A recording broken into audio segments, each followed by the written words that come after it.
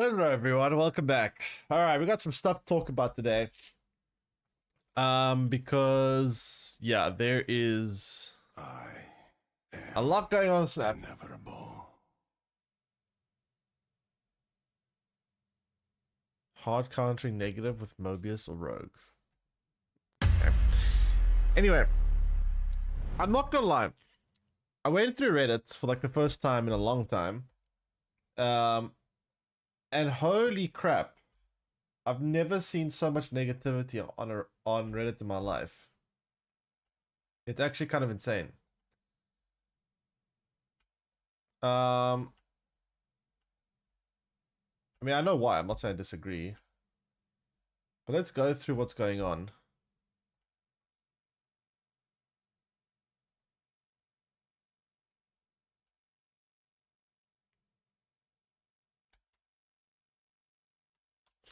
All right. Let's see. So, Glenn and the devs dislike high voltage. Future of the game will be less casual friendly. The game is quite casual friendly. It gets a huge issue. Let's see. Yeah, we just don't care this time with more effort.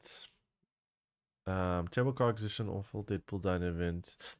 Same prices, stagger metas, dog shit series drops, dripping collection tokens. We hear you.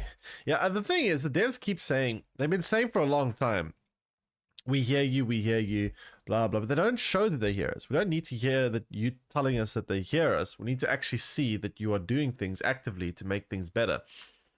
I never understand why I keep seeing over and over like them saying it. Also, they say they hear us, but in the last roadmap, they kept basically saying, "Oh, we listened to your feedback. We were doing things everyone wanted." But the most important thing that people asked about, the thing that was in the last roadmap before the previous one, about improving card acquisition, was something that was dropped in the last roadmap. So if they really hear us, they would know that the most complained about thing in this game is the card acquisition. But you know, they don't seem to care very much. Second dinner is not great public relations. Player tension is high and engagement is down. Make a controversial announcement with no plans to handle negative feedback on 3-day work week. Yeah, I don't understand why they made this announcement for the series drop. They knew it would be negatively perceived. They were literally warned that it would be very, very negatively perceived, and they did it anyway. It's kind of strange. It's kind of strange.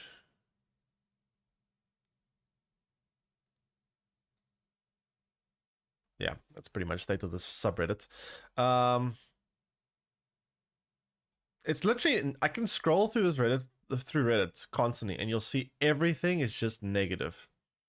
There's not a single post that is just like, oh, look, I got this cool card, or oh, look, this card did this, or there's not anything but just people absolutely furious. It's kind of insane. I don't remember ever seeing something like this. Steam reviews getting review bombed.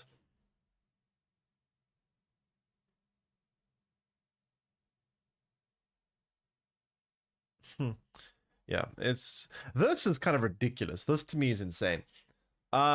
So we all know how negative things are in the game right now.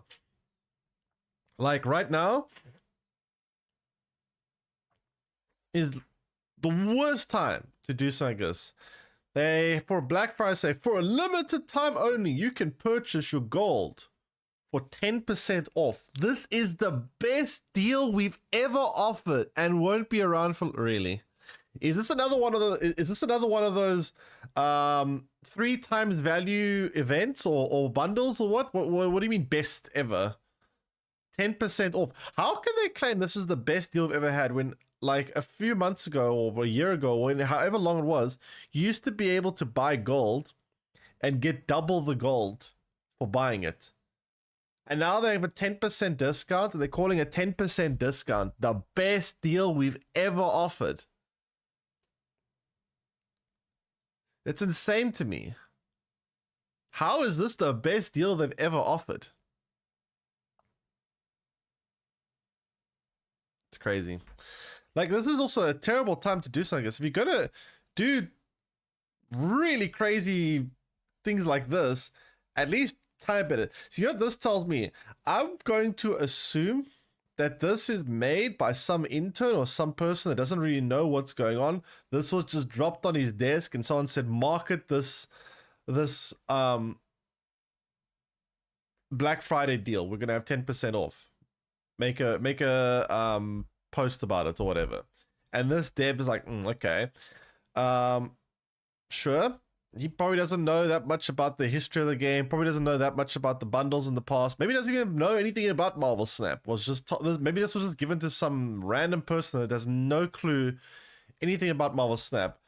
But you should not be doing that, because like this happens then, especially at a time like this when there is so much controversy and so much negativity towards your game. You can't afford to introduce more controversy and just add fuel to the fire. Like, this is just extremely tone deaf at this point to release something like this. 10% off gold, and you're marketing that as the best deal ever. This is literally worse than the Dark Hawk meme. It's insane. Like, 10% off, cool. It's not a very good Black Friday deal, but like no one's mad that it's only 10% off. Although, I mean, I guess some people might be, but that's kind of whatever. I mean, you can't really get mad at discounts, right? But it's the very misleading way they worded the best deal we've ever offered. I mean, surely that must be false advertising. Like, what the heck? How is that the best deal they've ever offered? How can that possibly be regarded as the best deal they've ever offered? It's kind of insane. How do I get out of this? You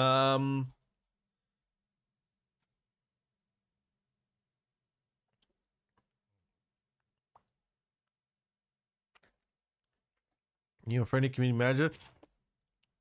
I'm not customer service, but I'm here as your conduit to the dev team, vice versa. I don't think we've ever seen a town hall format work that hasn't devolved into chaos. Also, the answer to many players' questions will be, we're aware and it's on our radar, and while being true, won't alleviate or help at all. All the issues specifically laid out have been addressed or being addressed, or we're aware of it currently. I do feel bad for some of these devs, though, to be fair. I do think a lot of these devs, not a lot of them, probably are just doing their job given by the specifications of what they're required to do. They've just been told, you know, your job is PR. Your job is communicate with people or with the community. Your job is create cards. Your job is balance. Your job is whatever. A lot of these devs are just kind of doing their job and are now just getting like besieged by all the negativity regarding the game when they haven't technically, a lot of them probably haven't really done anything wrong. They're just doing what they've been told to do. A lot of these problems come from higher ups and come from people that just aren't giving the game a proper direction. They're not addressing the issues. They're brushing things under the rug. They're hoping that, I don't know, things will magically just blow over and things will just calm down, but things have only gotten worse. With a 10% off gold discount on the website, 16,500 gold is $180.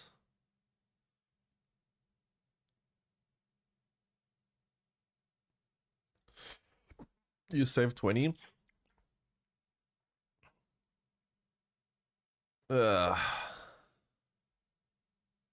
What's the Dark Hawk meme? There was once a really bad price Dark Hawk bundle where you could get Dark Hawk as a card in a bundle.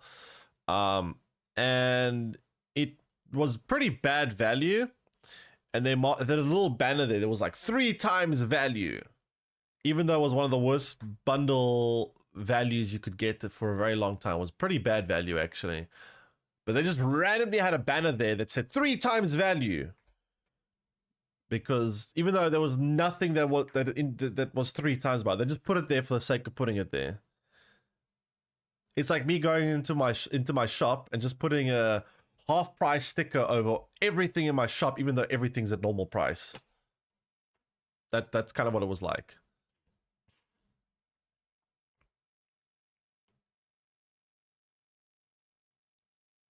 But yeah, so more negativity.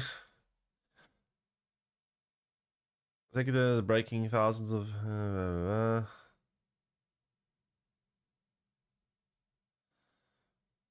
content creators farming it. Sure. um.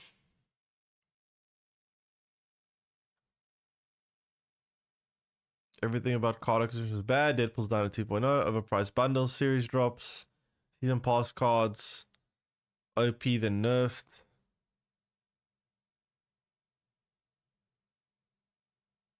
Yeah, it's a lot of issues, right? And the thing is, I'm going to get to it in a second when we get to Ben Brode's statement, but yeah, we're getting. Also, the game's getting a lot of negative reviews right now. It's just crazy. There's literally not a single thing on Reddit that's even. And I'm not even looking for something that's positive. I'm looking for something that's just neutral. Something that's not just absolute hatred right now. It's kind of insane. It's just everything I see on Reddit is just negativity.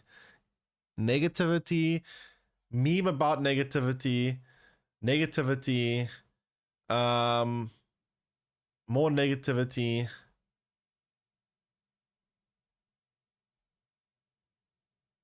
Apparently, people are getting Steam reviews almost from very positive to mostly positive. To be fair, Steam isn't really a platform that is gonna impact the game that much. You want to do something useful, go off to the app stores, because this game is all about mobile, right?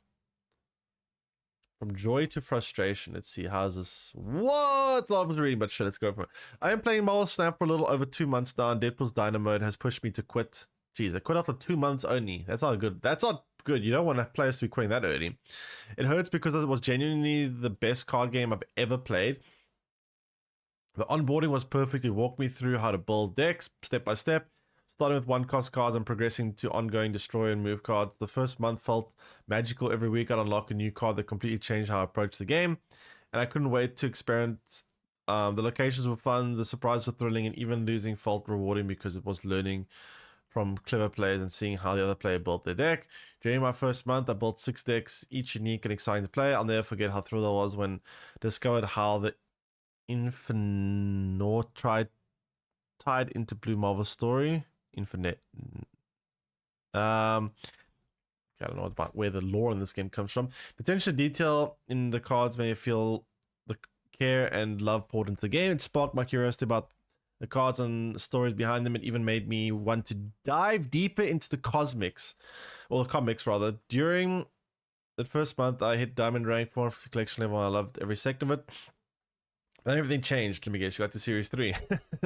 After the first magical month of the excitement dried up so quickly, the chess system started giving me fewer and fewer cards. Yep, you got to Series 3, didn't you?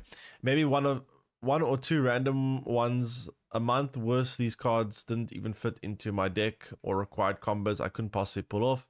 The thrill of unlocking decks changing card disappeared entirely. Now I'm collection 916, and I'm still using the same ongoing destroy decks I built when I was collection of 400.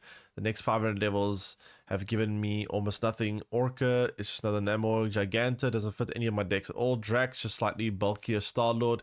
These cards don't change how I play, and they don't inspire me to build anything new. It feels like I'm stuck. Yep, I had a very similar experience. That was a long time ago. And as my rank increased, I started facing players with cards that I didn't even know existed at first. That surprise players were fun. A moment of, wow, that was clever, but they quickly turned into frustration. What is this random nonsense? I think I lost setups that felt completely overpowered, almost like something out of Yu-Gi-Oh! What really broke me, though, was how the vibe of the game shifted. High rank players seem to care only about cube, not making interesting plays. To be fair, that's kind of a you problem. People are going to try win. Like, you can't get mad at people for trying to win. You seem to be... This is where I start getting a little bit sus, so to speak, because this is... When people start complaining, people are only trying to win. Well, kind of important. That's kind of how it goes. If you go play Call of Duty, people are going to try win. They're going to kill you when they see you. They're going to try very hard to win. Kind of is how it goes.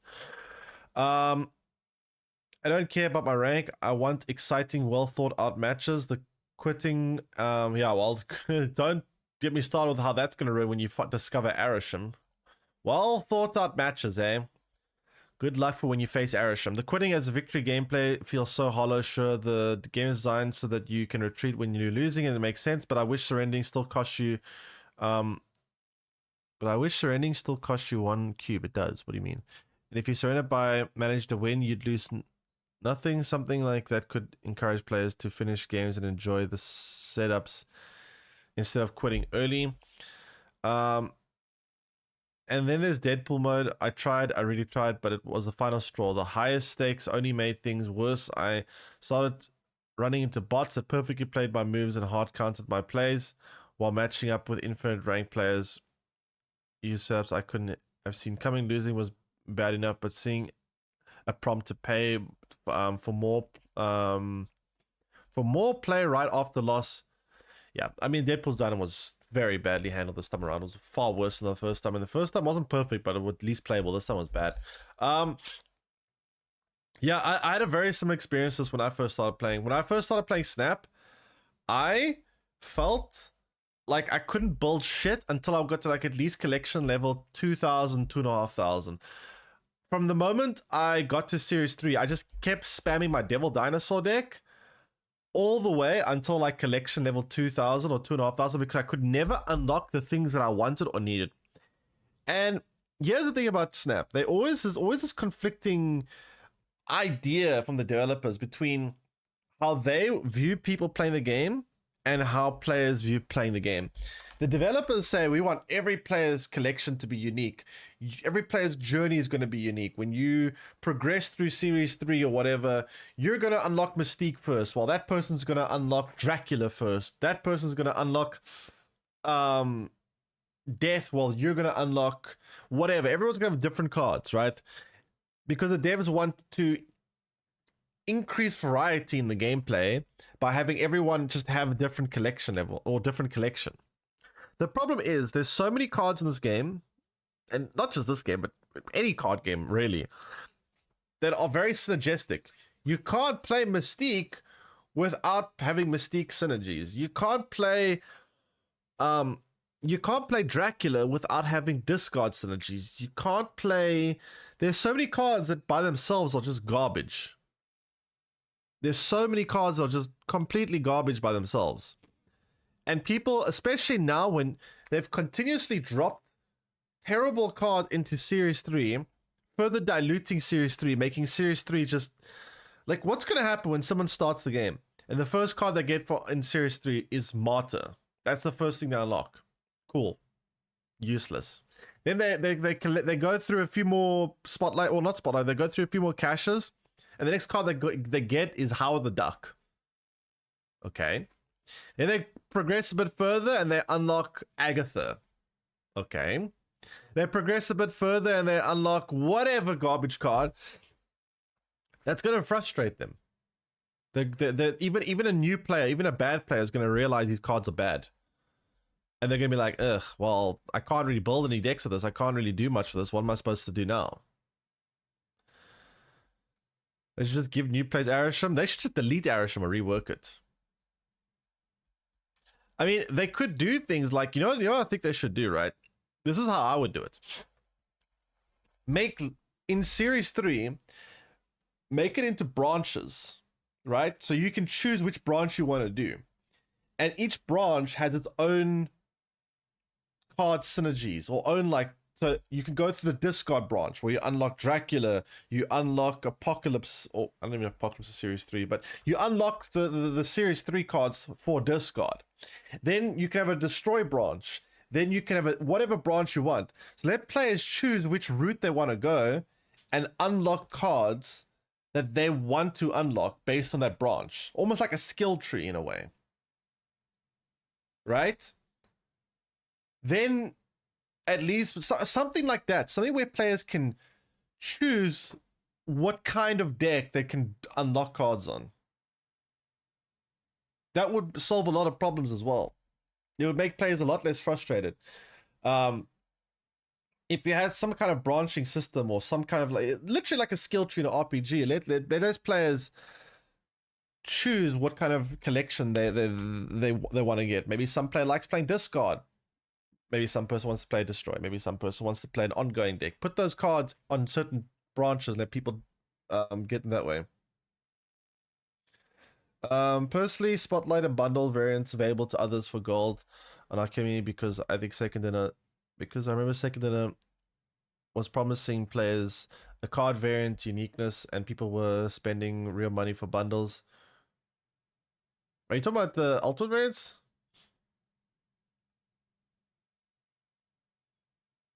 Card variant. Oh, you're talking about the fact that you've lost the exclusivity of bundles.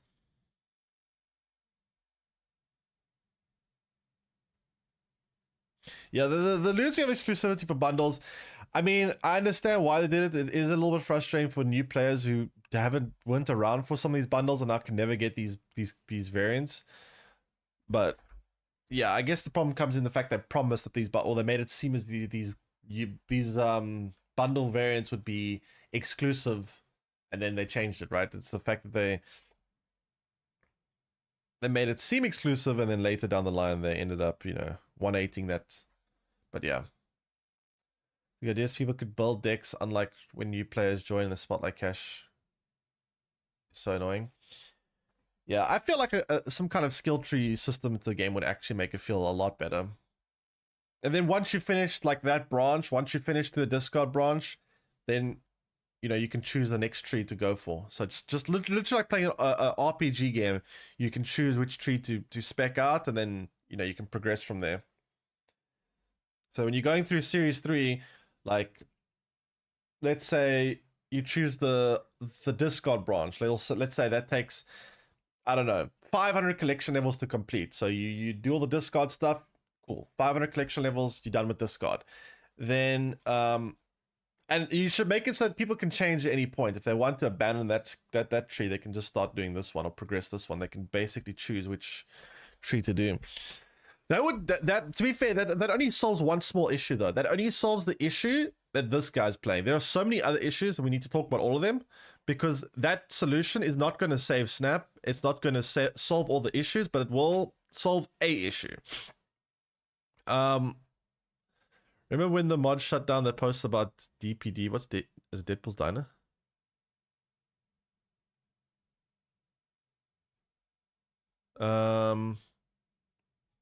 Wow! Oh my god. This is actually the first post I've seen in like days that is not negative.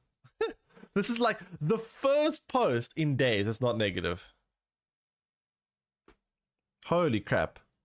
This is legit. The actual first one.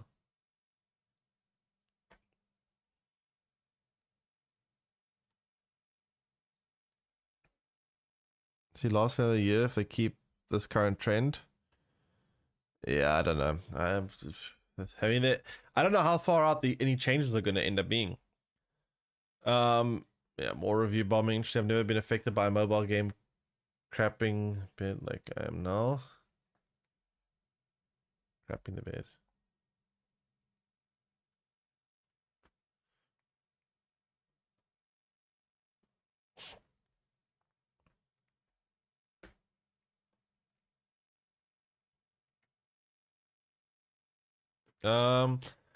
Quit about a year ago. Feels like I made a good choice. First time I ever edited one of my Steam reviews.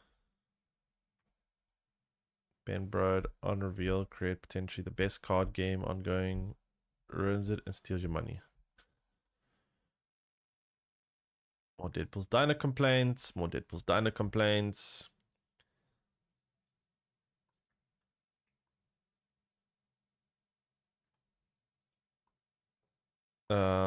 This one. Okay, let's talk about this one.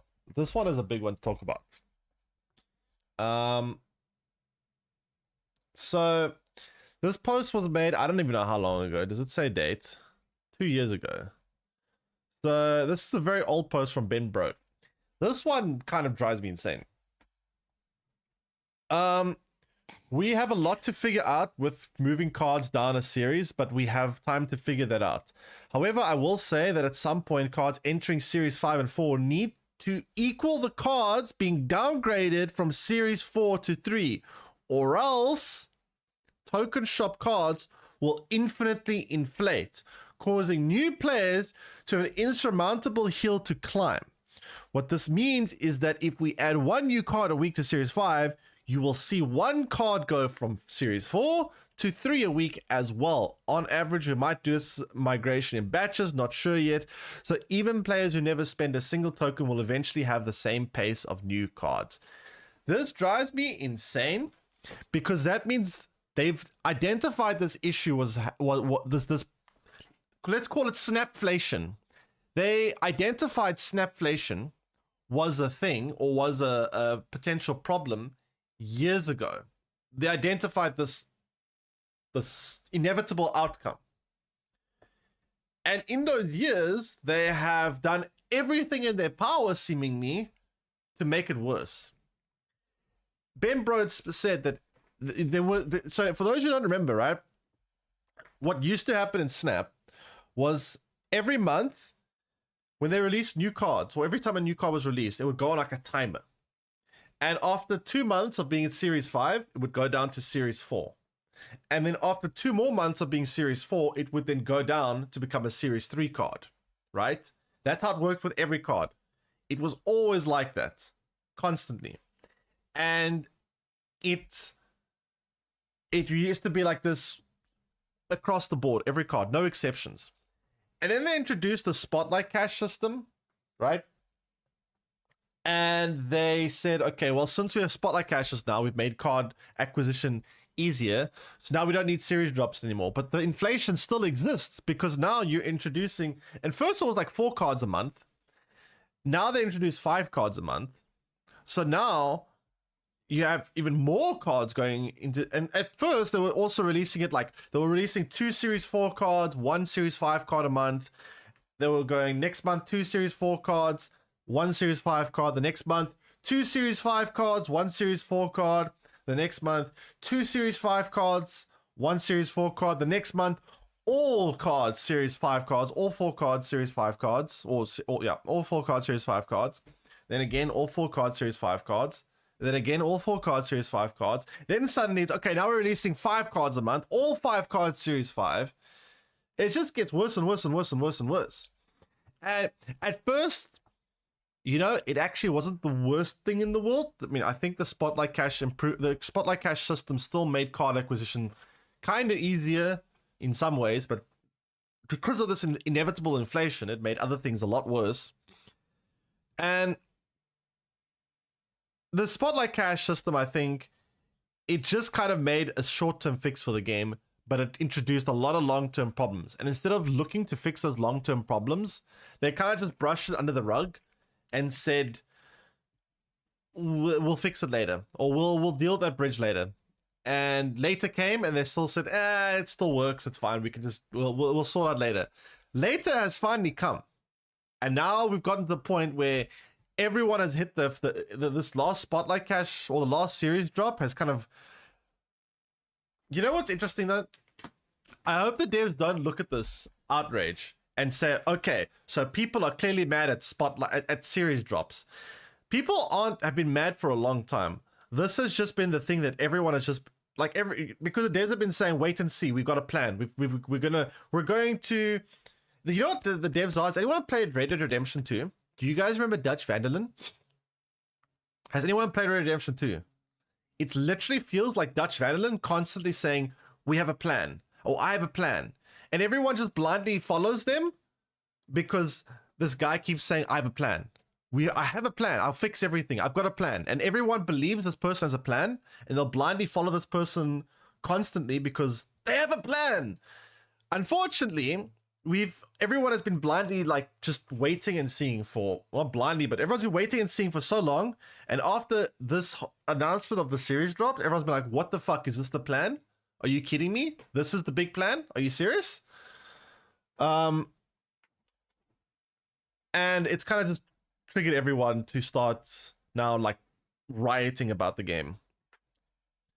But yeah, so the thing that makes me so annoyed about this post is it's the fact that they realized that this was a problem. They realized that inflation of Series 5 cards would inevitably lead to an outcome where Series 3 would get inflated as well with garbage cards. If they drop cards like this, Series 5 would be inflated beyond belief, and it would cause new players to have to climb this, as Ben Bro says, an insurmountable hill to get through Series 3.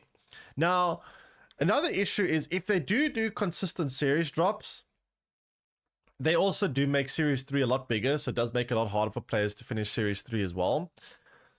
So that also leads to a smaller problem as well. Not a huge issue, but I mean, I'd still rather have consistent series drops than not. But if they do have consistent series drops, it also does kind of inflate Series 3. But I mean, like, you can't stop inflation one way or the other. There's going to be new cards to the game. It's going to take longer to acquire all the cards. That's just going to be how it goes. I mean, if you play any game that's card game's been around for a long time, it does end up becoming more difficult to acquire everything because, well, there's more cards. But that's not necessarily the terrible thing. It's just, but yeah, either way, having cards consistently released into Series 5 all the time, when you're releasing 5 cards a month, all of them Series 5, and then once every 6 months you drop like a handful of cards to Series 4, and then like maybe like 2 or 3 to Series 3.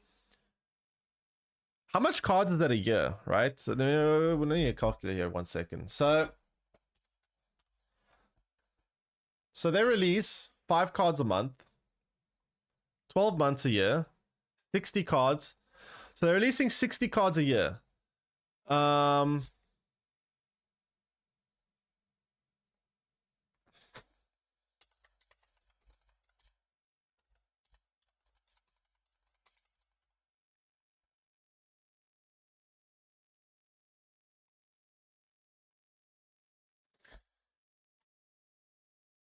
Second.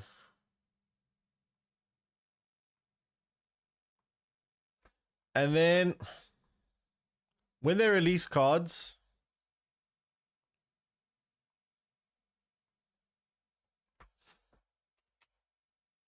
they're dropping what?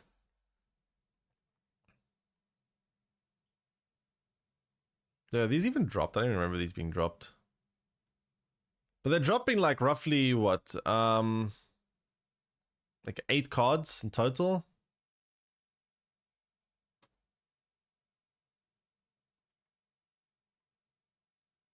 You know what's also kind of crazy?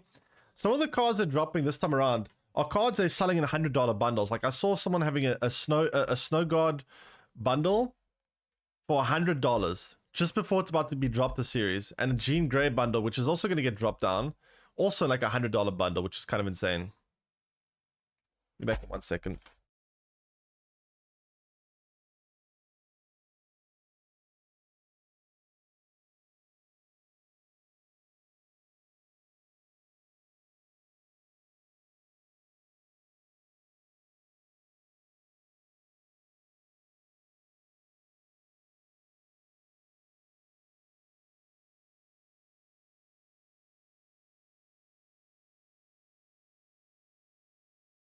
So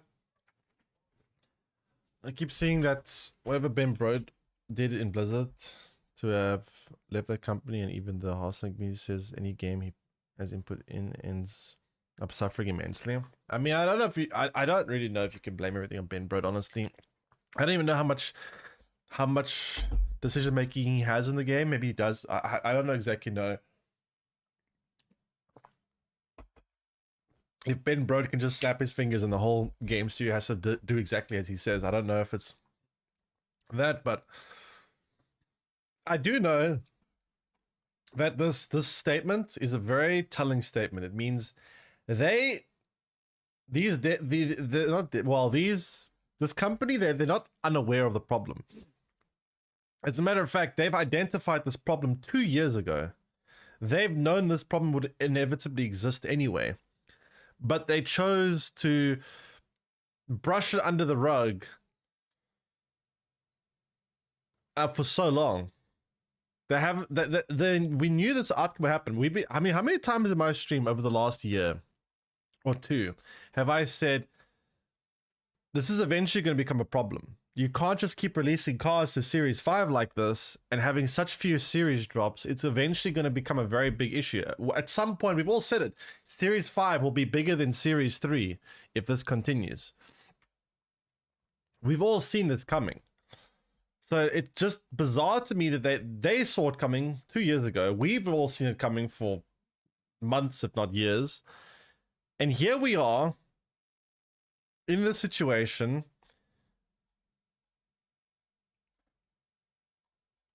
And all they can say is, what's it? They say, soon, we'll fix it. We hear you. But they've been saying it for how long now? 1 month worth of negative reviews in 1 day following a series drop announcement. Yikes. Very, very yikes.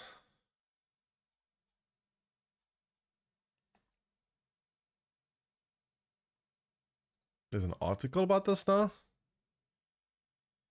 We're getting media coverage. Hey, go away! Ay, ay, ay. Okay, whatever. The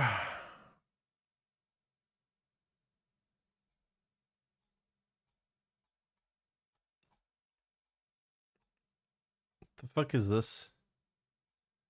AI generated news channel you control. Why is that promoted? Holy crap. Hey, hey, hey. Here's the chief development officer and second says a big voice. Well, that's the case then, yeah, I guess. More YouTubers making content on it.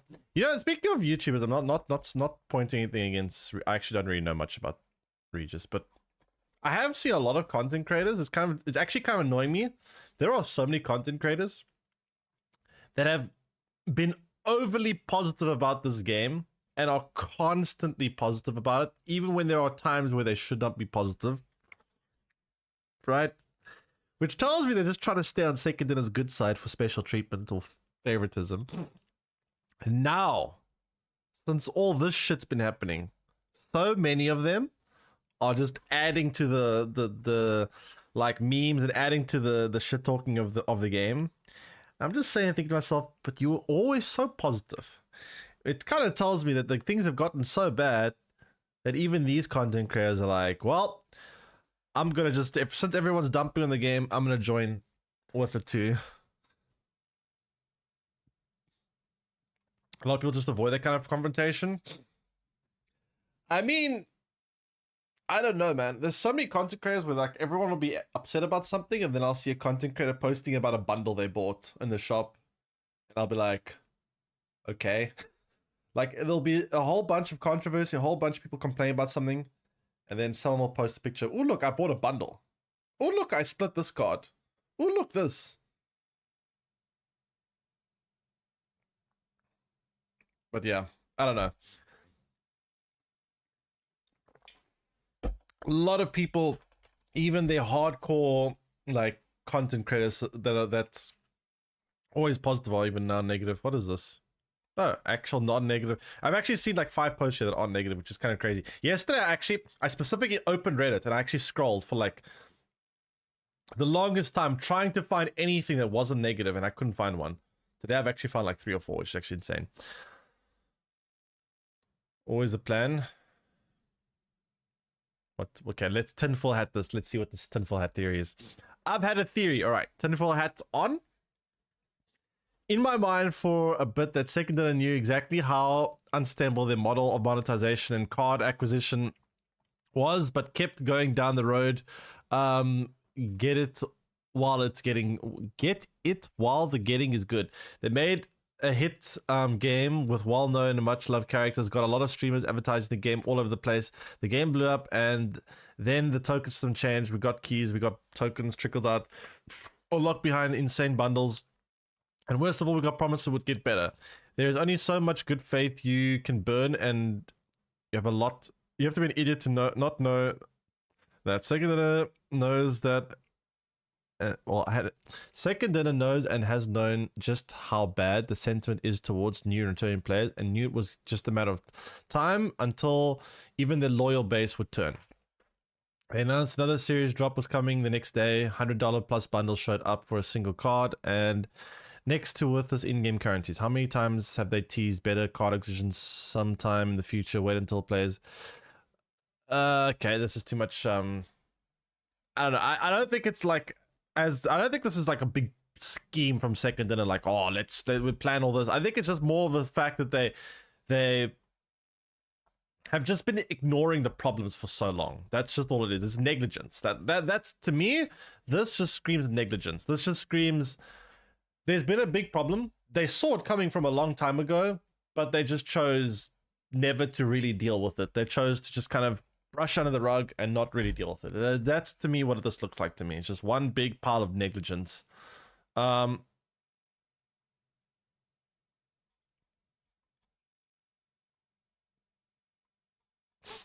know what else is a big issue with the current progression system is because we have so many Series 5 cards, right? We have so many Series 5 cards. When a card pops up in a spotlight cache, right? Let's say you don't get it when it first comes out. You go, you know what? I don't want to get it. I'll get it in like 2 or 3 months from now when it comes up again. That doesn't happen anymore. There's so many cards in Series 5. If a card comes up in a spotlight cache, it literally might take like a year until that card reappears in a spotlight cache. Like, you might not see that card for how long? It takes forever for the card to reappear because it's so. And if you, let's say, right? Imagine there was no outrage here. Imagine we weren't all raging now. Imagine everyone was just like, continue with their lives. No one was mad. We just continued living our best life. Great. How would this system look in, let's say, another year from now? If in another year from now, there would be another, how many cards did we say would come out? So it was 60 new cards. Another 60 cards would be introduced into the game. A bit more considering there's some event cards and whatever. But there'll be like 60 cards in the game roughly. And let's say another year passed after that, another 60 cards. How long would it take then for a card to reappear in a spotlight cache? You would see a card in a spotlight cache and then it'll be like, okay, bye-bye, see you in 2 years.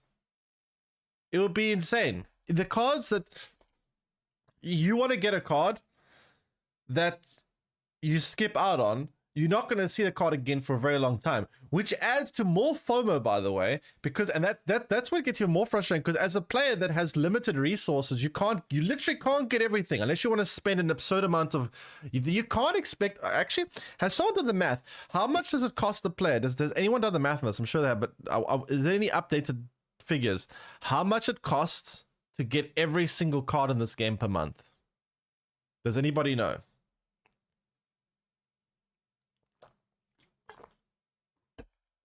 How much does it cost to get every single card a month? Is anyone done the math on this? Like updated math. I'm very curious what the figure is. Buying the season pass alone is not going to be enough. Buying the season pass is... How much is the season pass again anyway in this game? I forgot the amount. Well, on USD, I mean, I know how much it is for me, but how much is it in USD again? It's like $10, right?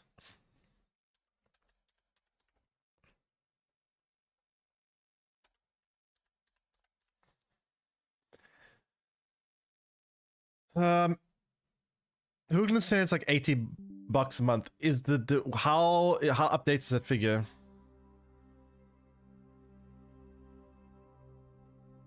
How update is $80?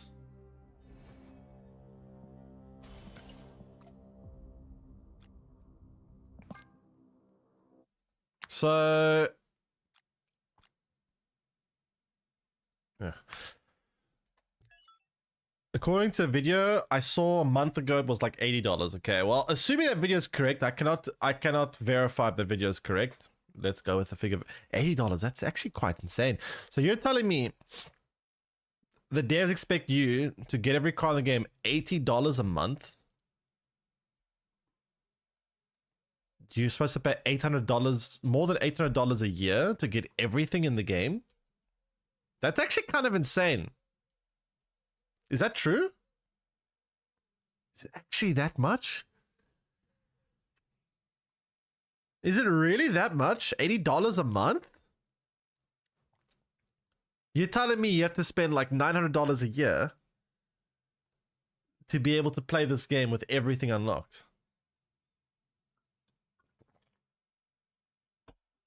It was Hoogland's video, if you remember correctly.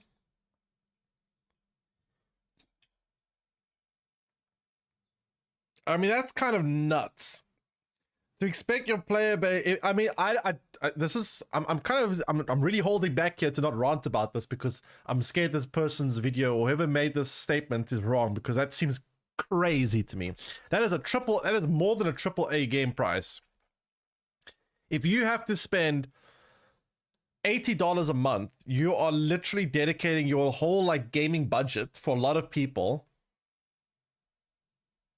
towards just this game.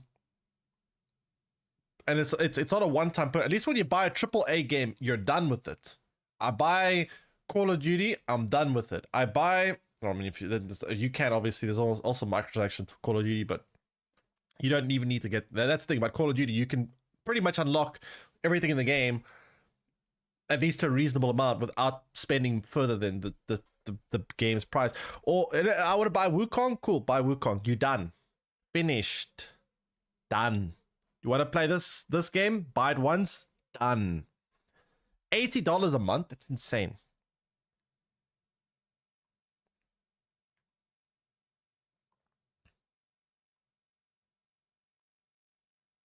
I think I spent like $600 in the last year on the Snap, and I would open all collection reserves and would focus only on new cards. Could probably have it all. I mean, I haven't spent much and I'm still getting every new card, but that's probably because I have a big reserve built up from like previous years. No way, it's 80. I think it's more than 80. You think it's more than 80? I would say it's probably close to 120, 150. What, a month? Wait, a card? Really? Is it actually that much? Am I just beyond like, Jesus Christ. Okay, I'll tell you why I'm acting so surprised here, chat. I haven't spent anything on Snap in quite a while because I actually built up a lot of resources from like whaling last year that I haven't spent anything in the game for like quite a while. So I've got no idea anymore what this game's economy actually looks like. I don't spend money on it anymore. So I've got no fucking clue what this game's economy is. If you guys are telling me it's $80 or like $120 a month, that's kind of blowing my mind. So you're telling me this game is getting, wait, this doesn't make sense. This can't. This actually is killing my brain. You're telling me this game is requiring you to spend $80 to $120 a month to get every card that you want, right? And then I've seen the devs literally say on multiple occasions things like the economy can't, when people ask for like a rework of this or change in this to this economy, I've heard the devs say the game's economy can't handle it. Come again? You are literally charging people like 10 times more than a AAA game. I mean, granted, some people do play this game completely free to play, so they're not paying anything, but like, to get the optimal experience in this game, you have to pay like $80 a month. It's insane. Like, I get it. You don't have to have a full collection, right? You can just have not every card. But the problem is they pressure you to want to get every card with FOMO. They keep making, like, look at next month's cards. We're getting so many broken cards, like Doctor Doom 2099. If you don't get that card, at least assuming they don't rework it or change it, if you don't get that card, you are fucked. That card is so utterly broken, it is a must-get card. If you don't get it, you are doomed. Doomed. Doomed. That's why it's called Doctor Doom. You actually have to get that card. Now, the problem is, when there was a month or two, I think it was like 2 or 3 months ago, where every card felt like a must buy. Every card felt like it was very much needed. The problem is when you release so many good cards. Hey, paying for this.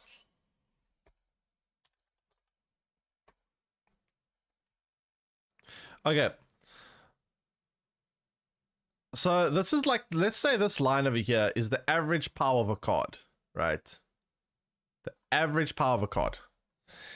If you are going to release cards that are going to be, wait 1 second.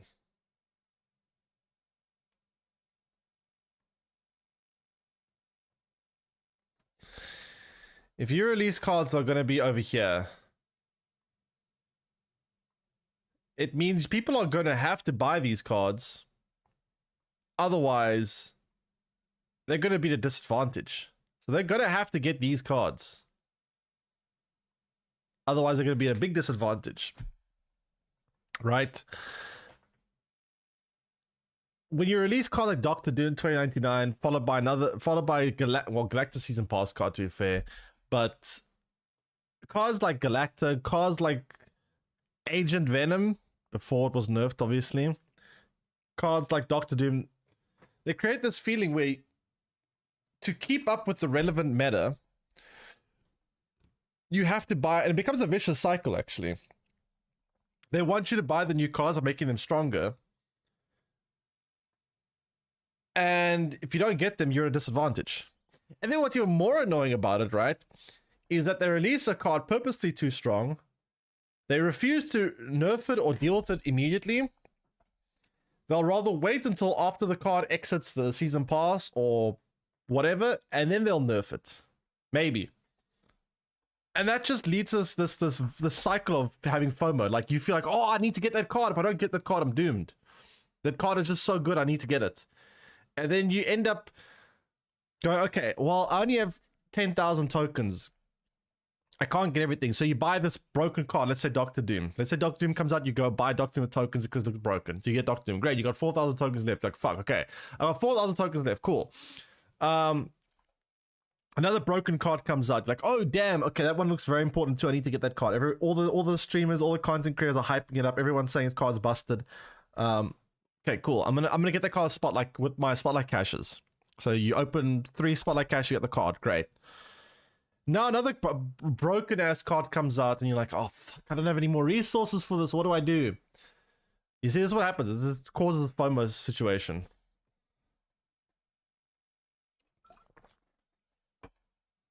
It's actually insane how unhealthy the state of this game has gotten. I have zero fun playing at this point. The Dyna was worse than normal game experience. Never realized just how much I disliked it until I played. Yeah, I had a very similar experience. Dyna was horrible. Dyna made me literally hate this game. Deadpool's Dyna. And it was so bad this time around. And the funny thing is, it was almost identical to the first time, but the first time I actually kind of liked it with the issues. This time I absolutely hated it. I absolutely hated Deadpool's Dyna this time. At least got a good card the first time. At least the first time wasn't even a big grind. I finished in like 5 hours. This time it took me like 18 hours to finish Deadpool's Dyna. Like, the big gap between the 400k table and the 2 million table, on top of that, with the fact that it requires you to win quite a... If you think about it, right? To get up a table, everyone's win rate in this game is probably going to be about 50%. That's the average, right? Everyone's going to have a 50% win rate. Right? Yeah, maybe someone's a bit better than other people. He might have a 60% win rate, but most people are going to have a 50% win rate. You win a game, you lose a game. You win a game, you lose a game.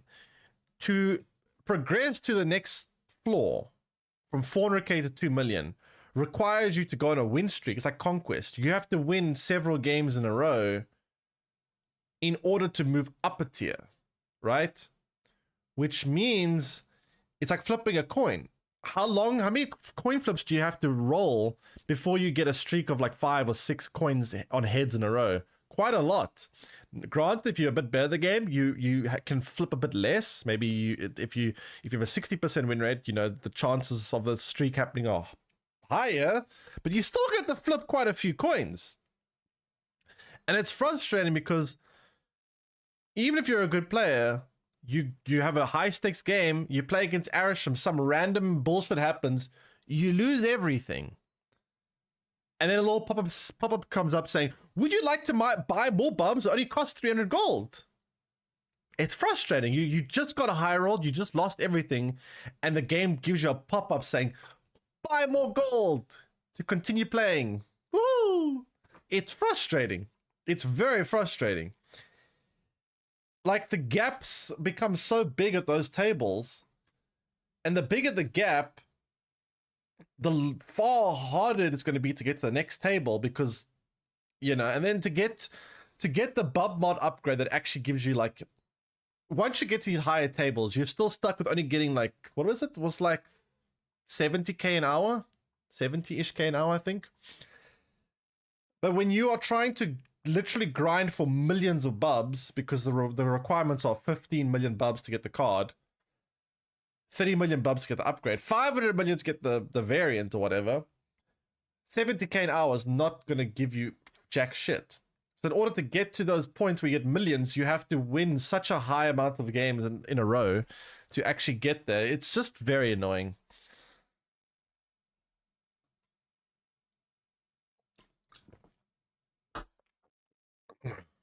It's very annoying for the same reason that Conquest can be annoying sometimes.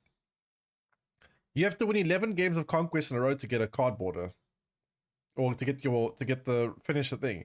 It's not easy to do. If you do the math, right? Let's say someone has an 80%. Let's say you're a god gamer. You have an 80% win rate, which no one does. I mean, fuck, no one has an 80% win rate. Fucking no one. Not in a card game. But let's say you're a god gamer. You are an advanced AI cyborg sent from the future by Skynet to dominate competitive card games. Okay? You've been specifically designed as a T999 model from Skynet to come to the future, or come from the future to the past to come dominate Marvel Snap, and you have an 80% win rate. What are the odds with an 80% win rate of winning 11 games in a row? What are actually the odds of that? Can someone do the math? With an 80% win rate, what are your odds of winning 11 in a row? Any math doers? Someone run the numbers for me. It's still pretty low.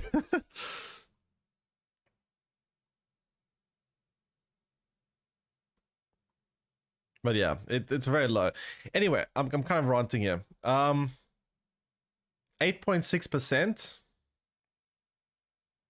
So if you are an advanced cyborg sent by Skynet from the past to the future, you have an 8.6% chance of winning a run of Conquest. If you are God Gamer sent by Skynet. Nice. And that's the thing about Deadpool's Diner. Deadpool's Diner is like Conquest in a lot of ways. You have to you have to get these streaks in order to progress the table. So even if you have a very high win rate, even if you're very good at the game, you still have very low odds of getting these streaks to climb a table. Even if you hit the higher table, you won 11 games and lost the... Yeah, that happened to me a couple of times, actually. I did manage to get past the jelly table or whatever, and then I got one higher and I lost that first game. Start all over again. And then you have to start the whole process again. Because there's no, like, stop point between 400k and 2 million, and there's no stop point between getting to the 30 million required to get the bub mod upgrade. So because of that, it's just you constantly require these streaks to make any kind of progress. And as soon as you lose a big high stakes game, start all over again. And then have the stupid pop-up that says, buy more gold. Very annoying. Ron stream? Kind of. I mean, I'll play a bit of Gore in a bit, but we need to talk about this stuff. There's so much wrong with what's going on here. And you can see just how negative people have. Deadpool's Diner hostage post. Hostage. Just quick post in case anyone for a second that it does end up reading the subreddit. When you're doing your reports on the success of the event, I'd just like to say that every single second of additional time I've put into Snap has been through gritted, wailing teeth. Words can't describe how much I hate this mode, how much it makes me hate this game, hate my deck, hate the rewards, and probably worst of all, hate all other players. There is zero fun to be had, and it is bleeding through to ruining my enjoyment of the game as a whole. I'm not even that bothered by the series drop shenanigans. I'm not a whale, but I've been a season pass purchase since the game launched, and Deadpool's Diner is making me want to adopt a new hobby, like hitting myself in the teeth with a hammer. Oh my god, okay, this guy's really... I mean, honestly, I feel the frustration here. I also, to be fair, chat, to be fair, although this might sound like this guy's being a bit dramatic and being over-exaggerating, I was really fucking annoyed with Deadpool's Diner as well. I literally, when I was finished my stream, I almost want to punch a wall because of how annoyed I was getting with Deadpool's Diner. It was pissing me the fuck off.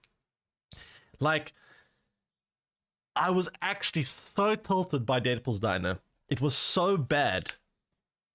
Like, it actually drove me insane. This game mode was terrible.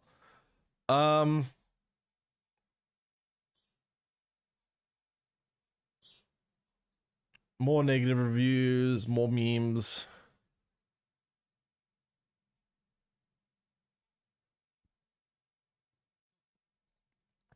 What's the topic I could do? TED Talk on. We have lots. We have tools for collecting data all across the internet, as well as in-game via surveys. We monitor public channels like here. We talk directly to creators as well as other player segments. We promise we hear you. Stop. Yeah, you see, the problem is, right, they keep saying this. We hear you. We hear you. We hear you. We hear you. But there's a big difference between actually hearing and actually listening, right? That's the problem. They hear, but they don't seem to show that they listen. That's where the frustrations are coming from. They keep saying we hear you, but no one listens. It doesn't feel like we're being listened to. Like, they've been saying we hear you for a long time. They keep saying that. They keep saying that they hear us, but like, show us that you hear us. Do something that shows that you hear us. More negative reviews. More Cosmo. More negative reviews.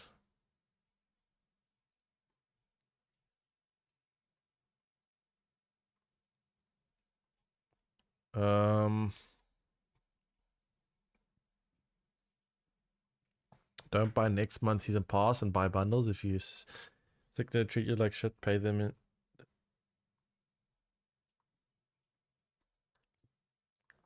I still don't understand why they're selling Jean Grey and Snow God $100 bundles when these two cards are being dropped to Series 3. It's kind of insane. They really should not be selling these cards in bundles for $100 when they're dropping down a series soon. It's kind of nuts.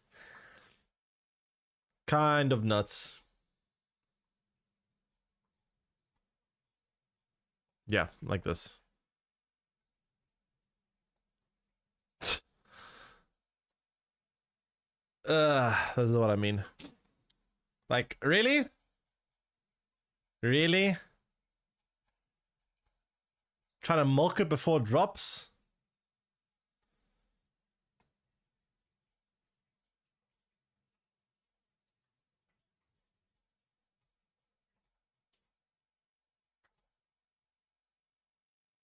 More Steam reviews.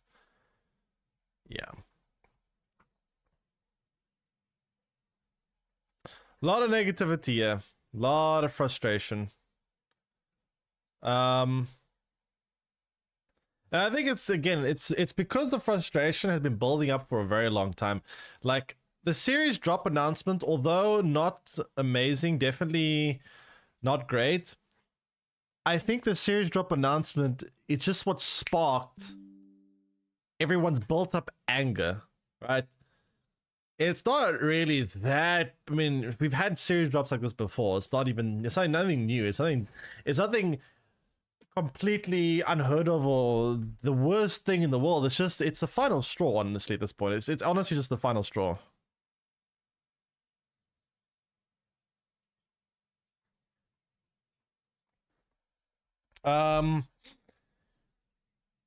Let me go with Valentina and Supergiant and cash the past 2 weeks just before they dropped the Series 4. There's nothing else, so there was something. I mean, well, there's Pokemon now, and there's also, I don't know how much people care about the Bazaar, but I've seen a lot of people talking about that as well. What I do is donate my bubs. That's about the only way to fight this BS. I mean, donating your bubs, just you're not really doing all that much, right? You're donating bubs, yeah. I mean, Marvel Rivals is the problem. Marvel Rivals, though, it's a different IP. I mean, not different IP. Sorry, it's a different type of genre. It's a shooting game versus a card game. So, although some people might like Marvel Rivals, it isn't a card game though. So it's not direct competition with Snap. It's sharing the same IP, but it's not sharing the same genre.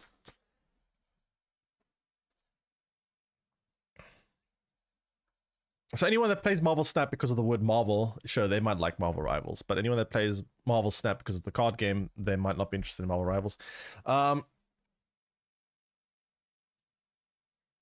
You know what's also annoying about what the devs seem to do quite often? When people have outrage about something, they give you like a small something to like as a token of, okay, here we go. They do series drops, here we go. You know what the series drop feels like, by the way? You know what these current series drop feels like? It feels like going to a homeless person and saying to them, okay, here's $20. Your poverty is now cured. Yay! Like, sure, giving a homeless person $20, that'll help them. That'll let them buy a meal or two, or whatever, help them get through a day or two. But it won't cure their poverty. They're still going to be stuck in poverty. They're still not going to have a great time. And second, that it keeps trying to cure poverty with here's $20. It like that's what these series drops feels like, honestly. Like people are asking to cure poverty, and second is like here's $20. But yeah, it's pretty bad at the moment. I think the veteran and new players don't care. What do you mean by that?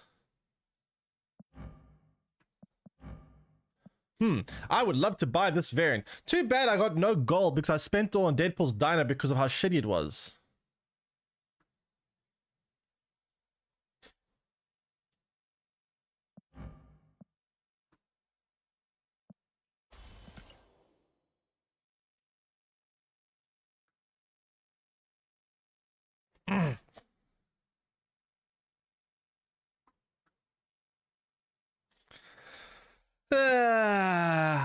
What do we have here?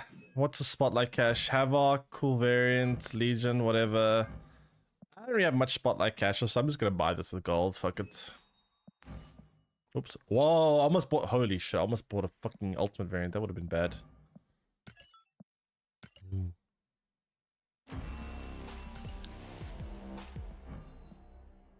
That would have been bad for me.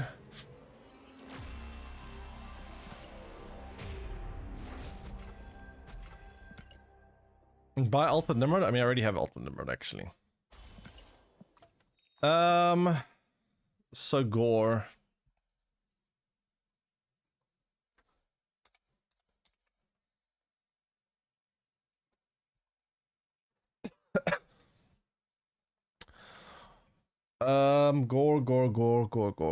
Gore. Very, very gore. What's the best place to play gore in?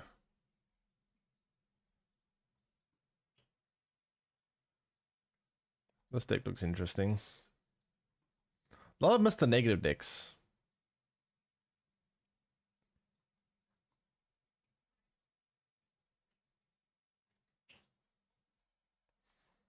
You want to see gore with Iron Lad? Gore with Iron. Stop releasing bundles with only new variants. Holy crap. Not bundles, but... you know.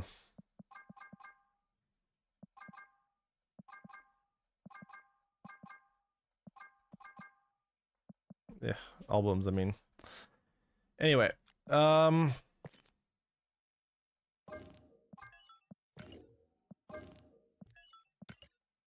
let's try build this new card.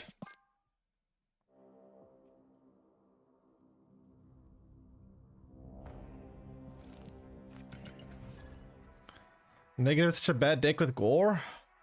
I mean, in theory, gore does make a lot of sense in Mr. Negative, to be fair. Now, I probably will play Pokemon, but I first want to just try the new card a little bit.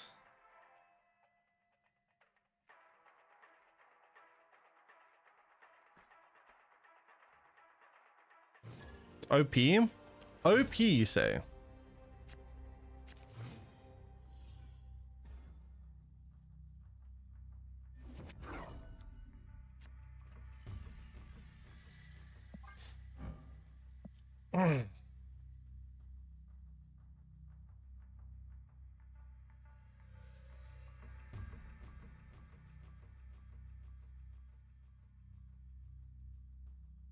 Just a negative is copium.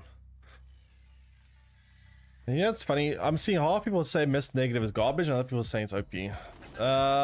That's not that bad for me, but it makes my Ancient Venom a bit worse. How do I get points into here, though? I mean, idea active players are in Snap. Hard to say. I know on Steam it's like 4,000 average players on Steam. More or less. I think it's a bit less now. I think it's like 3,500. I don't know. It's between 3,500 and 4,000 active players on Steam. But again, this game is a lot more on mobile. Mobile's gonna have quite a substantial amount more.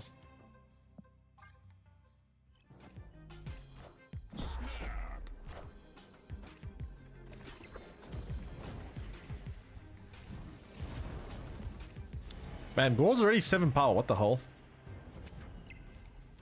Oh, he's gonna play Nocturne to kill this. That's kind of bad for me.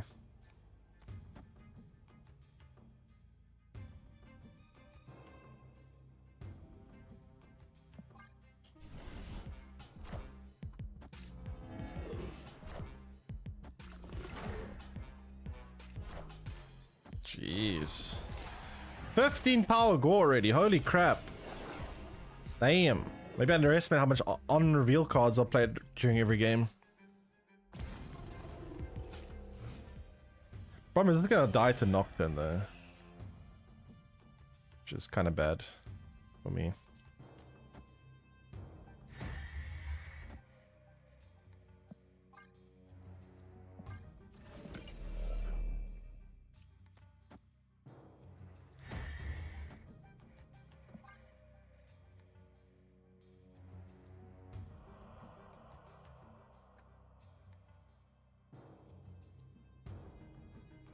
Honestly, I might not get a chance to play the gold this game though. They're gonna move Nocturne mid.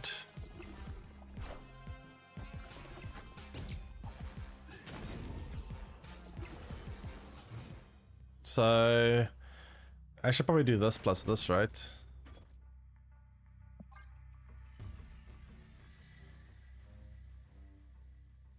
If they move this mid, we get 6 extra points mid, and then we play Iron Man here. I think.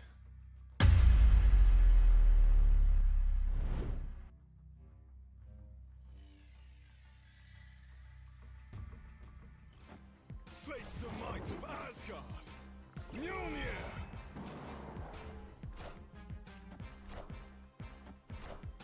Problem is, I've clogged off 2 of my lanes now, so they know exactly how much points I need to do here.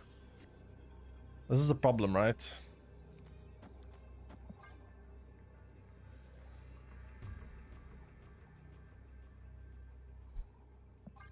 It's ongoing, right? Yeah. What was the sound? What sound?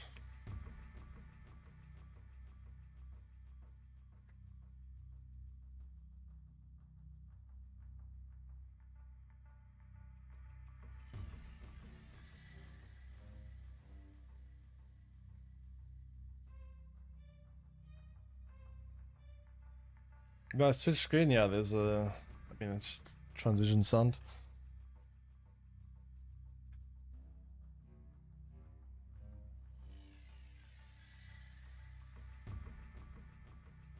Mr. Opponent, can we get hurry up, please? Spotlight is horrible.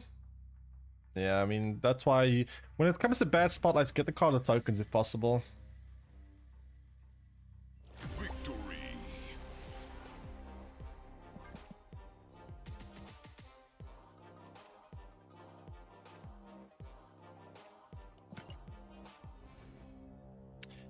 Yeah, I'll play a bit of Pokemon in a while. I just want to first play a few games of Gore, see what it's like.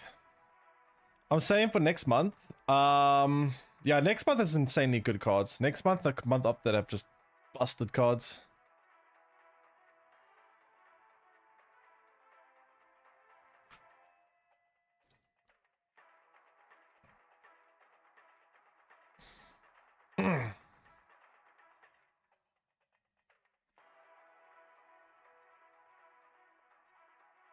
It's kind of hard getting tokens. It's kind of hard getting everything. That's the problem. It makes the game so unobtainable for so many players. You know what's also a big issue for the game as a content creator, right? You know what really really sucks as a content creator's perspective of this game? And I can see this based on most games. When you make a new card, when you make a YouTube video on new content, usually that gets the most views. But in Marvel Snap, making YouTube videos on new cards actually it gets you much less views. You wanna know why? Because new cards are so unobtainable for so many players that people see a YouTube video of the new card and they go, I'm never gonna get that card anyway, I don't care. Like, it's so difficult for people to, and that's the thing with content creators as well. The game that content creators play is so different to whatever new players and casual gamers play, because all these advanced cards are so impossible for casual audiences to get that they just never get it. They usually quit long before they get to that point. I took a 2 to 3 month break and still haven't been able to catch up the collection. Yeah, that's the thing. You take a break and you're kind of doomed. It's very hard to catch up when you take a break.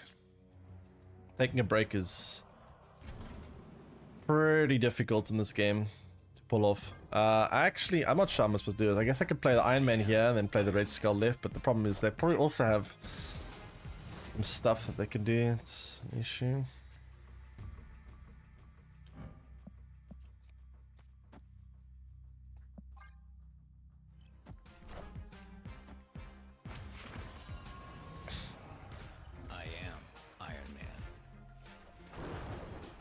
So they're drawing what? 2 cards. I don't know, man. Am I coping? What can I do? Yeah, I can go like Schwam and then Blam. Might be coping though.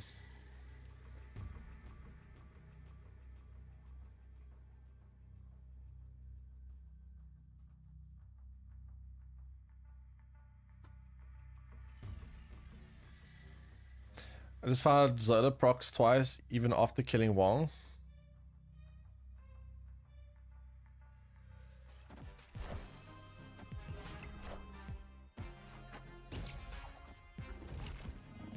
Oh god.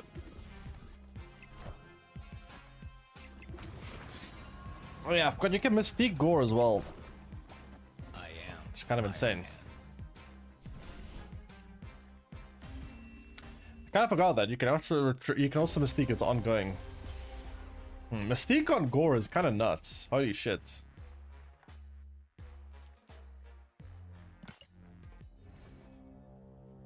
Mystique on Gore is actually nuts. Jeez, I haven't even paid enough Conquest this month to be able to buy anything here.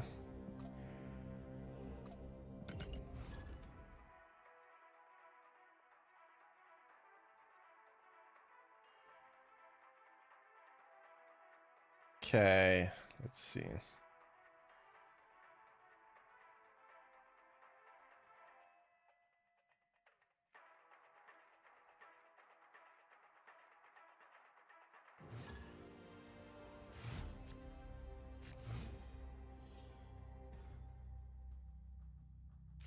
So this is not bad. Whoop, not there, not there. It's actually a pretty good opening hand. This is a very good bast.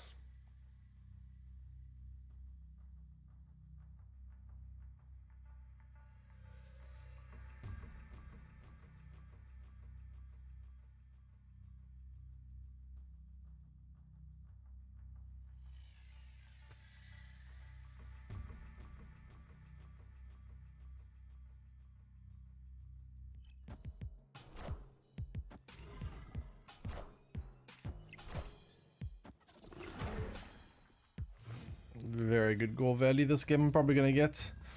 Aunt May. Sure. So up against Arisham. Oh boy, I love playing against Arisham. This is what I live for.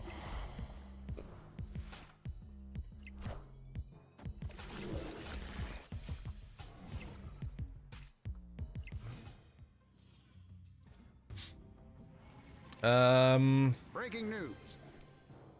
Okay. I mean, I guess I play this now.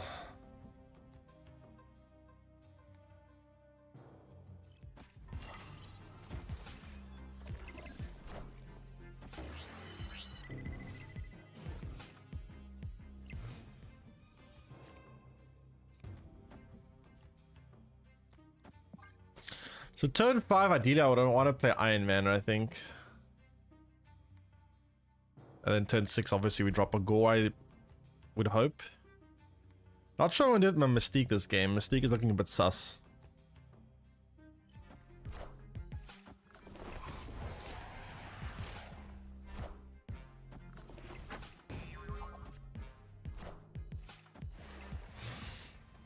Gore can beat the Orca. We get the Iron Man, which is good. I guess I drop Iron Man left. Puts me at 20 points on left. I mean, I could put Iron Man mid as well. I guess last time I'm probably actually going to play Mystique plus Demon. I guess we don't play the Gore here.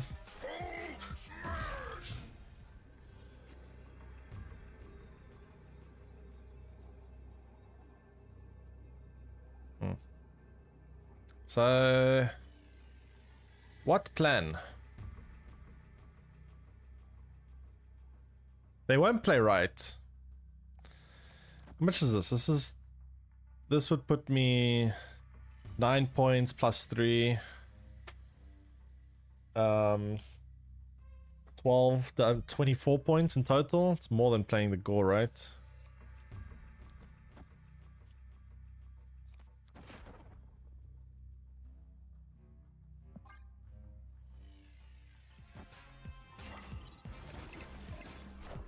Shit. No! Ah, damn it. I am Iron Man. I mean, I could have played for both mid and left. That's kind of risky. So the play, I guess, was play Demon mid and Mystique left, but feels kind of bad playing Mystique in the negative zone. Subs are $8. Yeah, Twitch increased the price of subs recently. Actually, they did it twice in this last year, I think.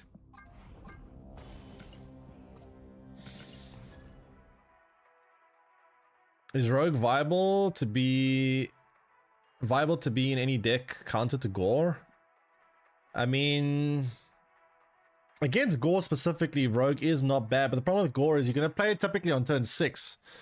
So you have to guess where to play the Rogue. That's the problem. It's hard to just play Rogue because, well, you have to guess where to play that Rogue, which is an issue.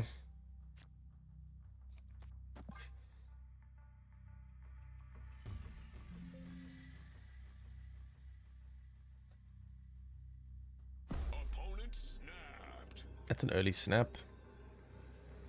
They're playing Arisham. Great. Great. Great.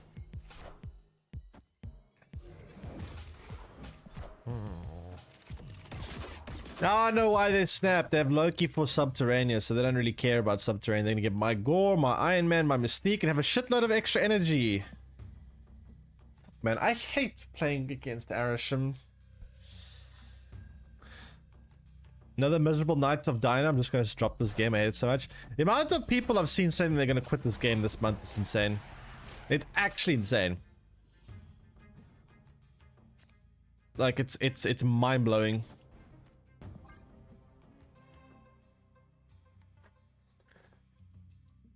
The problem with second dinner, right, is it's, to me, from what I can tell, is any kind of real fix to the system is still several months away. And I don't know if things are going to be able to survive for several more months.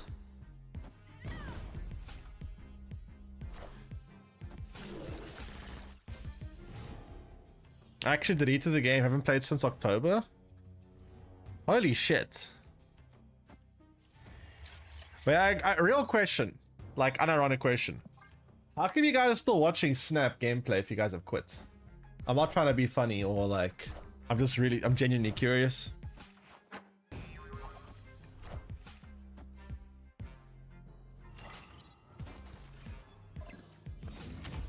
Also, I'm kind of doomed here. Feels very Arisham, man. Let me, I'm entertaining. Escape. Well, I will continue to try to be entertaining then, I guess. I mean, I'm not trying to be like rude or anything. So why are you here if you don't like the game? I'm just actually just genuinely curious. Because usually people, when they stop playing a game, they don't watch streamers of that game anymore. Generally speaking.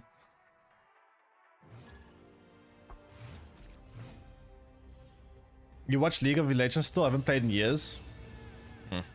I mean, it's usually uncommon. Usually when people quit a game, they usually stop watching or stop, you know, engaging with content of that game entirely.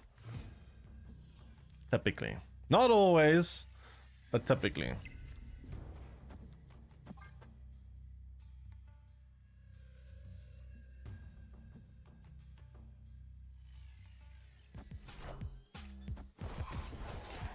You watch Call of Duty, but you don't play it?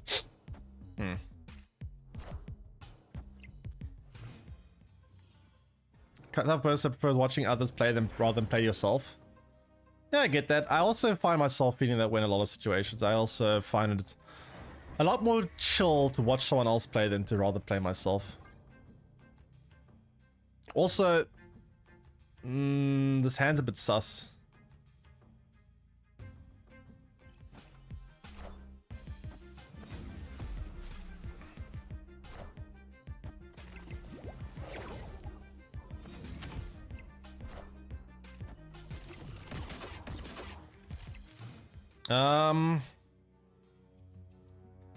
I think I'm just going to go hard on mid over here.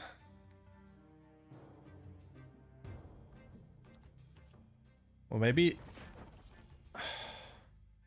How hard do I want to go on mid? I think I kind of have to go hard. Force him to spend more resources to take mid.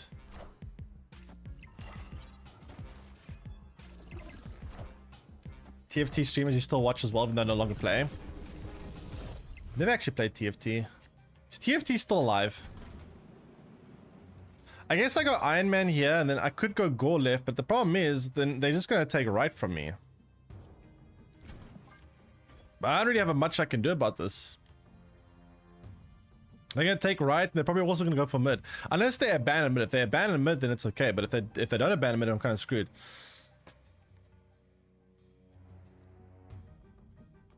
The game graphics is good, it's just the economy is very bad. Wait, I thought I didn't turn, yeah, whoops. Oh no. Is everyone just gonna counter Gore? Iron Man. What is this? Oh my god. Okay, wait, chat. Real question. How much anti-Gore is on ladder right now? Escaped. You see, this is also, by the way, this is a problem, and I'm actually quite conflicted with this opinion. This opinion is going to be a bit of a hot take. I've seen a game where they release cards in batches, so like every couple of months, they release a new card. I've seen a game where they release a new card every week, like Marvel Snap. The problem with releasing cards one by one every week is it gives people this window where they can target and counter that specific card. That's the issue with releasing cards one at a time. It's quite annoying at times. 1 second.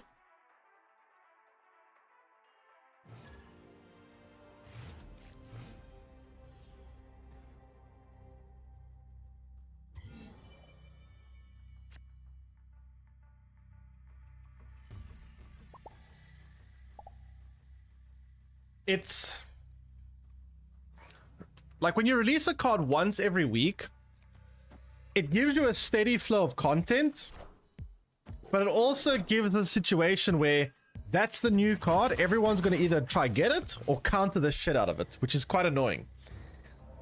But there is merit to it because, like, I remember in Gwent, what would happen, maybe it's because Gwent just didn't release enough cards, so they released cards too slowly. But in Gwent, what would happen is they would release a card or a bunch of cards like every few months. They would release like 12 cards at a time or whatever, which is cool and all for when it actually gets released. But the problem is, before it's released, the game feels so dead for so long. Like there's nothing to do until that card release. So I don't know which I prefer, but oh shit. That's another Mobius. I've seen quite a few Mobiuses today, actually.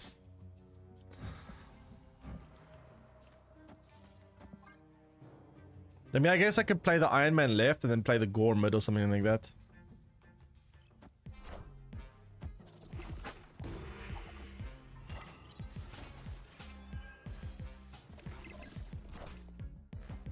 Crystal. So Iron Man left, Gore mid. To be fair, it's quite a lot of points unless they're super scrubby or something. If Gore and Luna came out at the same time, people would play both and you can't just try and counter it. Yeah, I know. If they release, I mean, so releasing cards in batches would...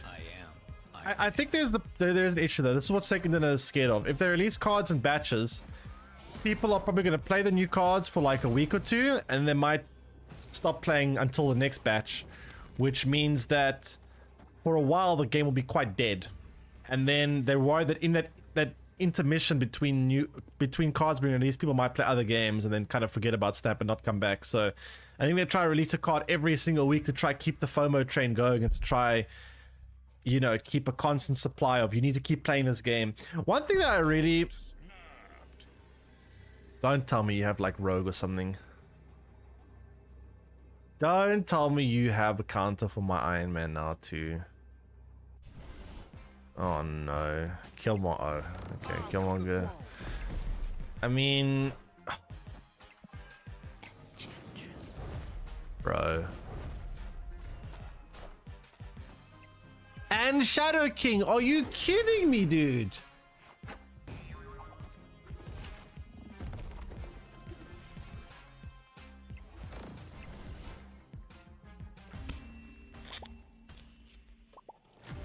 And then we emote spamming.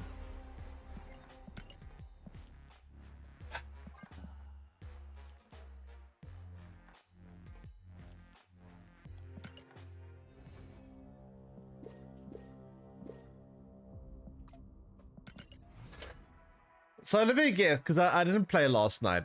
I'm guessing Gore is actually a pretty good card. And I'm guessing a lot of people started showing how like crazy good the card is. And usually what happens is when there's a very good card that has a very big weakness, everyone exploits the shit out of the weakness. That's usually what happens.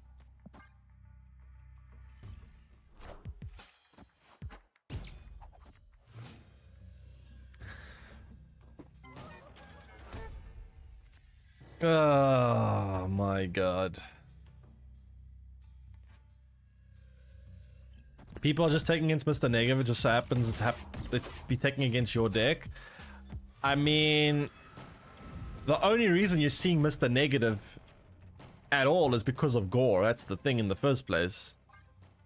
You wouldn't be seeing Mr. Negative other than Gore. No one plays Mr. Negative typically, which means they are taking against Gore.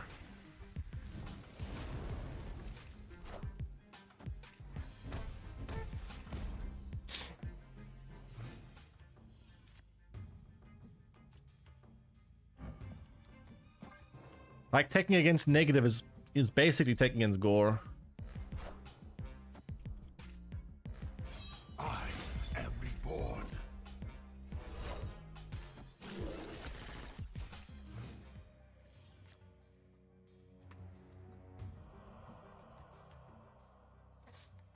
And I guess I do this and I play a Mystique here, I suppose. No, actually it's fine. I'm on the board yet. I am Iron Man.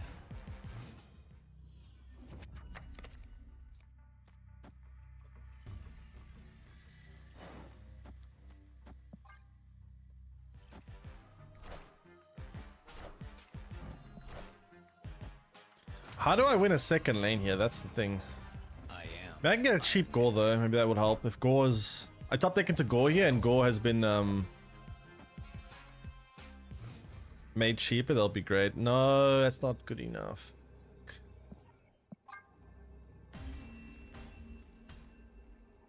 Escape.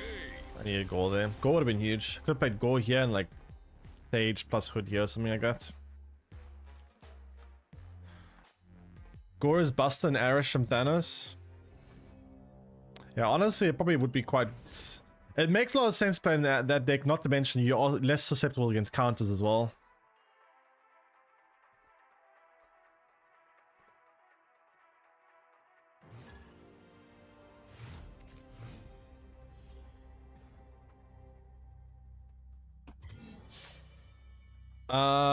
I guess they're playing this, and then we'll see from there. Everything is busted with Arisham. Arisham, to be fair, I don't think that Arisham is specifically busted. I think that Arisham is just very unhealthy and very annoying to play against. It's just not a very fun and fair experience. When you lose against Arisham, you feel cheated. You feel like there's nothing you could do or see or whatever. It's just your opponent created the right cards to win the game. That's the problem with Arisham. It's not that necessarily that it has overly high win rates or cube rates. It's just the gameplay experience against Arisham is just incredibly unhealthy and unfun. You finally got to 500 million, now you need to donate. Yeah, I mean, donating is all well and great. I just don't have patience to do that. Takes way too much effort. Problem is, we've now clogged the lane, or they've clogged the lane, should I say.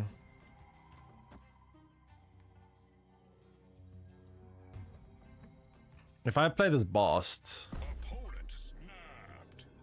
I'm gonna get clogged, yeah. Yeah, man, I get clogged. It's so annoying. Escaped. To be fair, this deck looks like it's actually kind of good, but right now I'm getting countered pretty hard by everything. Why is it no Mr. Negative? I mean, I've seen so many Mobiuses already. I saw like 2 Mobiuses, I saw a Super Scroll, I saw an Enchantress, I saw quite a few techs against it. So I don't know. I mean, Mr. Negative would be a nice place to play Gore, I agree, but the problem is I see a lot of counters right now. This guy usually plays some absolute clownery.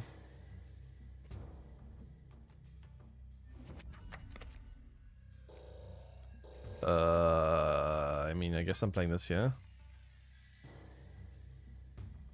Probably going to be a very teched out deck, I would assume.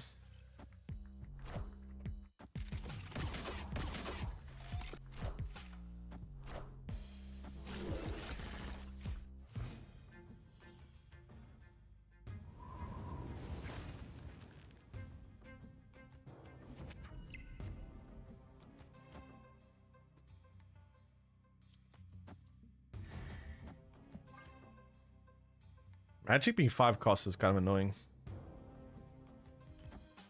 Really wish Mobius wasn't locked behind Series 4. At least not Series 5, but yeah, it's a little annoying. Taking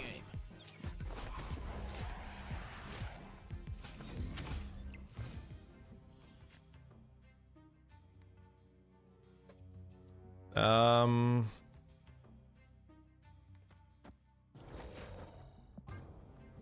Got magic here next turn, or magic here, actually.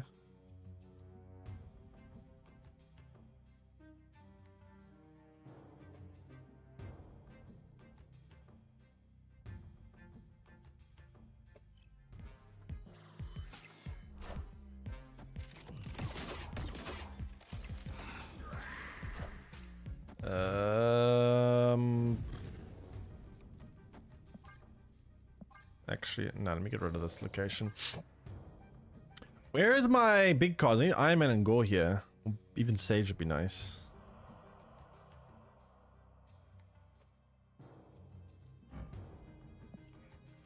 Wait, why is this 2 power? Oh, because of Cassandra.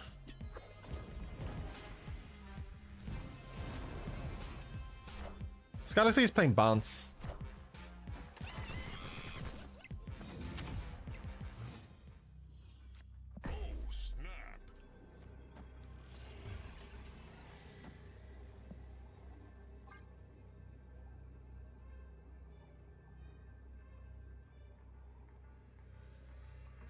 I really hope I draw Gore or Iron Man. If I don't draw either, that's gonna be a big issue.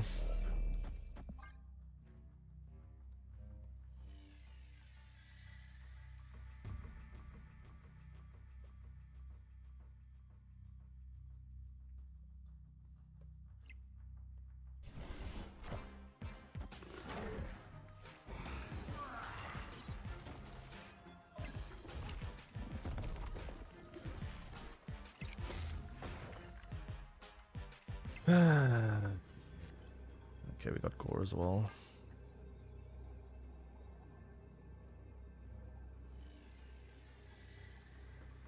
Don't like the fact that Hydra Bob is moving. It loses me a couple of points. Can I snap again so I can move Hydra Bob? Please snap me. Snap me. Snap me.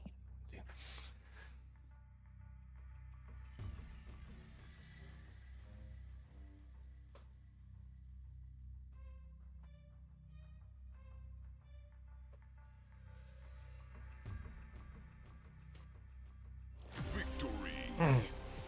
Yeah, honestly, Gore looks pretty nuts. It's kind of giving me like old Blob vibes. In the decks that I'm seeing him played in, he's often playing for like 15 to 20 plus points quite easily. Turns out there's a lot of on-reveal cards in games. Actually getting very consistently 15 plus points. It kind of feels like a blob. An old blob. I had him at 20 for Thanos Arishem. Yeah, that doesn't surprise me. Card seems kind of busted.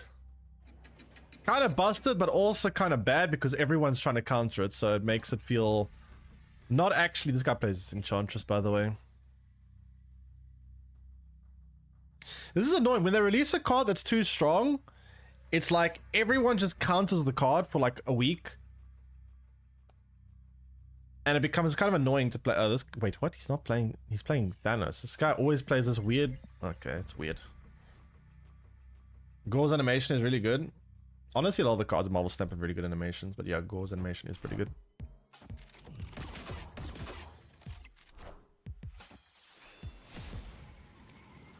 Parker!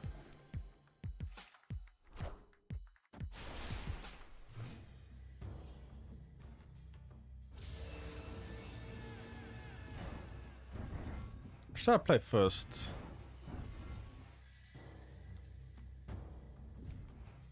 I think I'm gonna go Pixie first.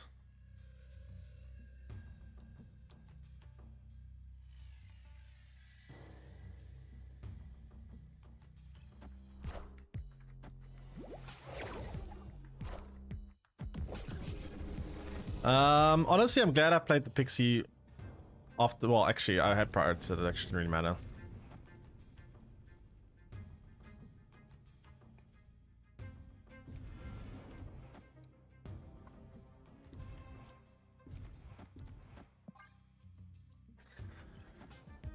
So, what are we looking for here? We're looking for Gore. I kind of want to play Gore and Mystique. That would be ideal. Gore and Mystique would be great.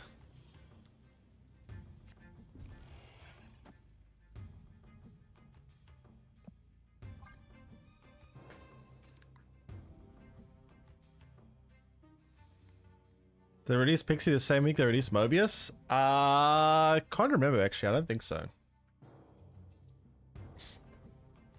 Opponent snapped. I hope that doesn't mean they have a location changing card like Legion or something.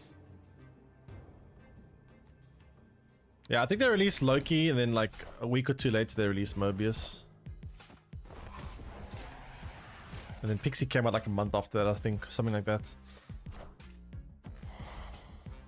It's kind of annoying for me.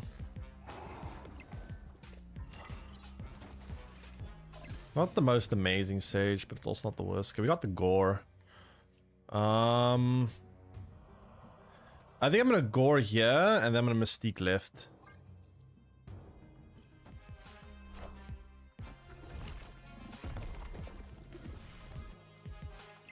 Can't Shang-Chi as well, which is great.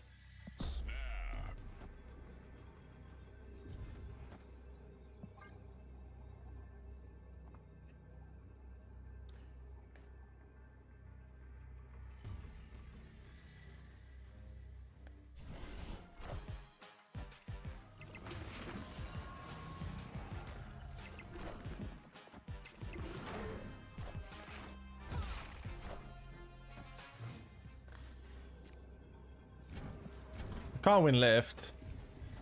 I don't think they can win mid. Victory. I mean, kind of insane. This actually would have been a lot bigger as well, right? This would have gotten plus another 4 here. This was going to be a 31 point gore and a 28 point mystique. Holy crap. How's gore so far? So far, Gore seems really good, but a lot of people are trying to counter it. I queued into so many players playing Mobius, Super Skrull, Enchantress, all that mumbo jumbo. So I think it's a good card, but getting pretty hard countered right now. I know a lot of other people in chat tell me that they're seeing a lot of counters for it at the moment. But honestly, Gore right now, to me, is feeling like old Blob. It's feeling like just a big 30 point card or 20 something point card you can throw down at the end of the game and get a crap ton of points.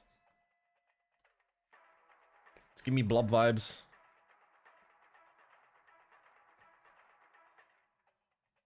It's not that a lot of people are countering as the Snap matches counters. No, it doesn't.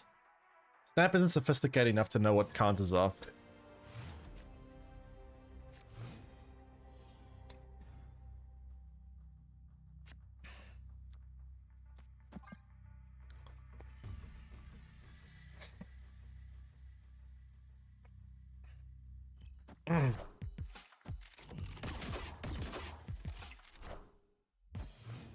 Um...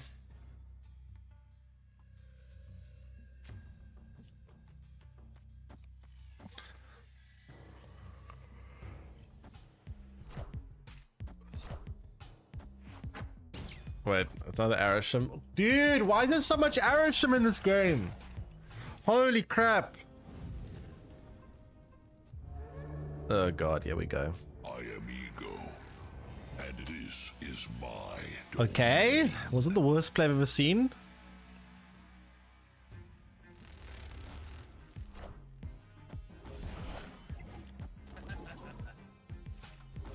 Okay, Ego, here's what I want you to do. I want you to play magic on yourself. Oh god. Ego. No! Why would you play Mystique there? What's wrong with you? What do you mean Mystique on a... Oh my god.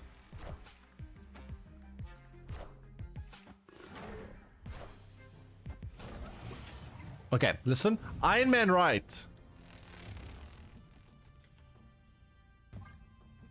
I mean, maybe...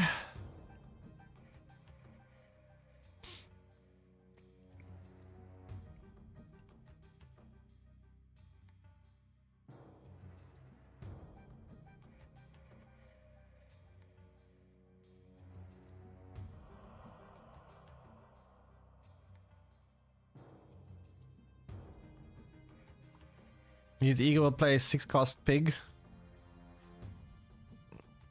Yeah, well, we'll see. We will see, I guess.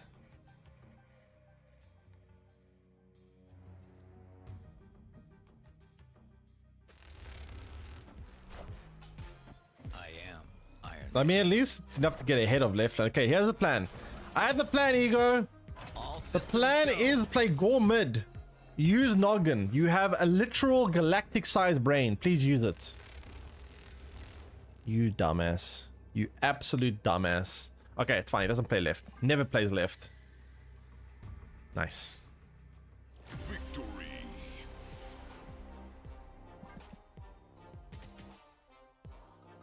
To be fair, that was a huge Gore again. Gore is actually very good. Gore is actually a really good card. The more I see this card, the more I realize this card is literally just old Blob. Okay, not old Blob. Like, first Blob was nuts.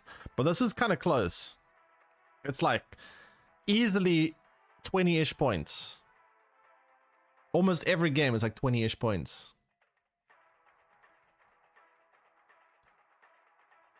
Like, literally every game.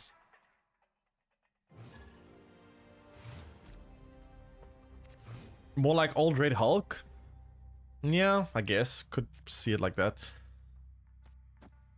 But yeah, seems kind of crazy.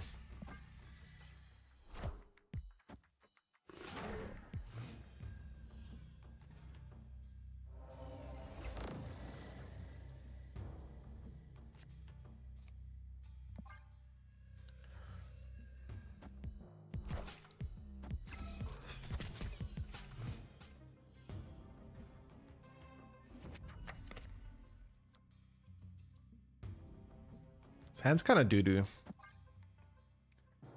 Maybe I got an idea here. Maybe we go like Sage into another Sage.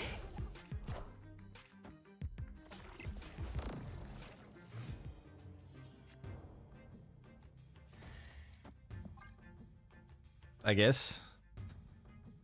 Playing negative and turn 6, playing Gore into Mystique into Taskmaster, disgusting. Yeah, I'm a little bit worried about playing Mystique. I've already seen 2 people play Mobius.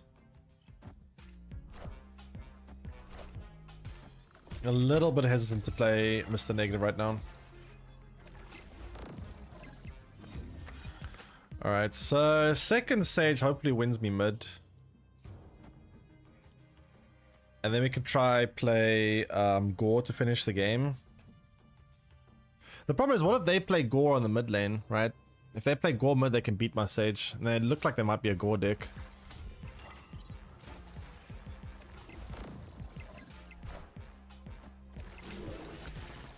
Then again... Oh, fuck.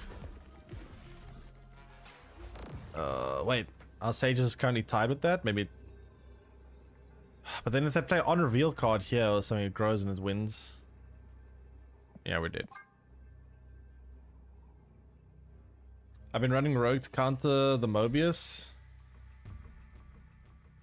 Yeah, it might not be a terrible idea to run Rogue as well then.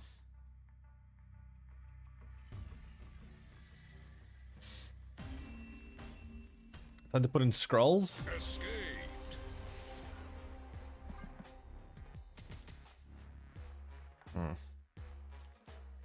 Scrolls, eh?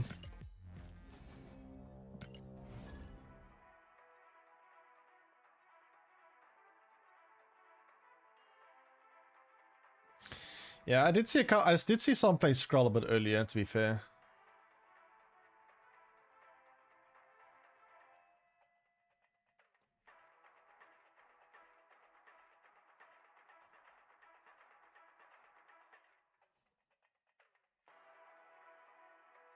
Maybe we should just play Tribunal? Tribunal?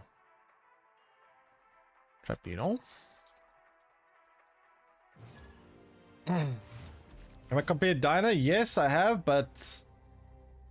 Yeah, I was kind of in soul crushing. Honestly, the best way I could describe Dyna was soul crushing. It was a horrible experience. I absolutely hated it. Like, it actually drove me insane. Deadpool's Dyna, they took everything that was bad about Deadpool's Dyna and made it worse.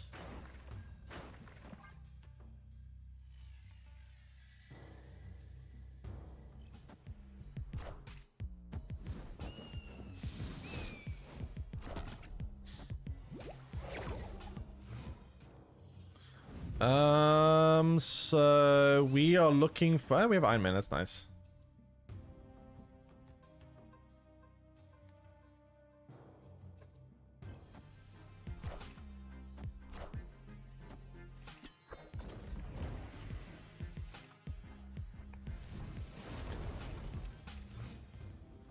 Snap is cooked. I mean, I'm not gonna lie. I don't know if I've ever seen so much negativity around a game. It is kind of insane how much negativity I saw on Reddit. I literally, yesterday, I opened Reddit. I was actually scrolling Reddit.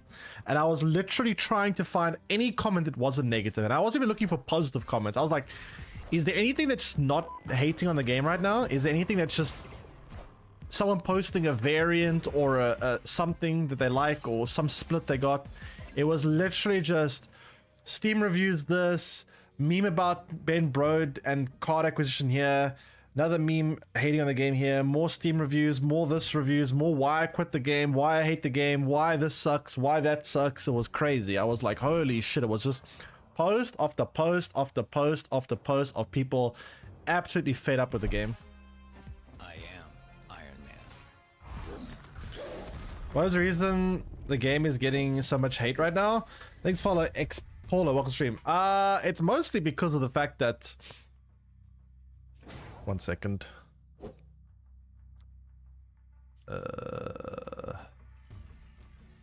do I do this with Mystique?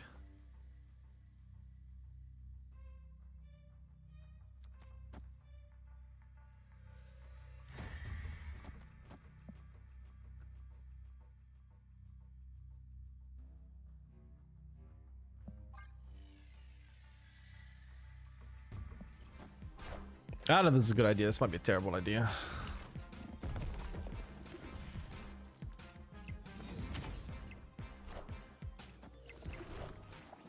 Ah, you sneaky little sneakerson. Man, this gore value is nuts.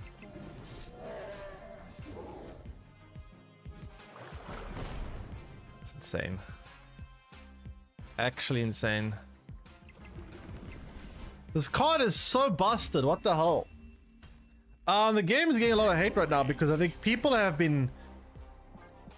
Reddit's a whiny bunch of people. I do agree, Reddit is whiny typically. There's always going to be whiny comments, but when the entirety of Reddit is literally nothing but negativity, and not just Reddit, I opened Twitter as well. I saw so many people hating on the game. I don't think...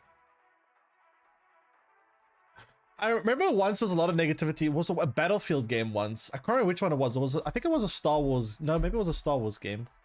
Was it a Star Wars game made by EA? I don't know. There was a game from EA that had a fuck ton of hate. And got hundreds of thousands of downvotes on Reddit when the devs comment on it. I can't remember which game. I can't remember which Battlefield. It was a Battlefield game or was one of the Star Wars games that EA made. Every EA game gets a ton of hate. Yeah, but this was crazy to me. The amount of like anger that I'm seeing towards Snap right now is nuts. Star Wars Battlefront? Yeah, it might have been that.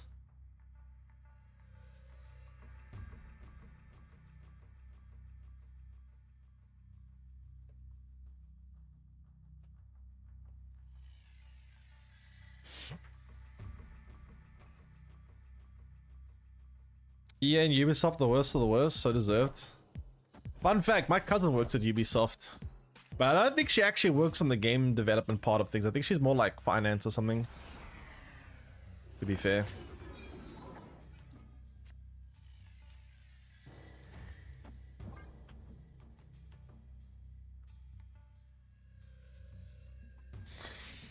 I actually told her when she would, because she lives in Canada. I actually told her when she came to South Africa, she visited like a few months ago. No, that wasn't a few months ago. It was a few years ago now. Actually, I told her, "Can you guys make a game like the old Assassin's Creeds again, like Assassin's Creed 2? Because that's the last time I actually really enjoyed Ubisoft games." And then she was like, "I don't really like, I don't really make the games." So I was like, "Okay, well, rip. Can you pass the message along at least?"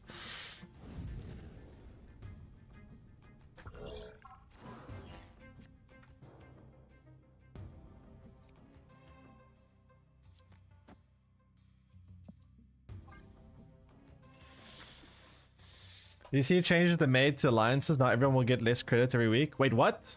They actually nerf alliances? No way. There's no way they made more controversial shit now of all times. Wait, is this for real? Actually, I haven't actually checked my alliance quests. Oops.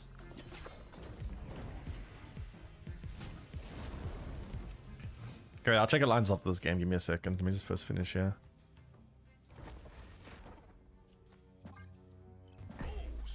I mean, this is a good hand. We got Gore and we got Mystique. I'm just scared they have like a Legion or something. That'll be annoying if they do. But like we can play Gore in turn 5, so even if they do have Legion, we can potentially play this early. Man, this value is nuts. Like, look at this! 21 points! What the hell, man? And we still have 2 turns left. What even is this card?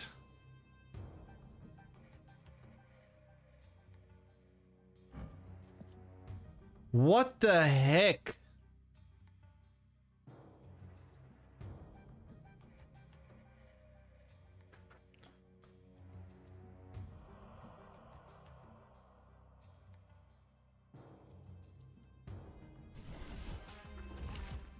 Oh god, he also has one. Oh no.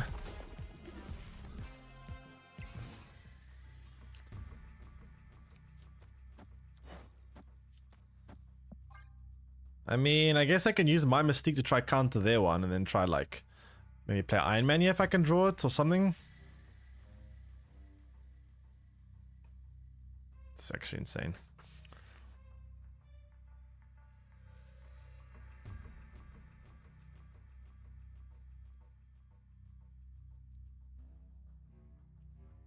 Can't live what they did with Prince of Persia. Didn't everyone really like the new like Prince of Persia 2D game or whatever they brought out? Red Dead Redemption 2 is goated. I kind of agree. Red Dead Redemption 2 is goated. I actually agree.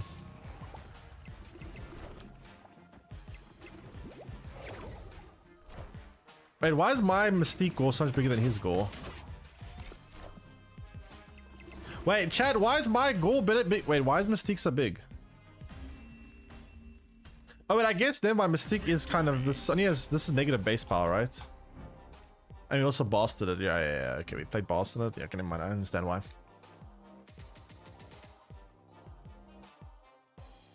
I forgot my boss. Okay, let me check alliances. So people say alliance missions got worse, or alliance rewards got worse.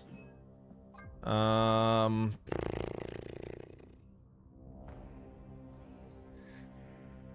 are these quests? I don't want to play these cards. I got a new card. I got Gore. I don't want to play Destroy. I don't want to play Deadpool and Forge. I don't want to play Death and Squirrel Girl. I don't want to play movement stuff. I don't want to play Dracula Infernaut. I want to play the new card that I just got second dinner. I don't want to be forced to play this shit. Why are you forcing me to play shit that I don't want to play right now? I don't get it. Why? Why are you forcing me to do shit that I don't want to do?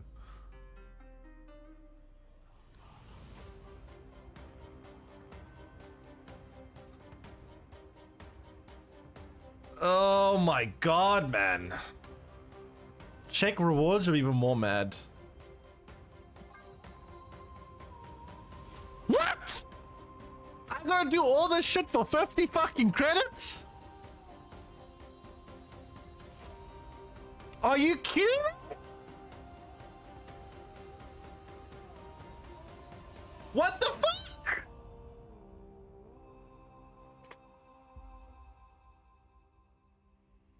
Wait. Okay, wait. Chat. Is there some kind of insurance company that says if your business gets fucked, they will like pay out the value of your business? Is like Second Dinner trying to like do some kind of insurance fraud here and sabotage their game so they can like claim insurance or something? Because I can't understand this. This is like deliberate self-sabotage. Are you kidding me?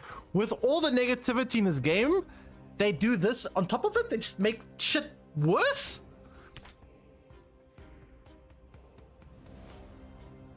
And Mushcraft with the raid. Thanks to the raid, Mushcraft. Appreciate it. We're busy ranting here. We're going full rant mode now. What the fuck is this?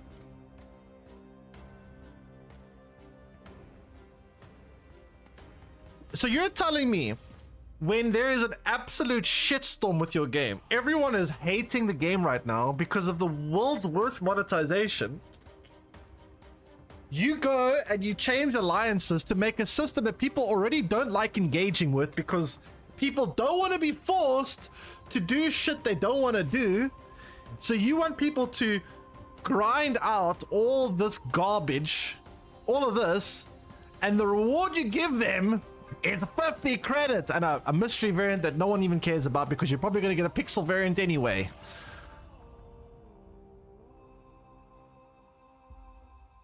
Bruh.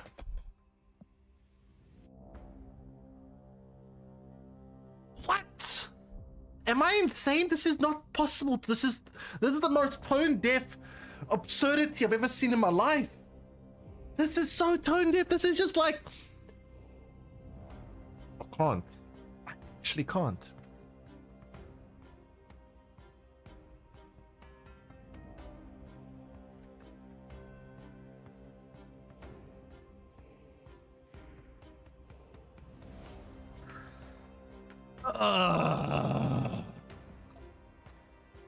What the fuck, man? Like, so I log into Snap today. I go into the shop, right? I go, oh look, cool, fun new card. Let's buy the new card. I click here. I click this button over here. I get a deck going. I'm like, cool, we're playing some card. We're jamming with it. Oh, I forgot. I need to put alliance missions on. I look at my alliance missions. All I see is move 5 cards. Nope, can't do that. Destroy at least 6 cards in a match. Nope, can't do that. Next one, Deadpool and Forge. Nope, I'm playing a Gore deck. Can't do that. Squirrel Girl Death. Nope, can't do that one. Destroy 6 cards again. Can't do that one. Destroy 6 cards. Nope, can't do that because they're all the same mission. Just fucking 10 times. Oh, Infinite Dracula. Nope, can't do that one either. Oh, we're back to movement. Oh, move at least 5 cards a match. Okay, so let's say I'm crazy enough to say, you know what, fuck it. I'm gonna sacrifice all my fun. I'm gonna just sit here and grind this shit out because you know what? I'm gonna be a masochist. So let's not play the new card. Let's sacrifice playing my new card that I just bought. And let's do all these missions. So I go, okay, Schwam, cool. Oh, look, more destroy stuff, more Schwam. Woohoo, yay. I do all this, and I grind it out. I spend my day or 2 days or whatever grinding this shit out. And what do I get for it? I get 50 fucking credits. What?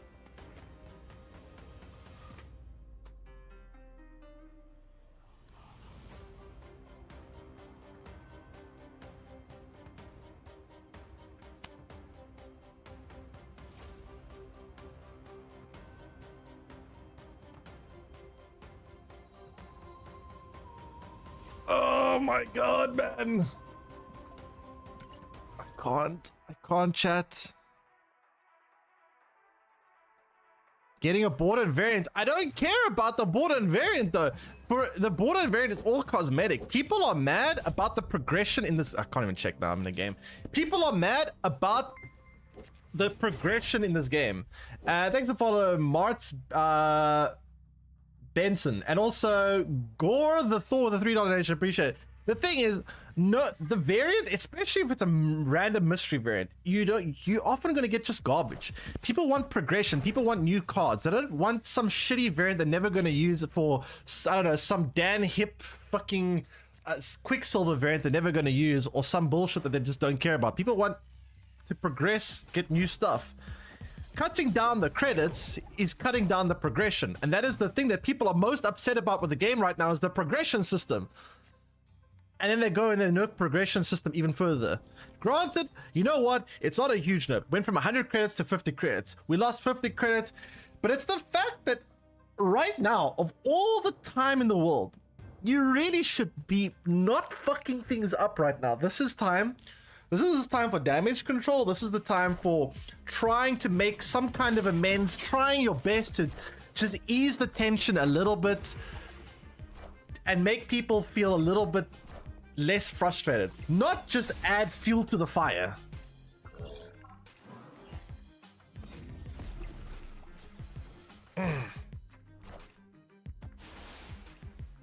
The thing is, Moshkov, they're not out of touch.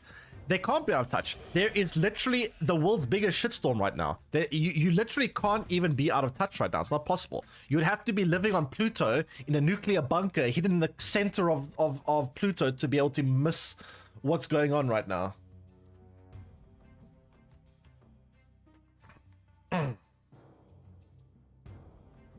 You literally can't miss it. You can't be out of touch.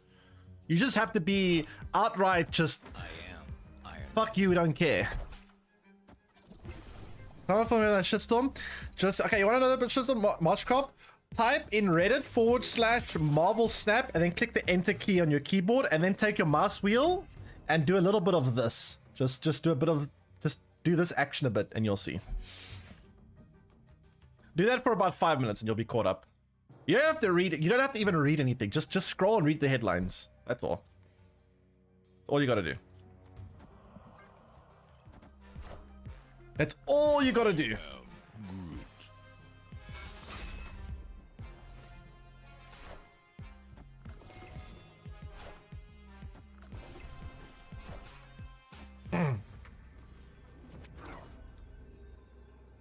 I'm like perplexed right now. I am unbelievably perplexed.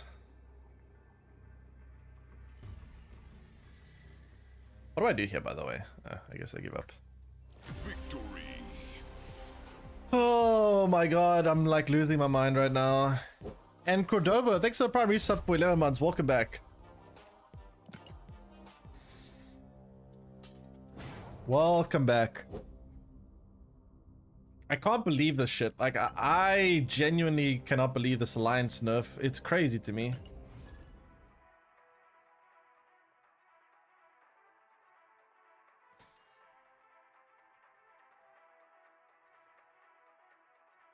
Ugh, it's crazy.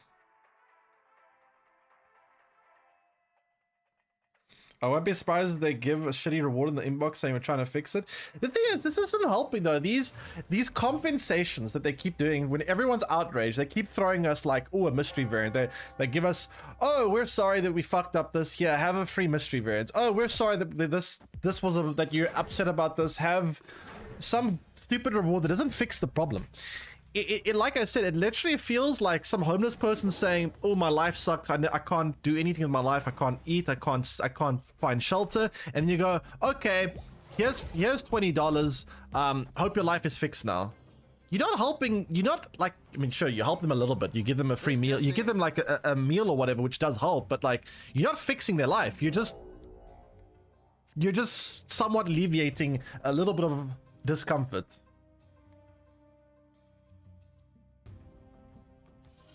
It's not actually solving any problems.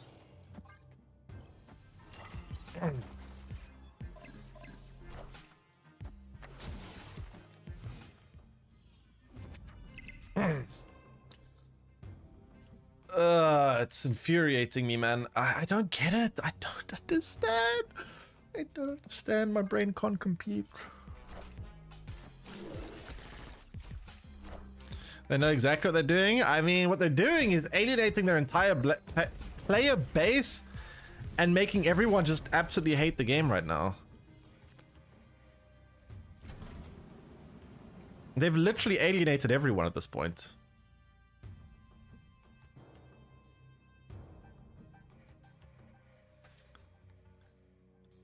I'm seeing even content creators that were, I'm not going to name names, but there are certain content creators that have refused to be negative about the game. They have been so overly positive for so long. Oh my god.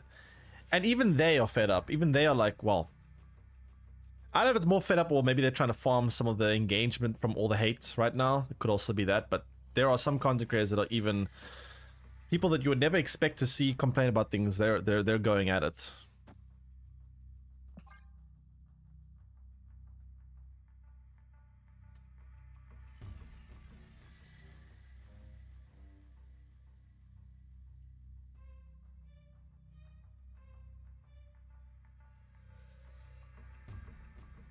It's kind of nuts. I don't get how we got to this point.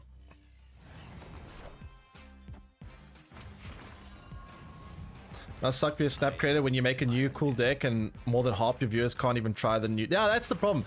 It's actually a big issue in Snap. You make a YouTube video about a new card, no one gives a shit because no one can play the card. They're like, okay, that's cool, but yeah, I can't play that, and I won't play that for another 3 years.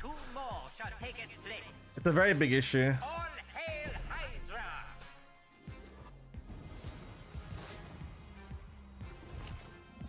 Oh lord. Is there even a remote chance of me winning here? I can play Gore. Maybe? Am I coping?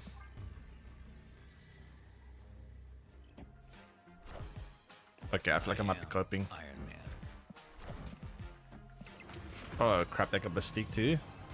I am Iron Man. Rup. Oh jeez, wait, how'd they get another one of these? It came from daily. No, wait, where'd it come from? Wait, where'd this other one come from?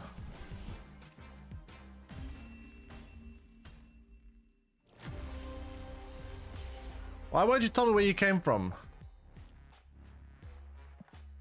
Oh, this is my one. Was there a Daily Bugle here? Was a Daily Bugle, wasn't there? Yeah, I came from Daily Bugle. Holy crap.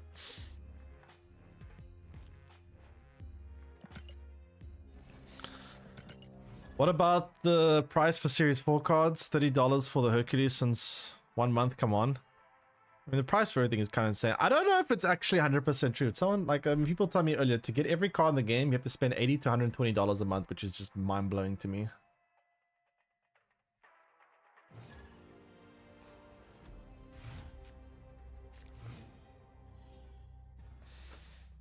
Absolutely mind-blowing to me.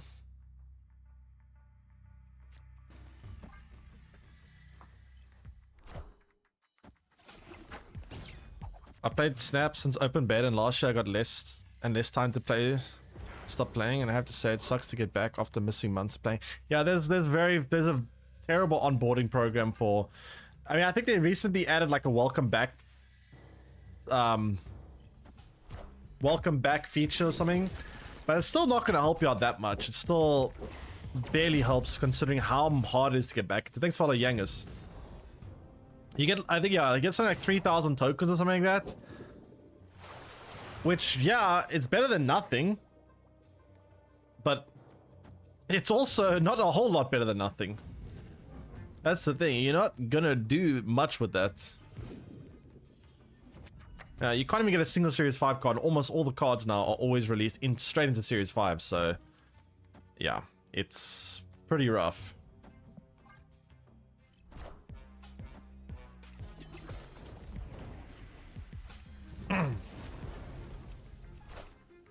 Let's review how many Series 5 cards on this deck.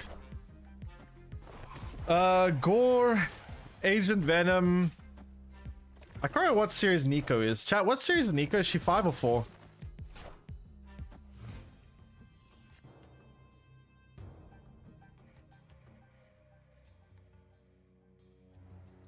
Five? Okay, so one Series 5, another Series 5, another Series 5. Pixie, where's she at?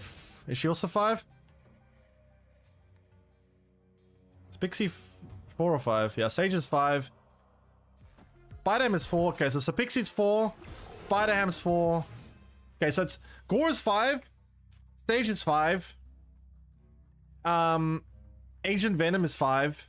Nico is 5. Pixie's 4. Spider-Ham is 4. Silver Sable is 5.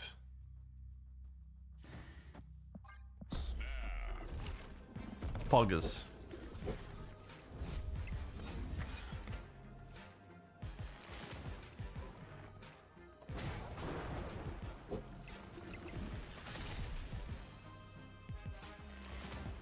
They only drew one card for that, to be fair. Holy shit, that's a nice Iron Man. That is an insane Iron Man, what the hell?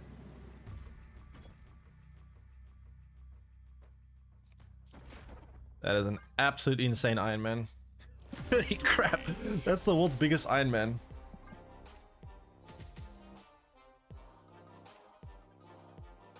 So yeah, that's the thing, like... Just almost every deck I play. Actually, you know what? Let me just do something real quick. Let me go through all my decks. Just randomly, let's go through decks. Right? Every deck that I play and show on stream. So this one has... I think this is this series... Can I see where it says what the series is? What series? Oh, this is actually series 3 now. Wait, when did that happen? Okay, so we have series 5. This one actually doesn't look too bad. This one's series 5. This one is series 5, 3. And this one is... I don't know what you want to count this one. It's an event card, so I guess it's kind of free, but you have to play a horrible event. This one's actually not too bad. When you have 3 series 5 cards here and an event card, this one's actually relatively budget friendly, all things considered. It should be series 4. Okay, it's a series 4. Great. This one we have... You're series 5, right? Yeah, series 5. Series 5. Series 5. And then series 4. This one's also not too bad. It's still kind of bad, but you know. This one has series 5. Series 5. Series 5. Series 5. Series 5. Another series 5. Half the deck is series 5. Great. No chance of anyone playing this deck. So you can't play this deck if you don't have like a full collection. This deck, we have series 5. Series 5. And series 5. 3 series 5 cards here. Okay. This one, we have a series 5, a series 5, series 5. You are series 4. Series 5. Series 5. So half the deck is Series 5 and 4. Cool. No one's playing that deck. Well, I mean, people are playing that deck, but you have to have like a pretty advanced collection then.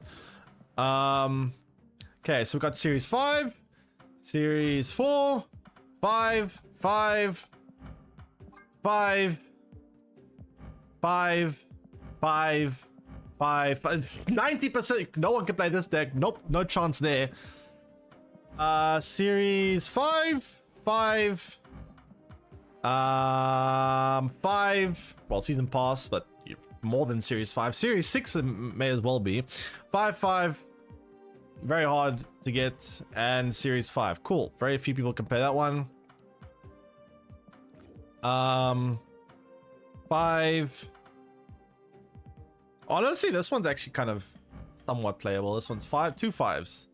Still, no, 3 5s. Fuck. Never mind. That's still hard to play. Nice. Fuck. Never mind. What about you? Series 5, Series 5, Series 5, 5, 4. Rip, never mind. Can't play that one.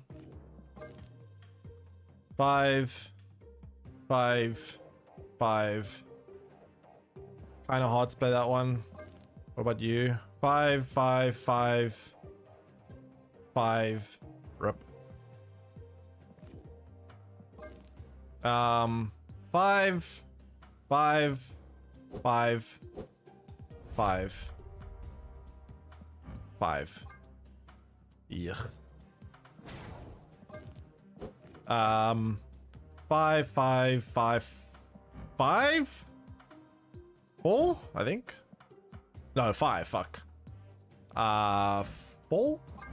I want to say 4. 4. Great. And then lastly, 5, 5, 5, 5. Like, you see the problem here. You know how hard it is to make content when every time I post a deck on YouTube or anytime I play a deck on stream, people are going to miss half the cards in my deck. And then all I have to do all stream is, I don't have this card, and this card. What can I replace them with? And half the time I have to say, you can't play the deck then. There's too many cards you're missing. If it's missing 1 or 2, maybe I can say, okay, you can cut this for this. You can get away with playing that. But if you're missing like 4 or 5 of the cards in the deck, all I can say to you is you can't play the deck then. Sorry. Unlucky. Thanks to follow J-Dog. Welcome to stream.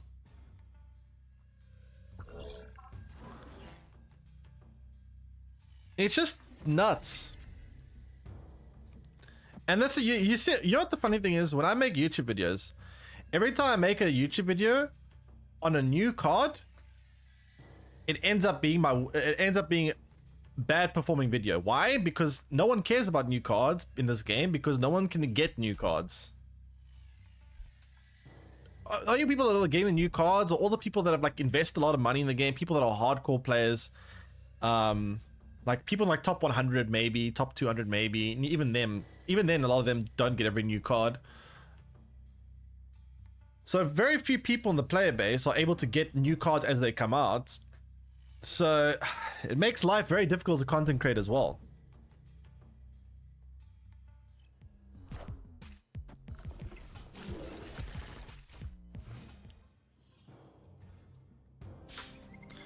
You've had Nika for a long time. It's ridiculous how she's still Series 5. Have I ever told you about the whole null situation? Have I ever told you about this cool card called Null and how long that card's been Series 5 for? Or Series 4, should I say? In Dark Orc.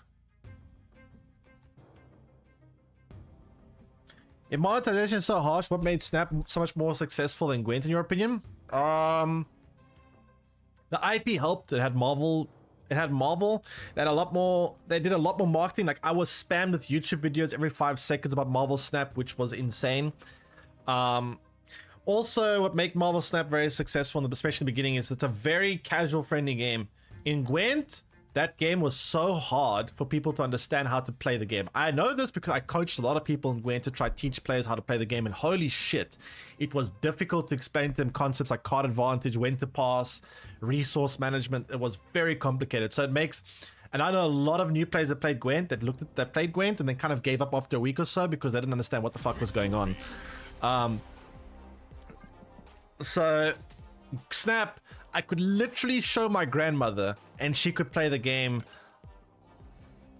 enough to just at least somewhat win a game or two every now and then. Yeah, she probably would lose a lot, but she would still be able to win a game every now and then. If I was trying to teach my grandmother how to play Gwen, she would lose every single game forever. So that was also a big thing. Very short games means that it's very casual. You can literally play the game like in your bathroom break at work. You can play the game whenever. It's very casual. You can play it with only investing a few minutes. So it made the game very. That was a big reason for Snap's success as well. And again, obviously Marvel universe and whatnot, and the location thing. I think also the locations, whilst can be very frustrating at times and can be a negative as well. But overall, it does help make every game feel somewhat unique. It gives the game more replayability because when the different combinations of locations do end up making each game feel a bit different, which is, you know, quite helpful.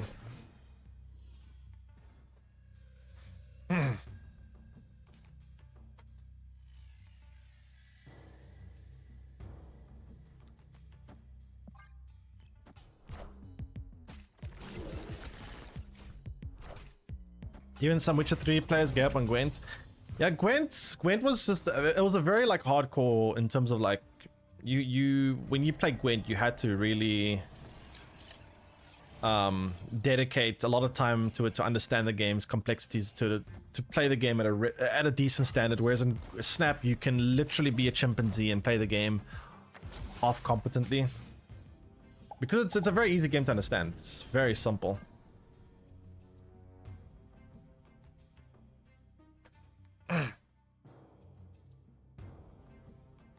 Also, one thing that's really good about Snap, which I can't give enough credit for, is this Snap button. And I remember watching the talk that Ben Brode gave about game complexity versus depth, and it's such a important thing about Snap is, like I said, how do we add more depth to the game without increasing complexity? Because complexity can be a bad thing. Too much complexity turns new players away. Too much complexity makes the game very convoluted and difficult to understand. So how do we add depth to the game? And he showed like a graph saying when you add more complexity to the game, you inherently will make the game have more depth. But the problem is too much complexity is a bad thing. So how do you add depth without adding too much complexity? And the Snap features that. The Snap feature is a very simple thing. It doesn't add complexity to the game, but it adds a lot of depth. That was a very big thing for this game as well. Like, without this button, I think Snap is significantly worse. Okay, they're skipping this turn. That's super weird. Why am I putting this and this together, by the way? Whatever, it's fine. God, I hope they don't have super scroll. The fact they're skipping here is kind of scary. Yeah, they added a lot of... Gwent added a lot of complexity to the game, which also made the game even less accessible for new players.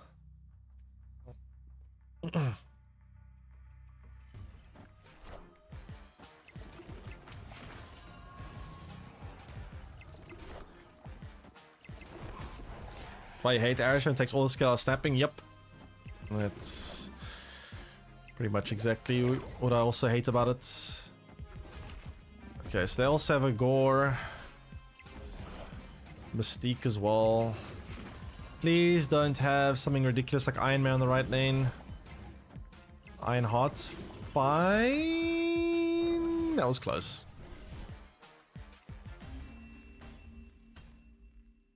Victory.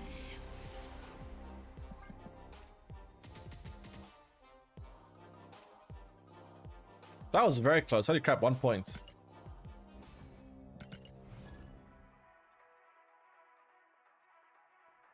Sounds like to me Accept is more focused on the stage business where they're focusing on extracting money from existing players and getting new ones. Yeah, the problem is that like Snap has an issue, right? It's very hard to replace players. When someone is an advanced player right now that have a lot of the cards and they quit, especially as a content creator, if let's say someone's watching the stream right? That's someone that has a very advanced collection, so they can actually engage in my stream. When I build a deck, they can play the deck that I build. They can go, okay, cool, you playing this deck, I want to give it a shot, because they have a very advanced collection. If that person quits and is fed up with the game, and he's replaced by some random Timmy that just installed the game for the first time, that random Timmy, the chance of them making their way to my stream is very low. And even if they do find their way to my stream, even if they do actually have Twitch installed, even if they do watch Twitch streams, they're going to watch my stream for 5 minutes and go, holy shit, this is like a whole other game that you're playing. I can't play any of these cards. So they're not going to be able to relate to me. They're not going to be, they can, if they find me entertaining enough, they might stick around maybe, but chances are they're going to watch the stream and go, like, what is all this shit? I don't even know what you're playing. What is this deck? What does this card do? What does that card do? They're not going to be able to engage with my stream at all. So if I lose one of those players that are a hardcore player, that have advanced collection, I can almost never replace them ever again. New players are so... They're not going to stick around long enough anymore, because it's like an impossible task for them to actually catch up. They're never going to catch up. It's too hard for them. It's just far too hard for them. So even if you're able to replace new players or existing players at a 1-to-1 ratio, for every old player that quits, a new player joins. First of all, it doesn't do me any good as a content creator. It's actually a very bad thing. If you're only able to replace the ratio of 1-to-1, it's not, even if it's 2-to-1. Honestly, even if for every old player that's quitting, you're getting 2 new players. As a content creator, that's still not benefiting me. That's still not working very well.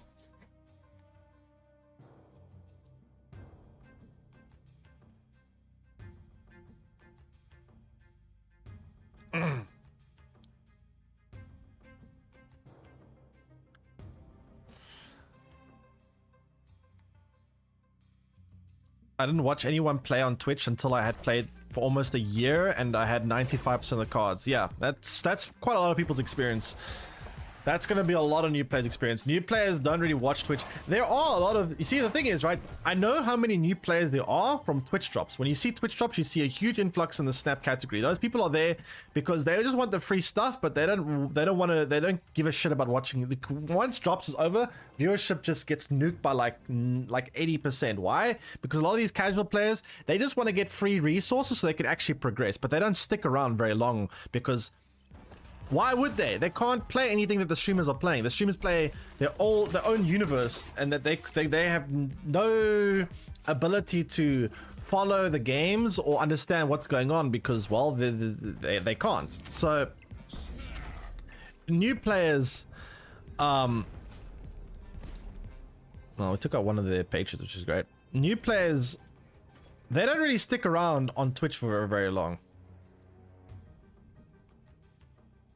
They come for drops, get some free resources, and then they go, okay, cool, see you next month for the next set of drops. There's no reason for them to stick around.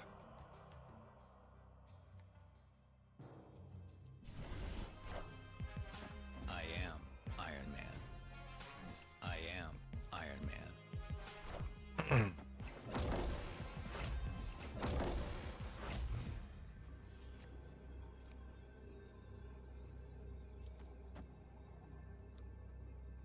It's better to play Gore. I think it might be better to play Mystique, actually.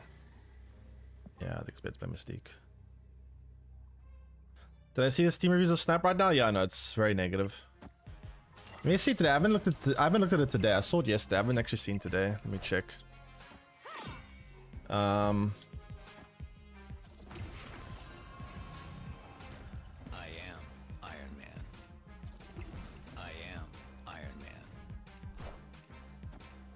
Holy crap!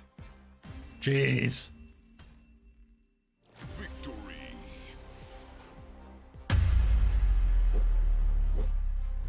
Yikes.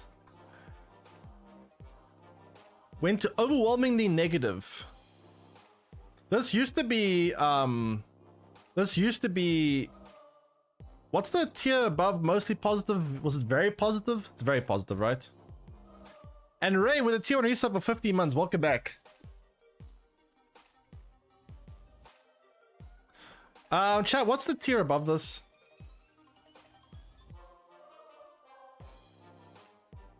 Yeah, I went to overwhelmingly negative. Does it make a difference in how much this game is promoted? Let me see. Under strategy games. Let's see how high up this is. Does it still put... Does it get put...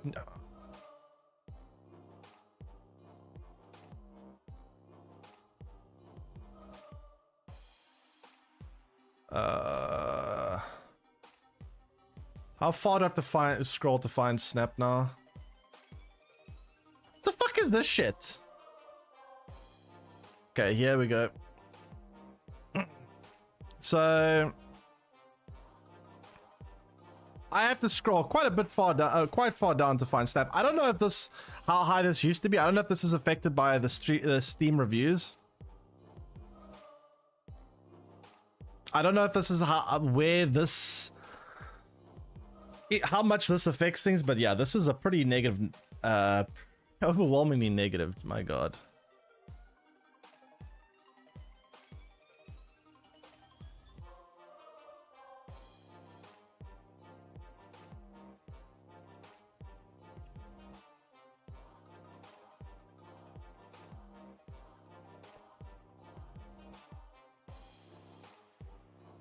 Yeah, it's all negative.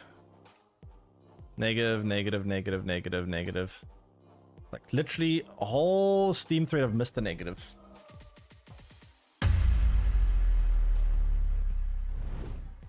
Read the recent reviews. Right.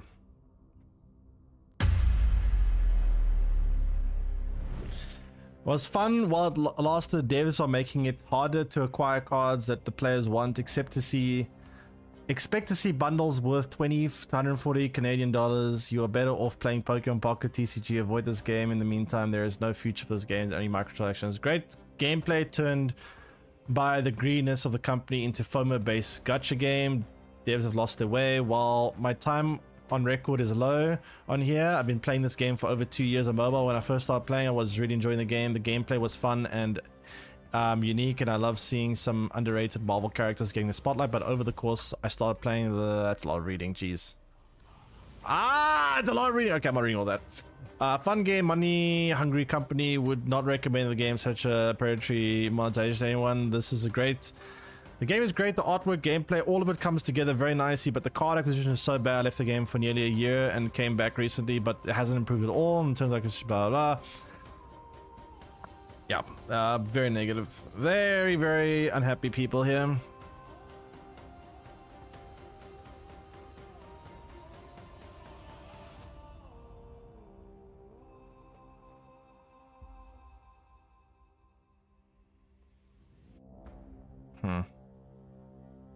So this person has 296 hours in the game, which is a fair amount. 73 hours, not that much. 89 hours, not that much. 4.2 hours. That's a very long post for someone to only played the game for 4 hours. What the hell? 124 hours, a fair amount. 540 hours is a lot. Maybe I should make a review here. I've got a shitload of hours. My review would probably put a lot of weight on it considering how many hours played I have.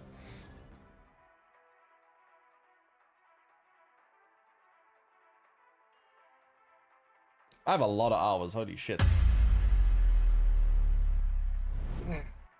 I mean, my review would probably, if I were to give an honest review of this game, like not trying to deliberately just blast the game with negativity, I would probably give the review as like kind of mixed. I would say pretty cool game, very fun for a casual experience. Not something I would play hardcore, even though I do, but I do it because of streaming purposes. But very fun, casual game. But the devs expect you to play this game in a very hardcore manner in order to, so the game, it's designed to be very casual, but what the game asks from you is to dedicate your life to it in order to just scrounge together a little bit of resources in order to try and get cards to play it. You have to grind 1 billion hours for your alliances to try and do all these annoying alliance missions. your daily quests, weekly quests, weekend quests, all these, just there's so many things the game expects you to grind out like crazy. It becomes like a full-time job, even though the game is supposed to be a very casual game. It's a casual game that makes you feel like it's supposed to be a full-time job. Friendly neighborhood Spider-Man here. Like, just look at Deadpool's Diner. It took me 16 hours to finish Deadpool's Diner. 16 hours. For a casual game, asking me to commit 16 hours of my life is quite a big ask.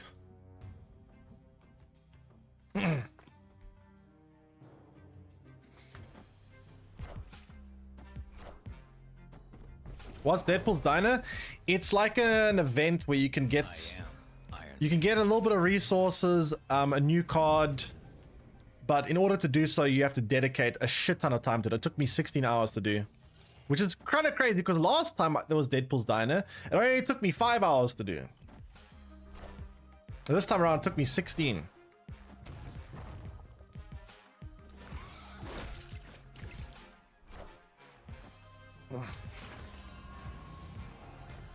How much gold did I spend? I actually also spent about 1,000 gold too, so the card wasn't even free. It took me 16 hours and 1,000 gold. Might have actually been a little bit more than 1,000 gold. Might have been like 1,100 gold or something.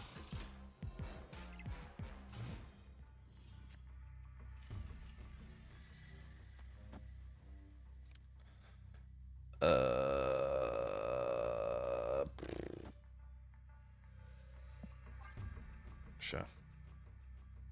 You're still only at 1 million. To be fair, 1 million is... Although you need 500 million, 1 million is actually kind of close-ish. If I play this and this, it plays for how much? 6 points times 2. It's not enough to even contest this, so I guess I'm not doing that. Also, this gore card is kind of busted. Holy crap. This card is a little bit broken.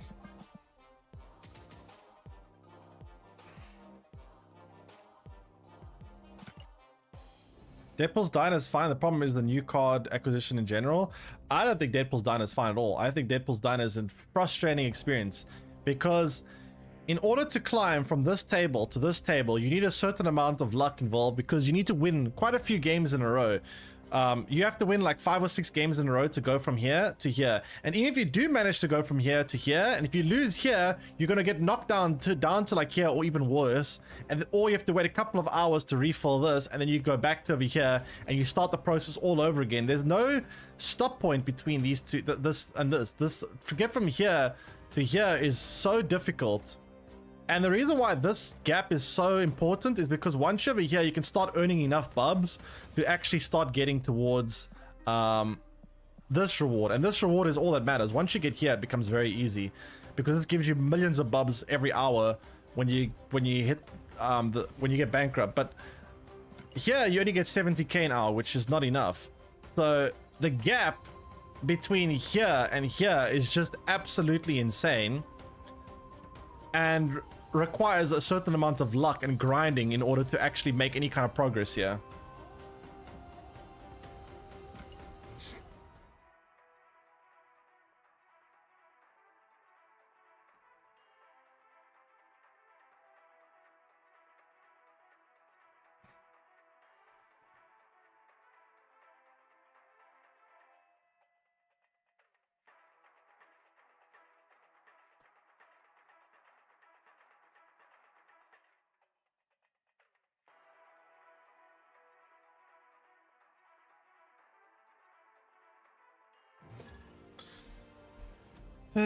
Deadpool 2.0 is worse, way worse than 1.0. I mean, it's not even. It's. I honestly, it feels way worse, even though it's actually only slightly worse. Mechanically speaking, they didn't really change much. It's almost identical to the first one, just they removed some bots and whatnot. But it's actually almost the same as the first one.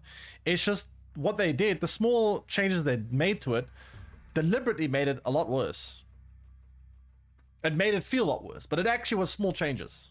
It didn't actually, they didn't do a whole lot. It's very similar to the first one.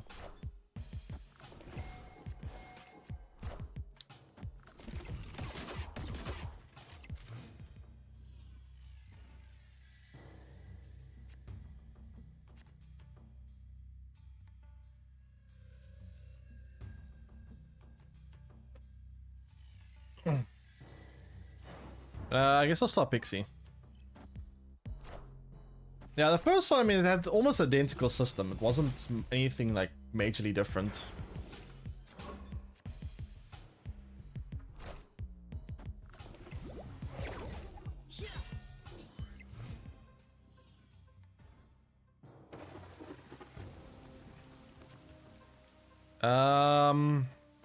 I guess I'm doing this.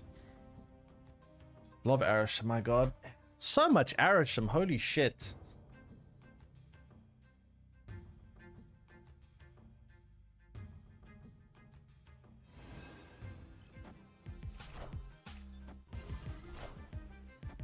Really, it's a free card? Yeah, it's a free card that takes... Here's the thing though. That free card took me 16 hours to get and 1,000 gold. For most people, you could work a few extra hours at work, get some overtime pay, and just buy the card with money for cheaper. You say free. When you have to spend 16 hours of your life with something, if you view time as money, which is how you should view money, because that is quite an important thing about money, right?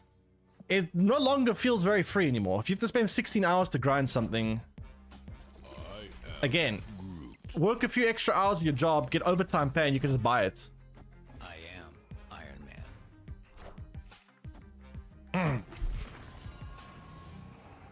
I am Iron Man.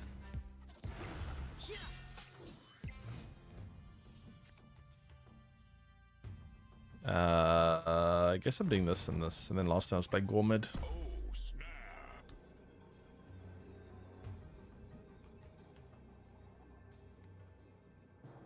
Victory. Probably should have snapped earlier. But yeah, Gore seems like a crazy good card. Holy crap.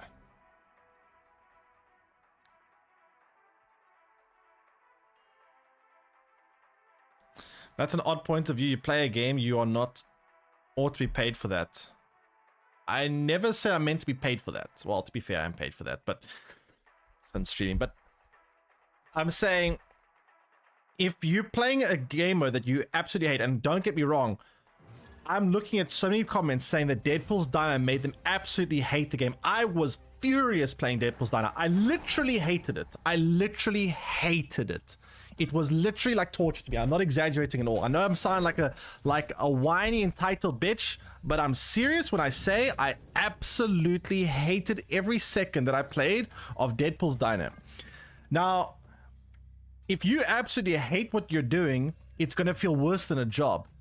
So if you have a real job, I don't care what your job is, and you hate playing Deadpool's Diner, you could literally just work an extra couple of hours in your job. Let's say you work 2 or 3 hours in your job, get the money you need, and then you can just buy the card and ignore the event completely. That doesn't feel good. You're supposed to make players feel happy about playing your game. What you're supposed to do is make an event where people are enjoying the event. They will play it anyway, even if there was nothing given for free, people would play the event because it's just fun. And then you give them a card as well to just be the cherry on top. You're not supposed to make something that people absolutely despise and make it feel like a grind to get to the reward they want so they can fuck off and never come back.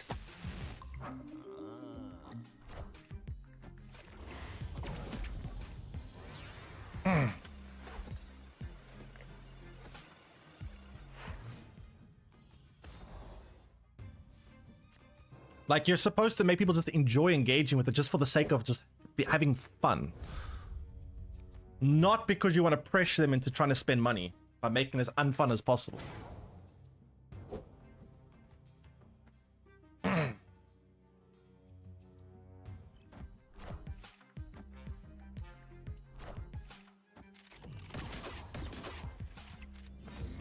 And it's not just me. You might be saying, okay, I'm an anomaly, right? I'm just complaining. This is a me problem, right? You could say that... Oh, fuck. You could say this is a you problem. Not everyone feels that way. But the thing is, I opened Reddit and I saw so many people complaining about this. You know what? You know what? Escaped. Don't take my word for it.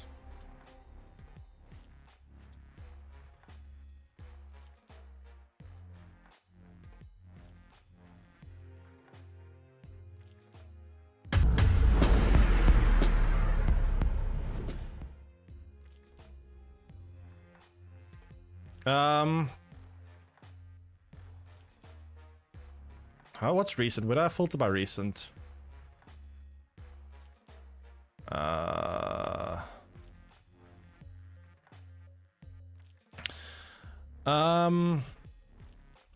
Deadpool's Diner is making me hate the game. Deadpool's Diner, how only one change hurt the players. Second, they are absolute assholes for the progression pace of Deadpool's Diner, and they know they are.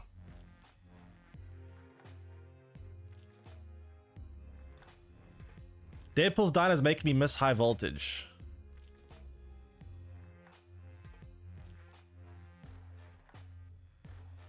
Deadpool's Diner is horrible. One positive, holy crap, there's someone that likes it. Deadpool Diner is so terrible at low collection level. There's one positive, but it's like 9. If every positive I'm reading like 9 negatives. Is this negative or positive? Okay, this is just a meme. Yesterday I left my husband because he plays 24/7 Deadpool's Diner. And I still can't pass mashed potatoes table. Oh my god. What the fuck is this? Deadpool's Diner made me lose my husband. How am I meant to compete in Deadpool's Diner? I just can't win in Deadpool's Diner. Deadpool's Diner is designed to exploit you.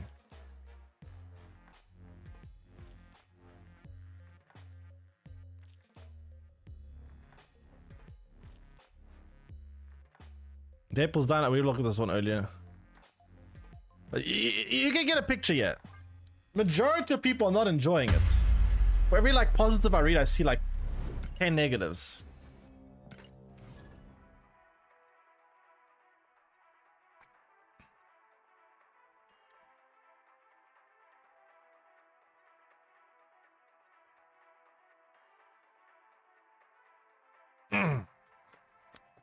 So like, you can say this is the me problem, and it's just a free card. Like, stop complaining. Just have it's supposed to be something free. But again, when I hate what I'm doing, and I have to spend like 20 hours almost to get the free card, that to me feels like a job, if not worse than a job. You're not supposed to hate your job. I know a lot of people do hate their jobs, and people need to, you know, you need to do your job anyway because you need to make money to survive and whatever. But ideally, you're not even supposed to hate your job. So when people are actively hating what they're doing, you could argue it's even worse than a job. Bye bye, Gore. Dodge.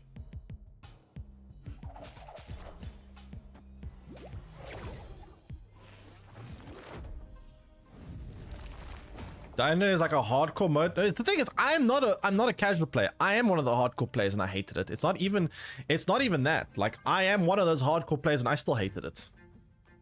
I didn't hate the last one though. The last Deadpool's Diner, I thought, okay, you know what? It has some issues, but I like the concept. I'm hoping this will get improved in the future, and this game mode has the potential to be quite cool. And then they just were like, okay, cool. Let's make it a lot worse. Complainers are more likely to shitpost.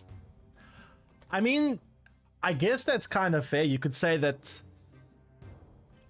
it's more of a minority thing, but I don't think it's more of a minority thing this time around. Like, literally, if you open Reddit right now, and it's not just Reddit, it's Twitter, it's everywhere you look, it's overwhelmingly negative. There's almost nothing about this post. You know what's kind of funny? Usually when things are overwhelmingly negative in a game, you get a lot of people trying to farm calm on Reddit that will say, am I the only one actually enjoying this game? I think everyone is taking the complaints out of proportion. You'll get a couple of comments, people trying to say everyone's complaining too much or whatever. You get a couple of those comments. I'm not even seeing comments like that right now. There's usually at least a couple of those comments. There's usually at least like 1 or 2. I'm not even seeing those. I'm literally not even seeing those on Reddit. And I usually at least see 1 or 2 of those.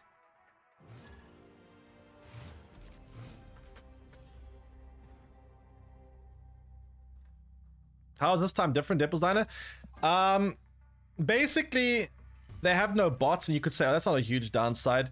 Like, no one really likes playing against bots anyway. But the problem is this system looks like it was designed specifically for bots. And without bots, now you're left with this game mode that you have to get like ridiculous streaks to win and progress, which becomes very difficult towards, specifically between the jelly table and the table above that.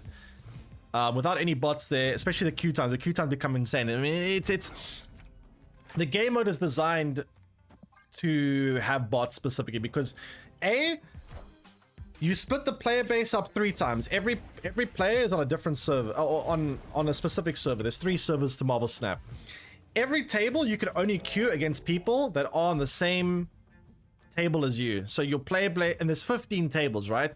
That means your player base is split. Wait, what am I doing here? That means your player base is split 15 times. It's also split 3 times on the server. So that's each third is then split 15 times. So that's 45 splits already, right? Because each one is split 15 times. So, you know, 15 times 3, 40 is going to end up being 45. So 45 splits already. Are you following me? Then on top of that, you also have splits based on your AMR. In other words, I've tried last Deadpool's Diner to see if I could queue into my girlfriend. We literally sat there side by side, queuing the same tables, her on her phone and me on my phone, and counting 1, 2, 3. Both of us search at the same time. We could never play against each other. So obviously, there is a do they have Legion? So obviously there is a split based on AMR as well. Oh, fuck. So now you have a system where you've split the player base 45 times, and then on top of that you add more splits based on AMR, which means the queue times become so ridiculously long that there were times where I literally just could not find a game. I sometimes spent like half an hour trying to find a game and I could not find one. I just could not find one. I genuinely could not. Fuck.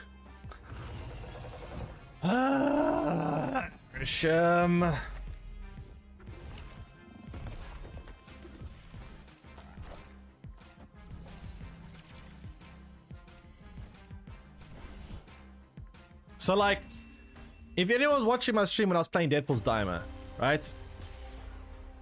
You would know that I literally took at times 10 plus minutes to find a game in some situations. And there was one situation where I literally could not find a game. I could not find a game at all. Because you can't split your player base up like 100 times and expect them to find games.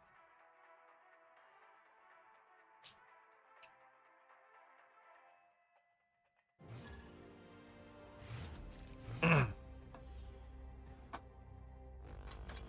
you see the Marvel Snap Zone article on the Snap dying? I have not. Do you have a link for me?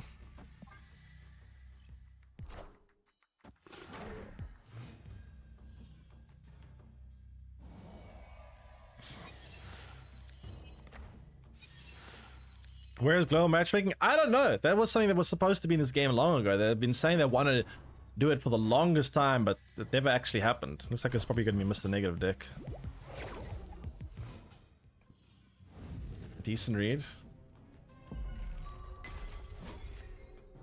That's a lot of reading, but I might skim through that in a bit.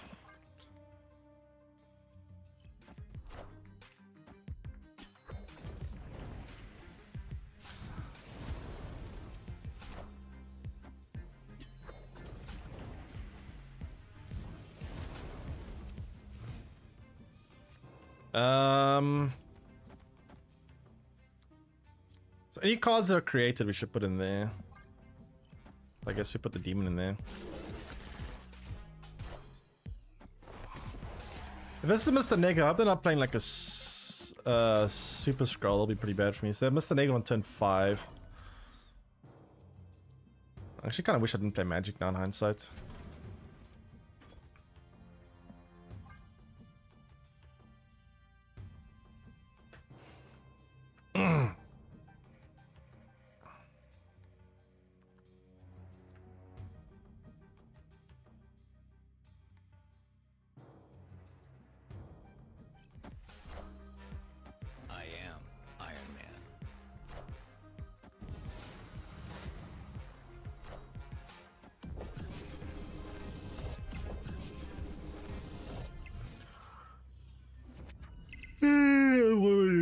I guess I can go Mystique, yeah. This is gonna be a lot of points. They play like Sage.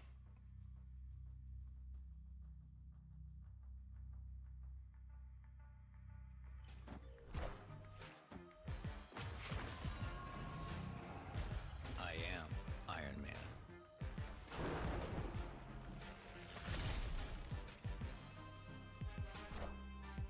I am Iron Man. Crap. Dead. Alright, let me see this article.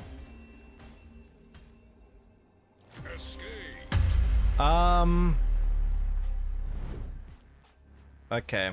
Is Marvel Snap dying? Analysts of the current state of the game. What is the underlying problem? While many players feel like the game has one second, this music's annoying me.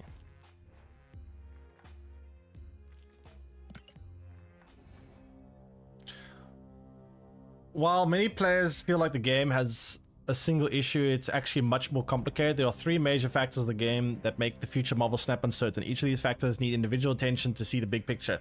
Card acquisition problem. This is the biggest issue most players are fully aware of. The Spotlight system holds cards hostage for months at a time, and the rate of token acquisition is laughably low. The Baron Zima, for example, he has a season pass card for April 2024, which is about 8 months ago. He has not had a single Spotlight cash feature since his release. He costs 6,000 tokens in the Spotlight system, keeping the cards from being easily accessible, which is creating a larger issue. While Snap's small deck size, decks are extremely optimized, and many cards don't have equivalent substitutes. When players can't access cards, they can literally get locked out of entire archetype. Not only that, but there's no real way for players to quickly get cards they want. If a meta suddenly shifts to Baron Zemo's centered meta, for example, many players will have to save up tokens over the course of weeks or months to be able to join that meta. By then, that meta could be long over with new card releases, or because developers buffed or nerfed cards, they may make Zima no longer necessary. This is very true. This happens often. This happens all the time. Like, a certain card comes out and it changes the meta. It becomes extremely good, or maybe it doesn't even change the meta immediately. Maybe the card is actually kind of bad for a while. Like, for example, Scar. Scar wasn't very good for a while, like, was kind of mediocre. And then suddenly with Surta coming out and everything, suddenly Scar became very important, right? So let's say you skip Scar when it first came out. You didn't want to get Scar. You're like, okay, Scar, I don't really care, but not a very good card. And then suddenly Surta comes out and makes Scar, like, insanely good. Now suddenly Scar becomes a very important card in a deck that is a very top tier deck, and you're like, oh shit, well now I need Scar to be able to play Surta. What do I do? Right? So you try save, you try spend tokens you spent maybe months for. Maybe you spend months to save tokens and you buy Scar with tokens. Because you can't get in a Spotlight cache, because fuck knows when Scar's going to come back in a Spotlight cache. Could be months away, who knows. So you buy Scar tokens, you use all your tokens to buy Scar. And now they nerf Surta and people aren't playing that much Scar anymore. Unlucky. You see, this is literally one of the biggest issues in the game right now. This is the same idea, is multiplied dramatically when you talk about players trying to build decks they see online. If I introduce a new player to Snap and show them a fun deck I'm playing, I also have to warn them that it may take them 3 months to get anywhere close to building that deck, and that's a pretty big turnoff for new players. Yep, we spoke about that earlier. New players, there's such a big disparity between new players and cards that they can interact with. New players they play a different game essentially. They may as well be playing Pokemon. They're playing something completely different to what I'm playing. The game desperately needs series drops to return, which will make all of these cards more accessible. The problem, however, is that drops are not as straightforward as they seem. Yeah, because if you have too many series drops, you're also just inflating Series 3 as well. So that's another problem that you get. The series drop problem. Snap has made it very clear that it strives to be an easy entry point for players into the CCG world. The cards are meant to be easy to learn and the game easy to follow, which it is. To accomplish this, they have Series 1, 2, which are delicately curated to introduce to new CCG players and ease them into the game. It accomplishes that goal incredibly well, making the game a very attractive option. I agree. The issue comes in with Series 3. Currently, there are no guidelines for unlocking cards in certain order. There are currently 109 Series 3 cards and 3 additional cards will be added to the pool in December. The upcoming series drop highlights this issue perfectly. This is why what I think a good solution would be to Series 3 is turn Series 3 into a skill tree. Let players choose which path they want to take. If you want to play discard, instead of unlocking cards completely randomly, instead of unlocking Hour of the Duck, and then you unlock Mart, and then you unlock Destroyer, and then you unlock I don't know, maybe Hella, and then you unlock, instead of unlocking cards in all kinds of random order, give the game a skill tree. Say, okay, you get to Series 3, now choose a path. Do you want to go discard? Do you want to unlock destroy cards? Do you want to unlock ongoing cards? Do you want to unlock control cards or whatever? Give players a path. And then players can go, okay, I really like playing discard. Let me go for the discard path. And then they start unlocking deliberate cards for discard. And then at any point they can change to the different like skill tree. They can choose a different path if they want to. And that lets players pinpoint which route they want to go. Let players unlock cards based on what type of decks they want to play. That way they can at least build and start trying to collect towards a certain type of deck they want to go for. That would be such a better system in my opinion. It's also kind of, it's similar to Pokemon, how packs work. If you play Pokemon Pocket, right, you know which pack has what cards. If you want to play a Mewtwo deck in Pokemon Pocket, you open the Mewtwo pack. If you want to play a Pikachu deck, you open the Pikachu pack. It has the synergies in those packs. Most decks, sometimes there are like 1 or 2 cards you might need to cross pack, but generally speaking, a lot of the decks are within the pack. You want to play a Charizard deck? Open Charizard pack. You get Moltres and Charizard in that pack. Point is, let players choose a path that they can work towards and get cards towards. That will be such a better system. If you're trying to build a good destroy deck, you need Deadpool, Death, Venom, and even Zola. You now have to find 4 cards in a pool of 109. That's a pretty tough challenge, and it doesn't even get into Series 4 and 5 cards. Now there are currently 73 Series 5 cards and 27 Series 4, 100 total at time of writing. Let's move half of that total card pool to Series 3, which now brings our total Series 3 pool to 159 cards. That sounds like great for veteran players because you now can have a more complete collection for the newer players. However, those 4 destroy cards, they need now to have 50% more cards they have to sift through. Simply put, series drops are bloating the biggest series category we have, and there is no system in place to help players navigate through that nightmare. I remember waiting weeks and weeks to unlock Venom. Yeah, actually, exact same for me. Venom was one of my later unlock cards. It took me forever to get Venom. He was in the last series, last 5 cards in my Series 3 journey. Yeah, it's pretty much exactly like me. There are dozens of cards that add to the pool now, so I can only imagine the elevated frustration players feel towards trying to get cards. To pile on the issue even more, bad cards are the ones that have been getting series drops. That's, to me, this is deliberate, right? You could say these issues are kind of like, they're unfortunate byproducts of the system, but this is deliberate. This is kind of predatory, right? What they do with this is that they deliberately downgrade the shitty cards to the lowest series constantly. They always seem to do this. They downgrade just garbage cards, the ones that people just don't care about, and further bloat Series 3 with garbage. Like, it's one thing to have a shitty system, but it's another thing to make the system deliberately more shitty by handpicking the shittiest cards to downgrade. That is another very big issue that we're having currently. To power the issue, we've already read that. Power the issue more, bad cards, the ones that have been getting series drops. The upcoming card puts Jean Grey and Snow God into Series 3 pool. These cards are virtually see no usage, so giving them out for free only further clogs pool. Honestly, Snow God and Jean Grey, those are so good compared to what we've had in the past. We've had, what have we had? We've had Marta being dropped, we've had How the Duck being dropped to Series 3.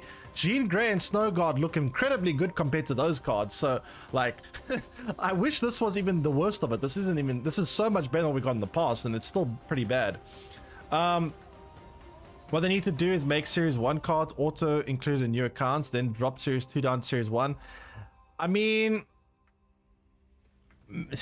I don't know. I think the new play experience is fine. The very, very new play. I think Like onboarding players for the first like few days in Marvel Snap is great. I don't think there's a problem with how they've done the first like series 1 and 2 is, I think, fine.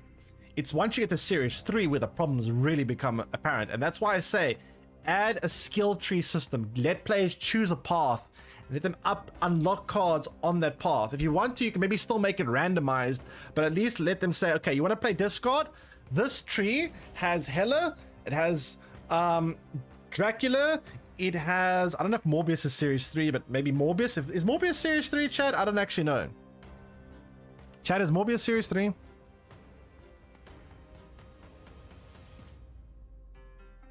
Whatever. So, Morbius is 2. Oh, okay. So, not Mobius, Morbius. So, make the discard path Hela, Dracula, Giganto? Yeah, the big 14-point card. Giganto. Lady Sif. I think Lady Sif series 3. Dracula, that kind of stuff. Make the destroy path, make it have Destroyer, Deadpool, Venom, whatever other destroy cards are there. Make that path what you unlock there. Put the game into paths and let players choose a path. That would be so much better. So much better. Honestly, I will die on this hill. That will be a 10 times better system than what we currently have. The Arisham problem. Oh god. Am I ready for this one? Alright. This one's gonna be fun to read. Woo! Let's go through the Arisham problem. Arisham was added to the game this year with the Eternal Season.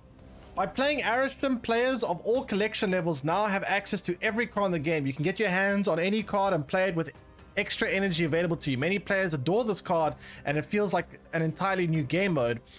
In the upper collection levels and infinite ranks, Arisham is a totally different story. The extra energy creates and warps balance of the game, allowing an unpunishable ramp that rewards luck. Furthermore, it allows certain cards to be heavily abused, such as turn 5 Alioth.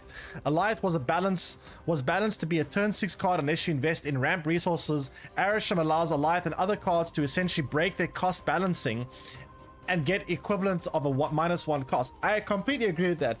Certain cards, and I've said this before, are designed to be played on certain turns. Like, for example, Dr. Octopus wasn't a massive issue before Arisham. Yeah, it was an annoying card. No one really liked Dr. Octopus in the past, but it was kind of okay because it was limited to being played on turn 5. Where Dr. Octopus becomes a problem was when there's still 2 turns left of gameplay, right? Because that's why you saw Magic being played in a lot of clog decks, right? Clog decks would play Magic specifically so they could play Dr. Octopus on turn 5, have one more turn to win the lane that Dr. Octopus has lost them the lane, because Dr. Octopus typically would lose you a lot of tempo. You would play a negative tempo card, but if you at least have a turn to make up for that tempo, play a big card on that, maybe like, I don't know, a Red Hulk to win the lane of Dr. Octopus, then you had a turn to then play something like Cannonball or something to finish another lane. Dr. Octopus specifically shined when you had 2 turns left to play it, right? So the balance around Dr. Octopus was, if you wanted 2 extra turns after Dr. Octopus, you had to play a card like Magic, which had other downsides, right? If you have Magic's very low tempo, it also is counterable. If your opponent plays Scarlet Witch or Legion or whatever, they can change the location, you could lose the game.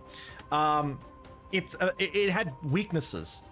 There was drawback, and if you didn't draw the Magic, then the Dr. Octopus felt significantly worse. But Arisham allowed you to play Dr. Octopus on turn 4 without much downside, and that made Dr. Octopus get a whole rework, because Arisham allows you to play cards outside of their intended balance in terms of, again, like they mentioned here, Alioth is designed to be played on turn 6. Arisham allows you to play it on turn 5. Certain cards are balanced around the fact that you're only supposed to play them at a certain point in the game, and when Arisham allows you at free will to break that balance curve, it becomes a very big problem as well. In the upper, I read that. Okay, so The other major issue Arisham creates is breaking the game's core function, snapping. Yep, this one I spoke about a lot. Playing against Arisham, you literally have no idea what cards they have. They can draw the exact counters they need to beat you, despite not having to use slots included that tech card. You can't safely snap into Arisham because you can easily be thwarted by a random unpredictable card they drew. To further this issue, Arisham players have a huge advantage in snapping. They can read into your deck and plan plays ahead. If your opponent snaps while you play Arisham, you can easily tell if your cards are getting enough. You can easily tell if your cards are getting enough to compete with that deck. Simply put, you can manage your cube significantly easier in playing Arisham. Yeah, that's exactly the problem with Arisham, right? When you're playing an Arisham player, you know what you're playing against. You can look at your hand and go, okay, my opponent's deck plays this card, this card, this card. I'm pretty sure I'm going to win this game. You can snap. The opponent, on the other hand, they don't know if they can snap. They can suddenly snap, and then you created a rogue that just happens to counter that ongoing effect, the Iron Man. You have a rogue now, and you now play the rogue, take out the Iron Man, suddenly you've lost 8 cubes because you thought you were winning, but haha, they created rogue, you now lose. It's very frustrating. Like, it's incredibly frustrating playing against Arisham. I kept saying this example, and I'll say it again. Arisham is like playing poker, but the poker deck is randomized. Instead of playing poker with a fixed deck, you could have 5 King of Spades, 4 Jack of Diamonds, 3 Ace of Hearts, 0 5 of Clubs. You can, if a completely randomized deck in poker means it becomes incredibly difficult to raise and read bluffs and whatever, because you don't know what the fuck your opponent could possibly have. Poker is about trying to do probability analysis. You're going to read your opponent and say, okay, I have this hand. There's only 3 hands in the whole of poker that can beat me. So that there's a good chance I'm going to win here. I'm going to try raise here or whatever. And this is kind of someone, I don't know shit about poker, by the way. I know very little about poker. But I know enough to tell that poker's skill comes from reading probability and understanding how to leverage your advantage to the best of your ability when you have an advantage, which is similar to what Snap does, but Arisham throws that all out the fucking window. Completely throws it out the window. And that's what I really fucking hate about Arisham. To further this issue, that when you bring Arisham into Conquest, you create a massive advantage. Your opponents can't learn your deck and adapt after each match, but you can. They have to constantly play around every card in the game. You play around what you know that they have without doubt. Of course, people use Cassandra Nova and Darkhawk to counter Alioth, but you can easily be countered by a Shang-Chi or Shadow King. Yep, even if you have the counters for Arisham, they can also just counter you with things like Shang-Chi and Shadow King. Granted, it's hard for them to draw that because there's so many cards in the deck, but if they don't draw it, they're just going to retreat and lose 1 cube. If they do draw it, they're going to snap you, and you're probably going to stay because you're playing a counter against Arisham. You're playing Darkhawk and Cassandra. Chances of them having Shang-Chi or Shadow King is low because there's so many cards in the deck. So mathematically speaking, as the person playing against the Arisham deck, you have to stay in that game. It makes no sense for you to retreat. You logically have to stay there. But when you lose against Arisham, you're very often going to lose 4 or 8 cubes, whereas the Arisham opponent, if they know they didn't draw Shang-Chi or Shadow King, they're just going to retreat and say, okay, cool, I'm going to take the -1 cube, whatever. That's another very big issue. I bring up Arisham issue not to complain about the card, but to highlight the major stress points for a large number of players. The inability of players to constantly have a normal match, that they can utilize their game knowledge, and it creates a constant point of contention. Yep, I so much agree with this part about Arisham. This is what I've been saying for so fucking long. You know what, actually, I know I'm sounding like a broken record, no, so there's a million times in the past. When Arisham came out, you guys remember, on day 2, I was fucking raging about this card. I was saying how much I hate this card. I was enjoying it for the first day. The first day was fun, it was unique, it was cool, whatever. On day 2, I hated this card. I made a couple of Twitter posts about it, complaining about this card. I'm actually gonna go try find those Twitter posts. Let me try find it. When I complain about this card, and it was nothing but constant just about people telling me skill issue this. Okay, now I've got to like scroll here for quite a while to find this crap. Let me find you the comments that I had to deal with on Twitter. There's gonna be a lot of scrolling, holy crap. This is gonna be a lot of scrolling. Scroll, scroll, scroll, scroll, scroll. God, I tweet way too much.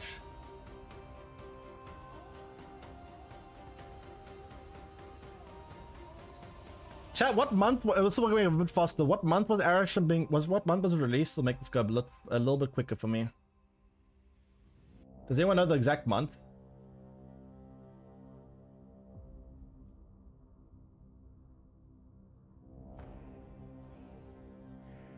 Wait, you found it already? To be fair, I made quite a few comments about Arishima. You find the right one here?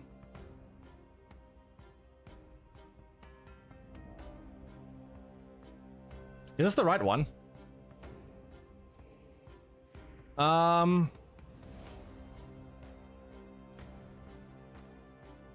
Yeah, this is what I had to deal with.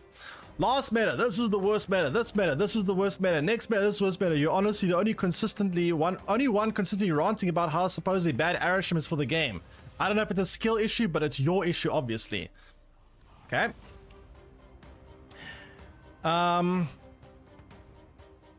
Snap plays literally every meta. This meta is the worst meta ever since I started playing.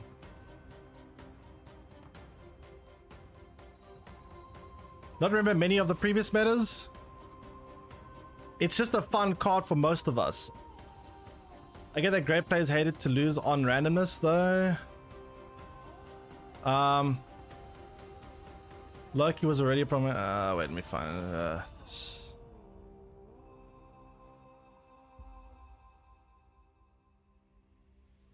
Don't agree with your last. It's you, Spyro the Arisham hater. Where's all the troll comments? All the fucking people telling me to get good and cry about and blah blah.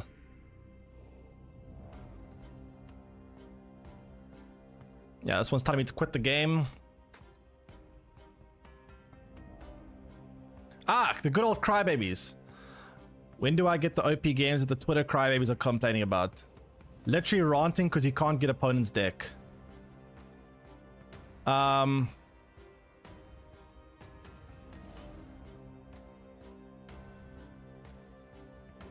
Wait, this isn't even the first post.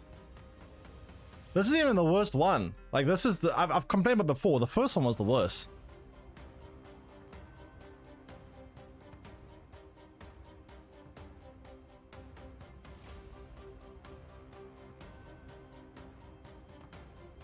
Is this the one? Is this the first one?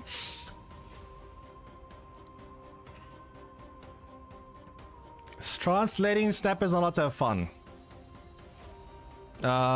It's the most fun meta I've played for some time. I could have swore there was more troll posters. I'm like, I'll take. There we go. Okay, we got some of them. Stay mad, your baby. Very useful.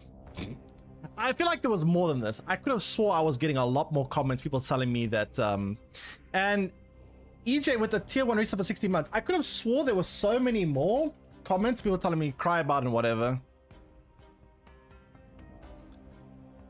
I don't know if I'm like, if people deleted posts or what, but like I remember like every second post was cry about it, get good, skill issue, whiner, something like that. Look at this one.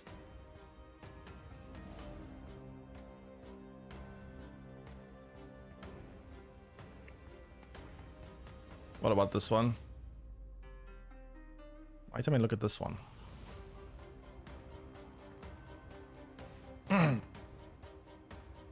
But yeah, I complained about this shit so long ago, and everyone basically just shat on me and was like, skill issue, crybaby, whatever. Some people agree with me, obviously, but a lot of people just skill. Now, well, this is what I mean. Anyway, understanding how these issues connect. As you can tell, Snap has a very complicated problem that is more than a simple, more serious drops you can fix. You see, if cards keep dropping in series, the game becomes less and less new player friendly. or even returning players or intermittent player friendly. If you keep these cards at higher series, they become too difficult to obtain for the general player base.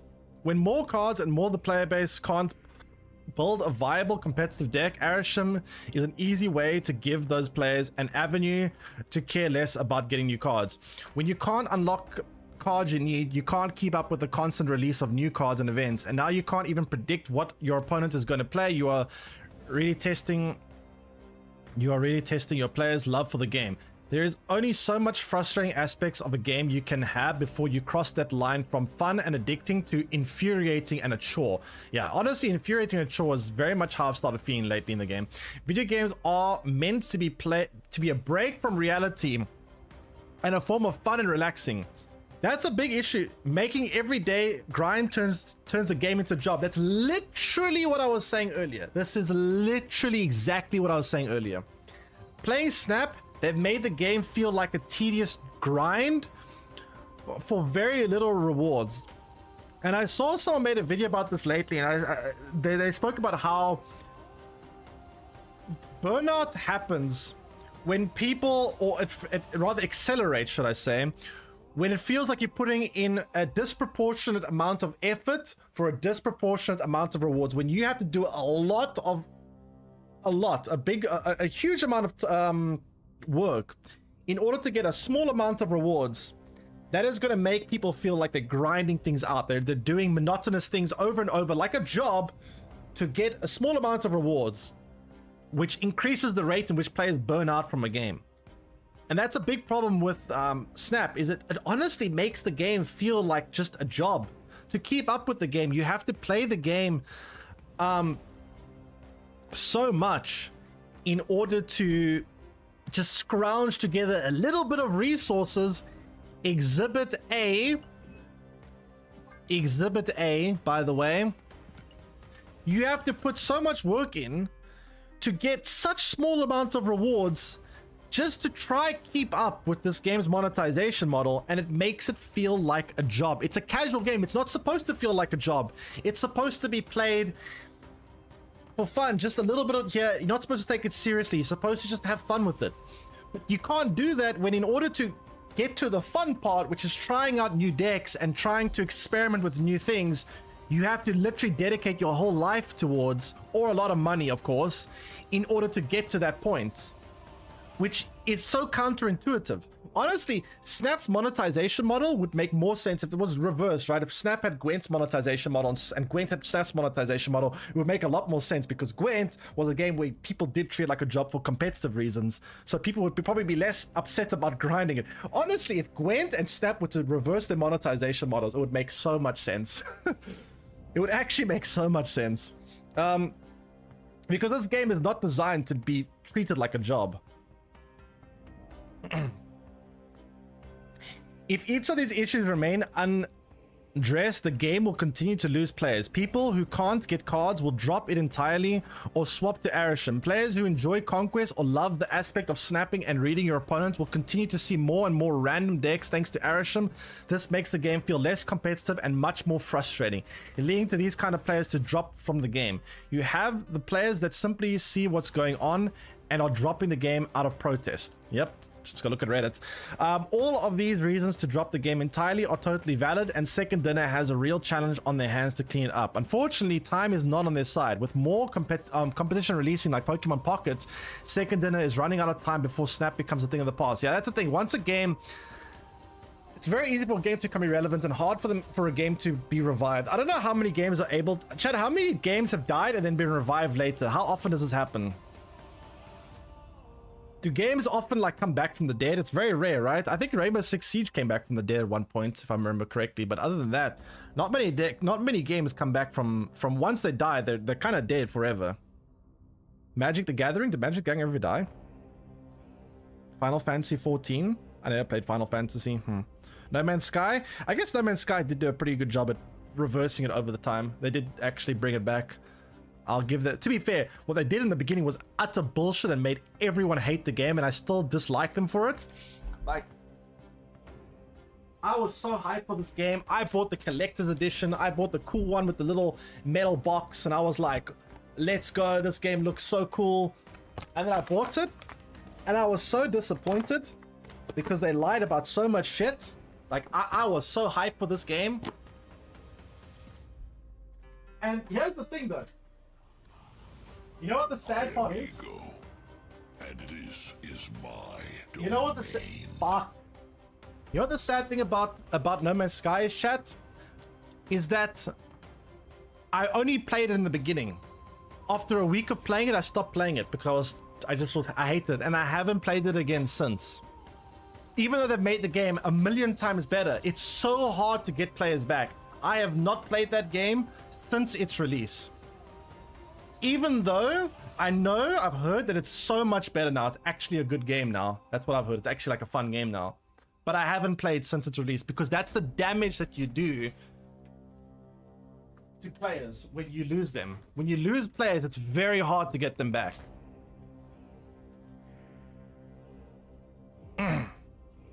Yeah, I heard it's a very good game now, and I haven't played it since. Even though now it's actually a good game, I haven't played it since. That's the problem. It's very hard to get players back. I have not played that game since it came out. How do you fix it? How do you fix it all? Despite all the game major issues and even minor issues that I haven't even mentioned, there is still the opportunity to fix the game. Any solutions, though, are not a simple feat, as the issues revolve around the entire economy of the game. I would like to give Second Dinner a little credit. Building a strong in-game economy for a live service game is no easy task. World of Warcraft developers knew this, so they hired literal economists, really, that study real-world economics to help develop their system. Second Dinner did try to add ways for players to target specific cards they wanted, but the system they created wasn't sustainable in the long term. And now they have this restructure the entire thing again. I sympathize with players for begging to see actual changes implemented or announced, but I also know the situation developers are in is not as simple as we want it to be. I have ideas on ways the game could be implement changes, but I don't see the behind the scenes of the company. There are many factors I won't be able to factor in, including how much monetization players into the free player. I can still offer some rough ideas though. 1, make Series 3 more curated and limit matchmaking for players to the series they are in. Once you finish Series 3, just give access to all the cards by leveling up. Stick with your plan announced last year of doubling down on cosmetics being the main monetization method. You have all kinds of new borders and backgrounds on the way. When players can play whatever deck they want, they are much more likely to invest in what once again, I'm going to say this. I think my idea for Series 3 is the way to go. Just make Series 3 a literal skill tree. Choose a path. You want to play discard? Go on that path. You want to play destroy? You go on that path. You want to play this type of archetype? Go on that path, and let players choose which path they want to unlock cards for. So it reduces this feeling of, oh great, I unlocked destroyer. What am I going to do with this card? Oh great, I unlocked death, but I've got no other synergies for destroy, and I don't even like playing destroy. I want to play discard. You know?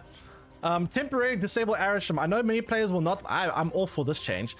I know many players will not like this idea since they enjoy the card. I play Arisham a bit myself. I understand removing him is like removing a game mode for you. With that said, he is undeniably a huge point to the game's frustration. I completely agree. Developers clearly need to rethink how to solve this card's diverse or divisive issue, but keeping frustrated players constantly playing against him is not a great way to rethink your player base. Take him offline for a bit, figure out a real way to solve the issue, and bring him back to all players for free like Kitty Pride, unless they have a solution plan for the near future. This could alleviate a large stress point of the game. This doesn't solve the game acquisition issues, but it puts the meta in a healthier state. A healthy meta is much more fun to play, in which can buy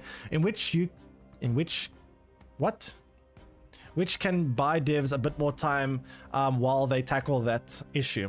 Create selectable series packs. If you want to play the game, if you want the game to remain curated while also having different series, go the Pokemon. I mean, this is kind of similar to the idea I was saying. I was comparing my idea to Pokemon Snap, or not Pokemon, Pokemon's pack feature, where you can choose a path to go. Like in Pokemon, you want to play a Mewtwo deck, go for the Mewtwo pack. It has all the synergies there for Mewtwo. You want to play a Charizard fire deck, go for the Charizard pack. You want to play a Pikachu deck, go. You are able to pick which path you want to unlock cards for. By having Series 3 as like a skill tree system, you can choose which path you want to unlock, which is a similar idea. If you want the game to run, blah, blah, blah, blah, blah, this way players can better target the collection they need more of. With this idea, you would divide up cards across series more evenly. There's no need for Series 4 to have 27 cards, while Series 5 has 73. Furthermore, you can add new series as new cards are released. As existing series begin to fill up, take a bunch of cards out and move them to the new series. This system allows developers to keep their current economy of spotlight caches and tokens, but it makes collecting cards you need much more tangible. New players can feel more connected with the high collection level players by having easier access to fun cards they see outside of their series. If a player is new to CCGs and wants to keep things simple, they can focus on Series 3 as they continue to gain collection level. This also helps players catch up significantly easier without breaking the economy. Out of these ideas, I find option 3 to be the best option, and possibly combine it with option 2. While you design it, they would need to design a UI that allows for you to select specific series packs. Then they would need to create a spotlight feature. I don't think they're going to make it into packs. So packs puts them to... It puts them into direct competition more with Pokemon, and I think Snap will want to try differentiate themselves from Pokemon by having actual packs. It puts them far more in line with Pokemon, and I think they would prefer to differentiate themselves from Pokemon, because if they now start copying Pokemon, it's going to end up looking like they're going, okay, well, what we did didn't work, you're the better game, let me copy you. I think a better solution instead of packs is, again, do it like in skill trees. Do it like literally like playing an RPG game where you can choose which skill tree you want to unlock towards. That will help differentiate from Pokemon Pocket and also give it its own unique flavor. But yeah. Summary: the state of Marvel Snap right now isn't great. This suffers from a number of issues that, if unaddressed, will lead the death of the game. While the things feel bleak, there is still time for Second Dinner to make some changes. While Arishan Dilemma doesn't directly correlate with the card acquisition issues, they both feel the same issue of creating a stale environment for the game. These issues come from my point of view, and yours might be totally different. I want to hear your feel to the game's biggest issues. Let me know in the comment section below. Yeah. Very well written article. Very well written article. I fully agree with pretty much everything said here. Not 100% sure I agree with all the solutions that they came up with, but overall very much agree with this article. Very well written. Yeah. I think second they need to go the No Man's Sky route. They need to literally go No Man's Sky path. Just start reworking shit from the ground up and actually make a game that will last long term. Do what they did for No Man's Sky. Thanks, follow. Rablo, what stream? They gotta rebuild the goodwill. Yeah, they lost a lot of goodwill for sure. They have to rebuild the reputation and rebuild the trust that they lost in the community as well, which is not easy to do. But it's been done before. They did it with No Man's Sky. It's possible for a game to do this. We've seen it happen with games. It's difficult, and I think in there's probably more chance it doesn't work than it does, because honestly, when games die, very rarely do they ever come back alive. Once a game dies, it's quite rare to see it revived. So I think there's a good chance it's not going to be revived. It's possible, but they will actually have to sit down now and say, okay, guys, no more bullshit. We're going to actually try this time. We're actually going to get this right. It's time we put the players first, and it's time we make the game fun again. Make the game make a game that people want to play, not a game that people feel forced to play. Right? Because that's what the thing is right now. People don't want to play anymore. They feel forced to play. They feel obliged to stay. They need to start making things just for the sake of being fun and cool, not for the sake of trying to monetize. Because so often when they add when they add an event and they add something new to the game, the first thought is, how do we monetize this? Maybe it's time to shift that thought process to, instead of how do we monetize this, how do we make it fun? How do we make it cool? And then if you do that, hopefully the money will come in from players that are just enjoying the game. They go, oh, I want to buy this variant. This variant looks cool. Oh, I want to buy that, because they're just genuinely having a good time. And because it's just genuinely having a good time, they want to engage with the game and buy new things for the game, which I think is the way to go.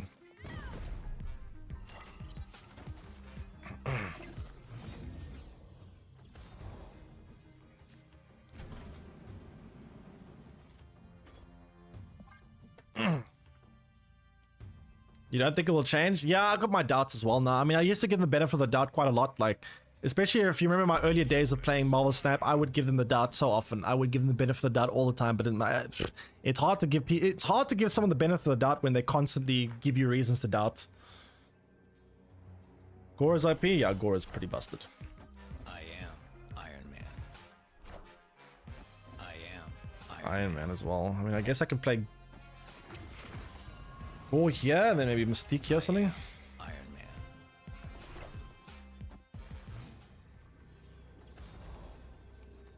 Oh shit, I can't play Gore and Mystique. Am I coping? I don't know if I'm coping.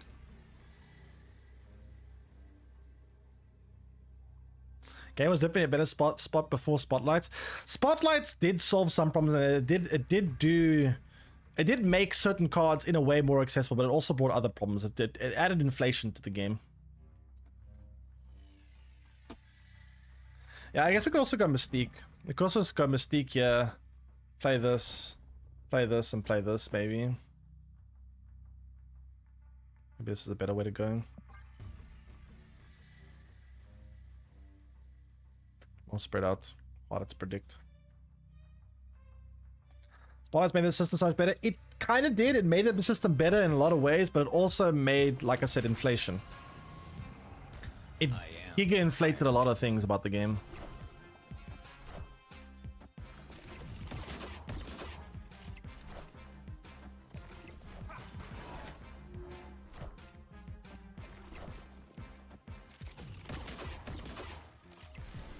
What was the point of this? I mean, I guess I had nothing else playing.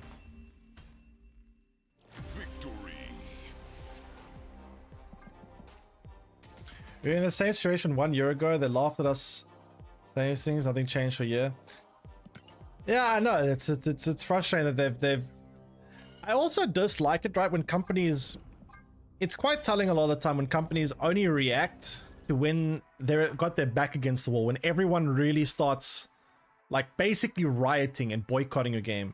When people only react to when you start getting boycotted, that usually is a sign that they're not sorry that what they did was wrong. They're sorry they got caught. Kind of. It's like that kind of vibe. Like, it gives me the feeling that you're not genuine when you say you're sorry or you regret this or whatever. You're just trying to do damage control. I hate it when that happens in games and anything in life, honestly. Like, so often companies do this. They will never acknowledge a problem. They will say, no, this is fine. This is fine. You guys are just wrong. This is the correct way to do things. And then only after they start getting, like, literally boycotted, then they go, okay, you're right. We're sorry. We'll fix it.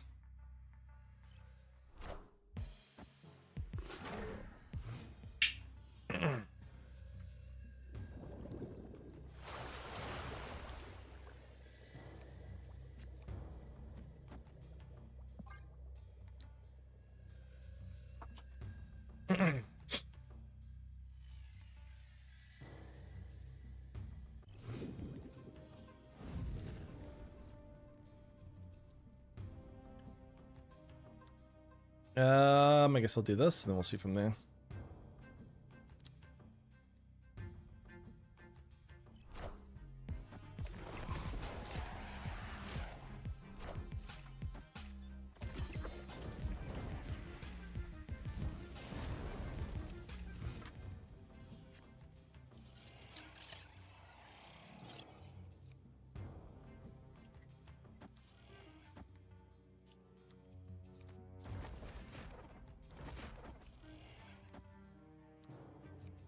I don't know. I mean, whatever.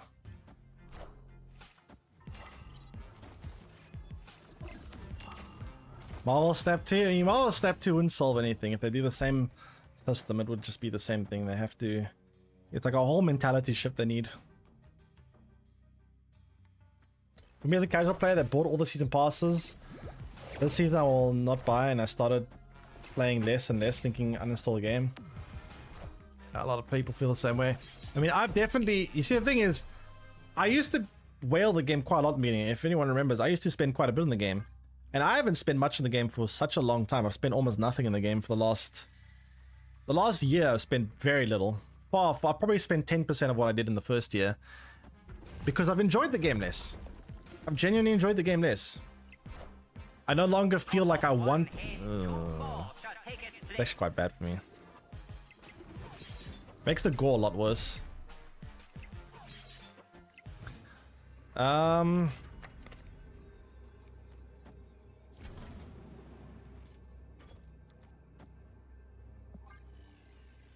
Let's see.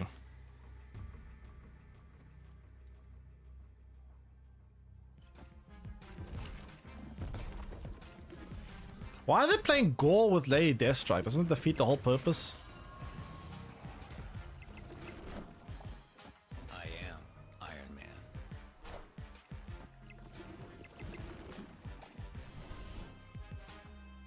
It's kind of weird. Victory.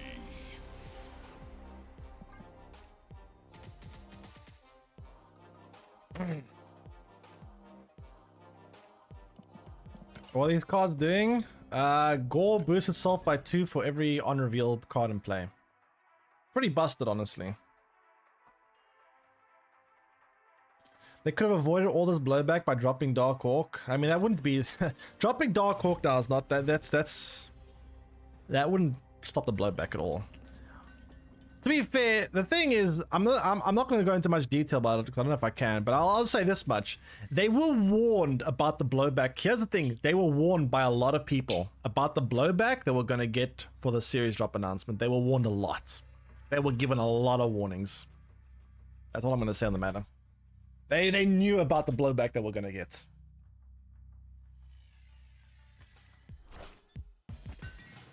They were explicitly warned.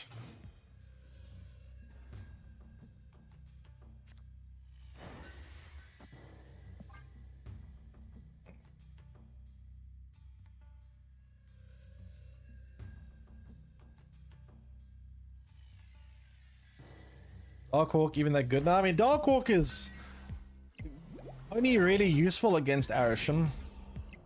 Outside of Arisham, it's kind of mediocre.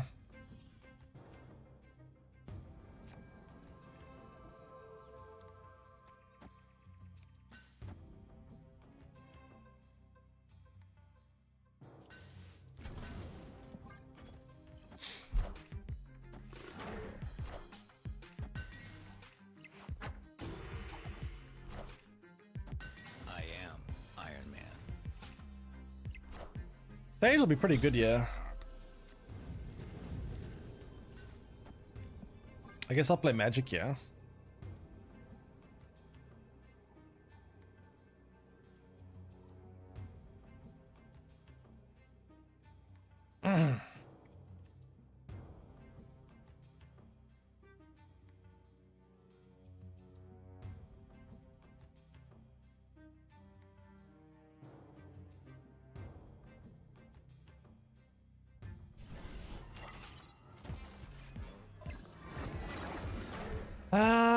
Okay, so I mean, I guess I'm doing this. Where's my gore? Give him gore.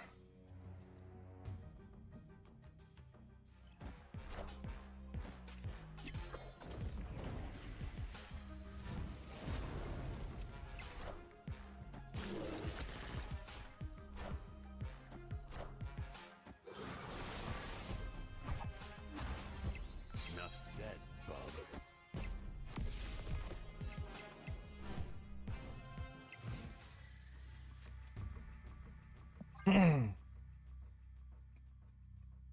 Mid-rangey destroy is fun though. Ugh, okay, I need to draw gore here or something. This is a bit awkward. Shit, what if I draw like good? Come on, gore, please, gore. How much points is this? This is 5 and this is 3, so I can do 11 points. Damn it!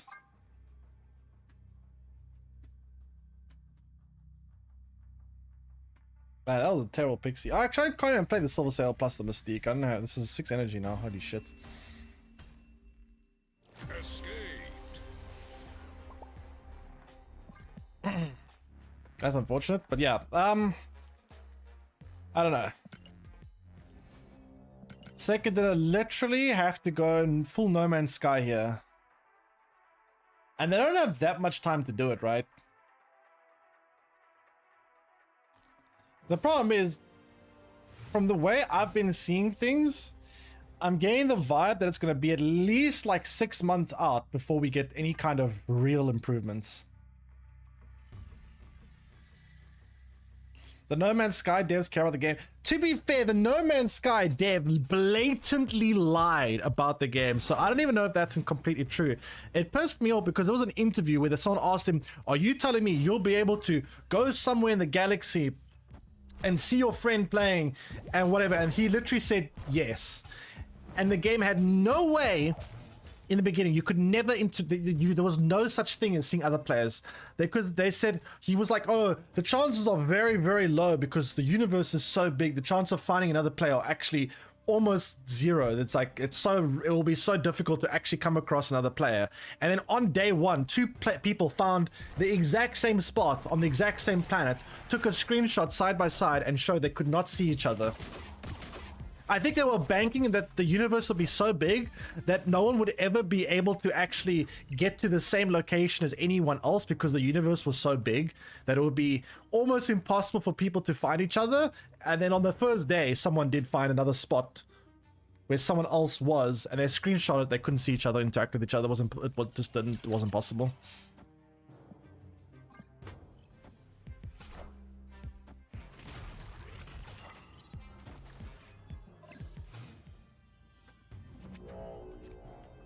Well, this is an issue. The fuck do I do about that? Is this Arisham? Of course it's Arisham. Of course it's Arisham! Oh my god, I can't even play the Gore now because my Pixie made Gore 3 costs and there's a...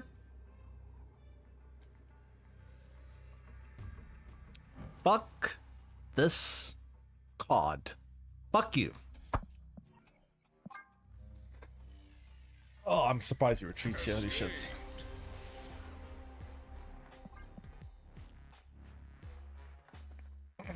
I don't know how he retreats there, but sure.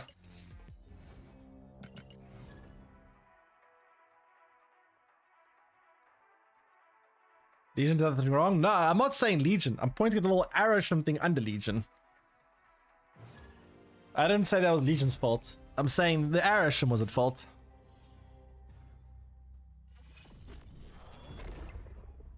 If you want to learn about No Man's Sky, go watch the video from the internet historian. It'll change how you feel about the devs. I don't know, man. I was so hyped for No Man's Sky. I was literally like, this game to me was going to revolutionize my life. It was like the game of all games. And then the game came out and I was so utterly disappointed with it. It was insane. I felt like I was completely lied to. I know it's a good game now. I've heard many people tell me that No Man's Sky is actually a really good game now. But the damage that they did on the initial launch was so devastating.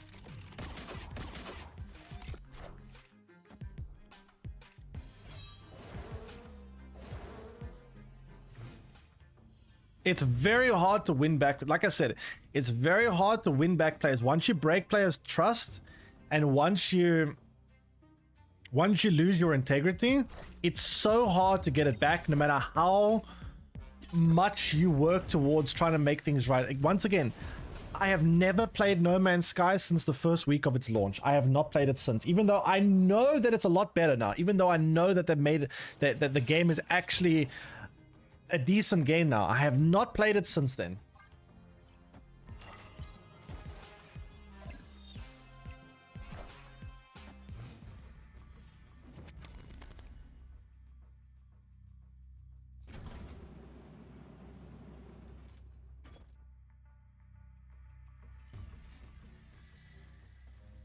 Question is, will I draw Gore or not? I don't even know.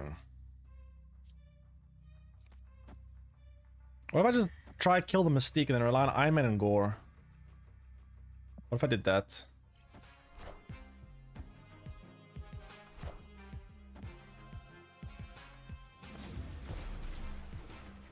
Yeah, nice. Apocalypse. So we go Gore here. Iron Man here. Venom here. I think. Oh, actually, no. Let's go Gore right. Yeah, let's do this.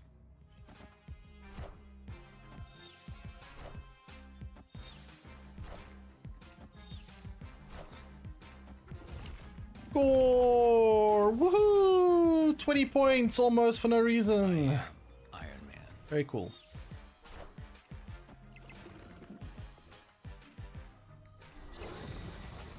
What a crazy good card.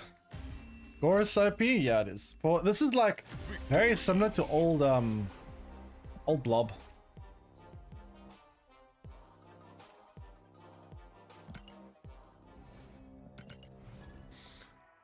The main guy for No Man's Sky literally routed all his emails to himself, no matter how negative. He put his own house on the line so that they could turn the game around. I mean, if that's the case, then that's pretty cool. I mean, again, I don't doubt that I don't doubt what the game has been turned around quite a bit. I've heard a lot of good things about it, but I'm just saying from a consumer's point of view, the damage that it makes do what No Man's Sky did initially. But I'm very happy that they turned it around. It's, you know, it's not often you see that, and kudos to them for actually turning the game around when it probably would have been cheaper and easier for them to just abandon it and say, like, this happens a lot. There was a game, what was this game released recently? It was a game released like 4 or 5 months ago that was released for a few days, and then they pulled it from Steam, and it was like some kind of open world apocalyptic game. What was it called? What was the name, chat?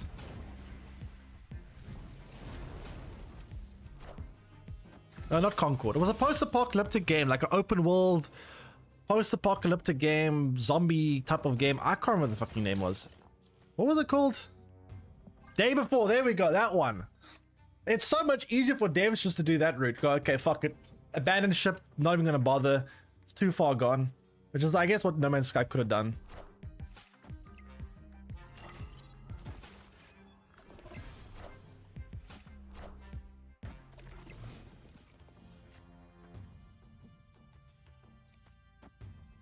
Okay, so Gore here is 13, and we can play another Mystique here for another Gore.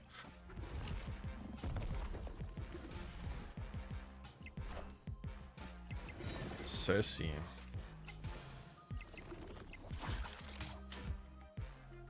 Okay.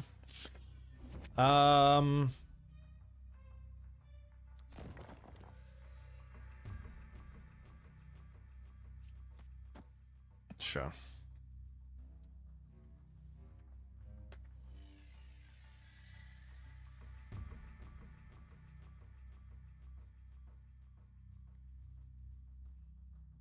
I have one key and 12 tokens. Should I save the resource for next month? You definitely need to make sure you have enough resources to get Doctor Doom 2099. That card is looking beyond broken. So whatever you do, make sure you have the resource to get that card.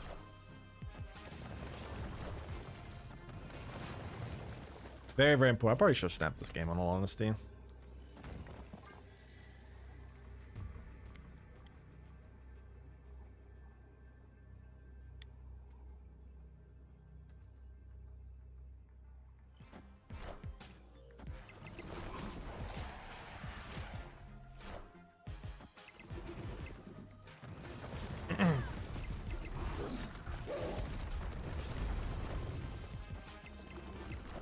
Shadow King.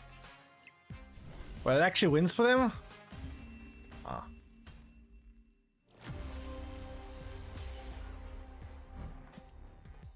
It's a weird looking deck.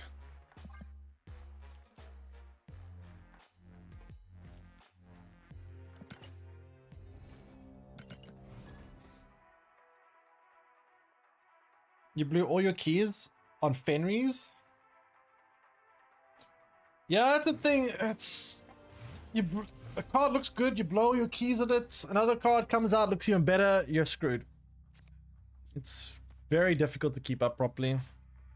It also puts a lot of burden on the player. You have to, as a player, sit there and try plan and budget, like how to spend your resources. And I don't think you should be trying to force. I don't think players should ever be in a position where they have to purposefully, carefully, delicately plan their budget like they have a low income job and they're trying to make ends meet and have to try sit there planning their budget to get through the month. You shouldn't be making players feel like that.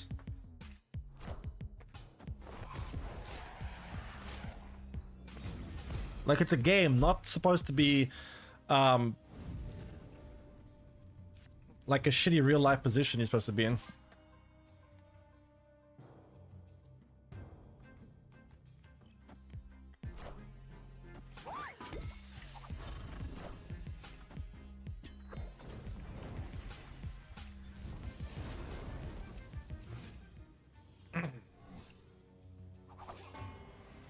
Okay,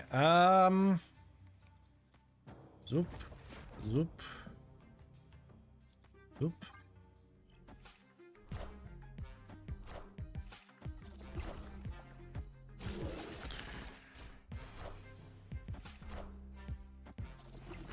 Bonk.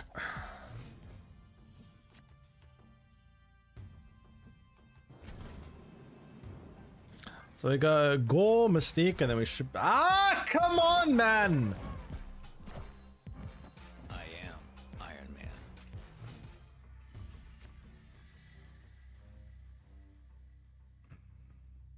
Okay, at least they've already spent their Shang-Chi. It's fine. We're fine, right? We're fine. Everything's fine. Everything's completely fine. Victory.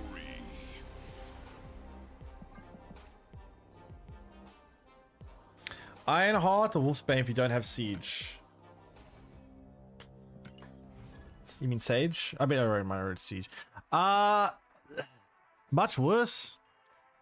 If I were to pick, I would have to say it'd probably be Wolfsbane, but it'll be significantly worse.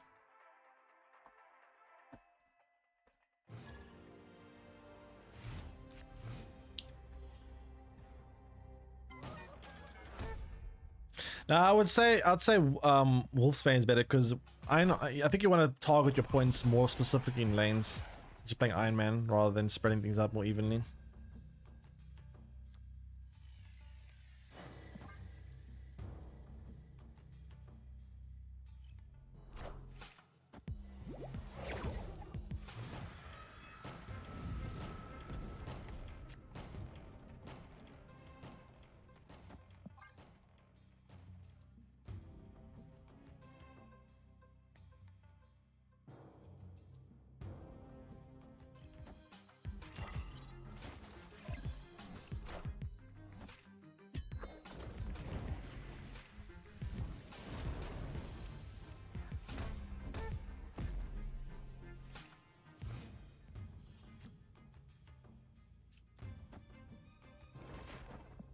I guess we're doing this.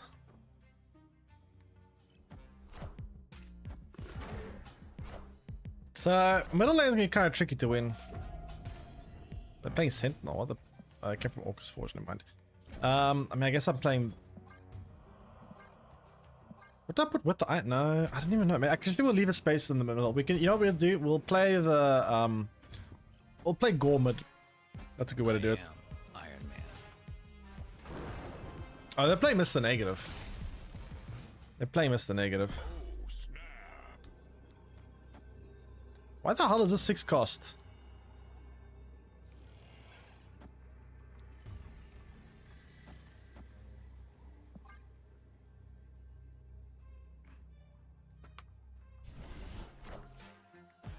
Is this goal? If this is goal, we got a problem.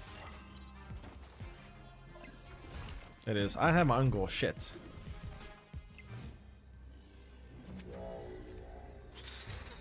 Oh, fuck.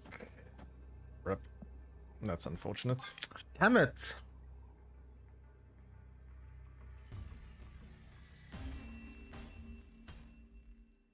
Escaped.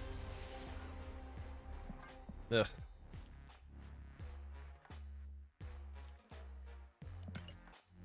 That is very, very unfortunate.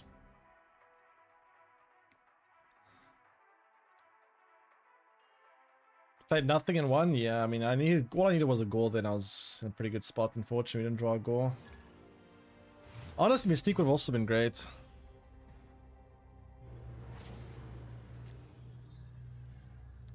Mystique would have also been very, very great.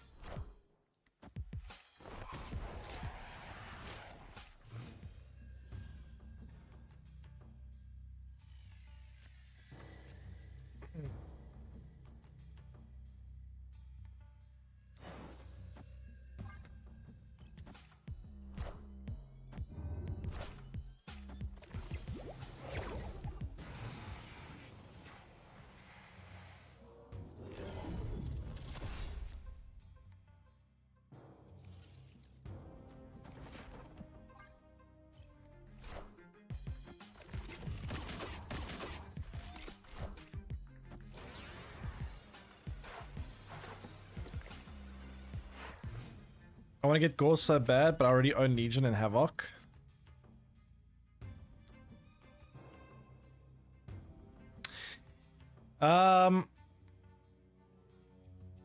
Yeah, that's another issue with Spotlight caches. It becomes very difficult for people that are that have very advanced collections, because then you can only get like one card at a time, and if you don't, it becomes very difficult to get new cards.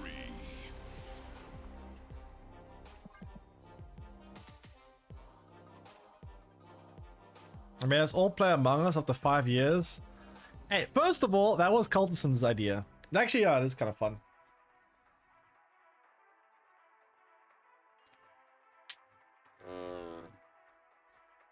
I think it's for the Tibu walk on stream.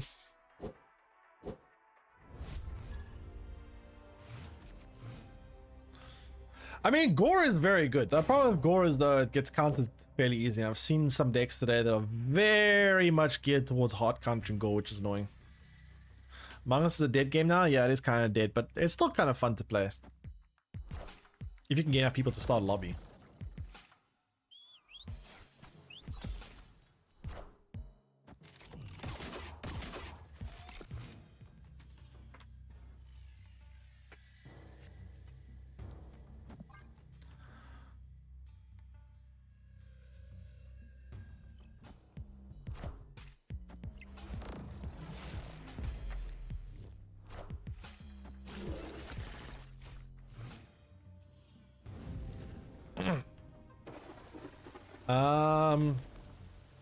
Guess we'll do this, then we'll see from there. We've got Iron Man and Mystique. This is a good location for Iron Man.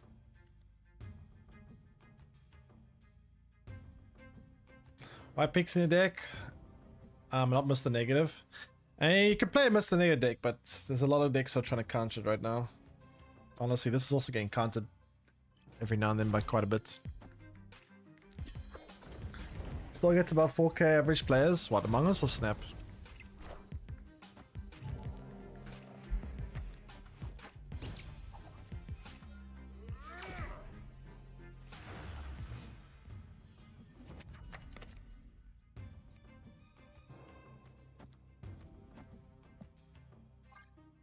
Among Us. I guess it's not terrible.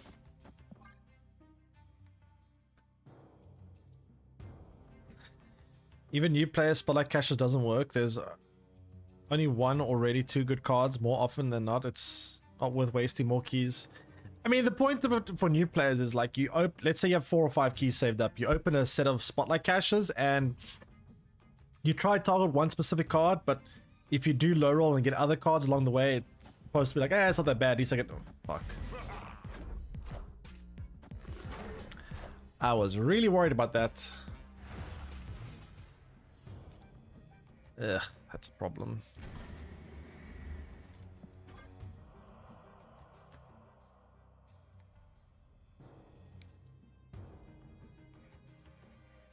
What if Marvel's behind the monetization of the game? Nope. Marvel has nothing to do with it. They just buy the rights to it. It's like if I were to open up a McDonald's. I buy the rights, the royalties. Now I do have to follow some guidelines as to how to make the recipes and whatnot, but like it's still second dinner that's up to it. Maybe McDonald's is actually a bad analogy. Actually, to be fair, when it comes to royalties and becomes a franchise, the franchisor actually has quite a lot of power. But no, Marvel doesn't care. Snap can do whatever the fuck they want, more or less. Marvel just sells them the rights to use Iron Man and all these characters, but at the end of the day, At the end of the day, it is completely up to Second Dinner how they want to run the game.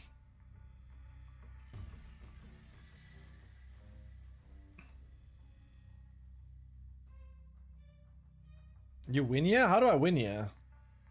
If I play Gore on the middle lane, I'm losing left lane. If I play Iron Man, like, what am I supposed to do? Play Mystique here, I guess, but then again, this is just gonna get a bajillion points. How do I win? Double Iron Man? Okay. So I got Iron Man way here. And then I play what? I play like a Pixie left. So I Mystique mid and Pixie left. I don't need that many points to win left. Turn 7? Sure, but all I have is Gore to get points. After that, I'm losing right lane no matter what. So they just have to win either mid or left to win here. Gore lets me win one of these lanes, but what about the other one? I mean, I guess I got Iron Man and Mystique left and then Gore mid, but I don't know if that's going to work. Is Gore worth opening for? Gore is a very good card. It does get fairly easily countered though, but it is a pretty good card, I would say. Problem is there's so many crazy good cards coming next month that it's hard to justify getting any card because, like, I say get Gore, and then if you run out of resources the next month, Doctor Doom 2099 comes out, you don't have enough resources for that, you're going to feel real bad about that because, yeah, Doctor Doom is kind of busted.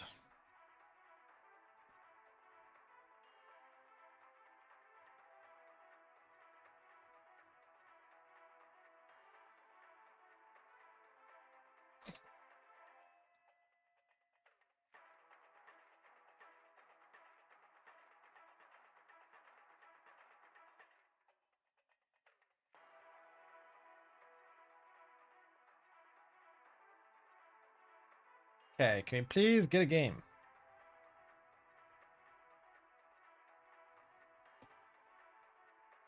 Plenty of time to farm keys. And listen, not everyone's like you that just opens spotlight caches with one key and just high rolls the card they want. What is this queue time, by the way? What the hell? Hello?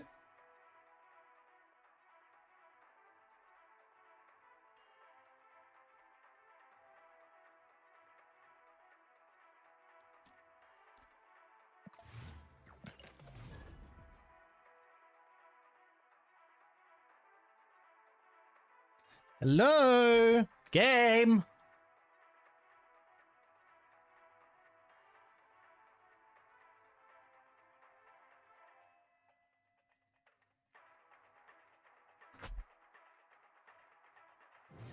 Sheesh.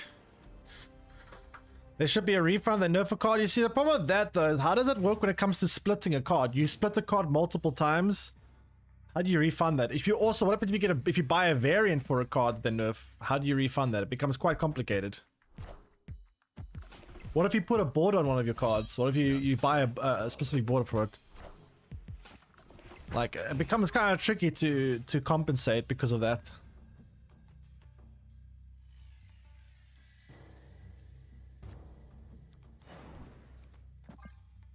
Or to refund, I mean.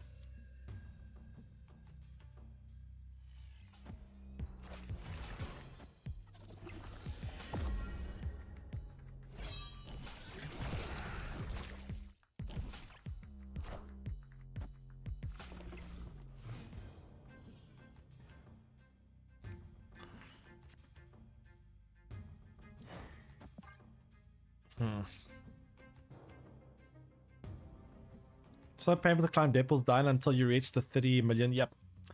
That's exactly the issue with Deadpool's Diner is that gap between 400,000 and 30 million is so tedious and annoying.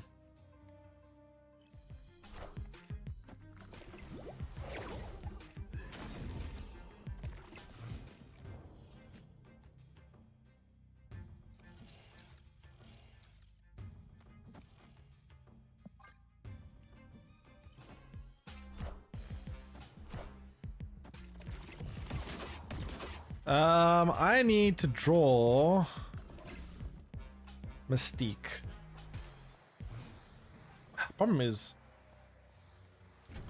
The problem for me here is I don't have magic either, so I can't extend the length of the game. Also, holy crap, this is a bad sage. I am What about goal so far? I think it feels very much like old Red Hulk.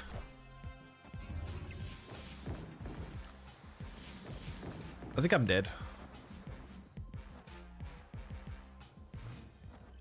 Am I dead? This is not actually that big of a goal right now. Feels very similar to old Red Hulk.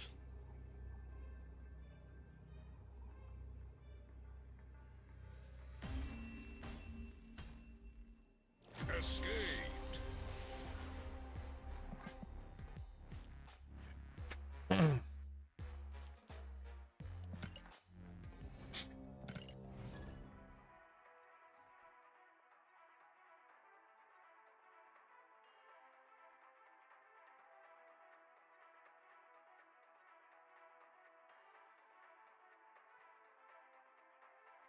Alright, game, give me opponents.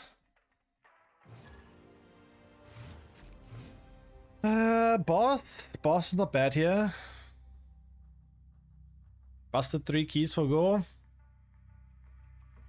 It feels kind of bad because now you're gonna have a lot less tokens or solar caches to get keys to get to next month's cards. Next month's cards look kind of good.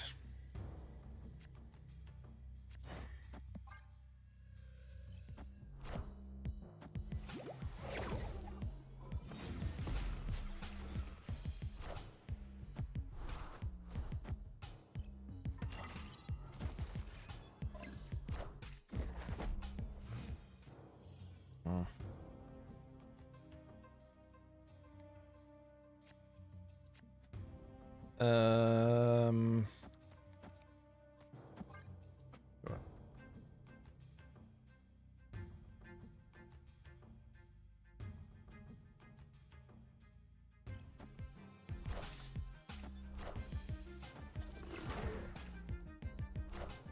Yeah, the score should be very good this game.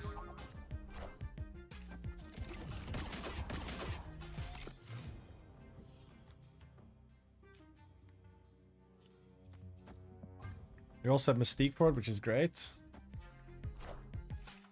Wind, aid my hand.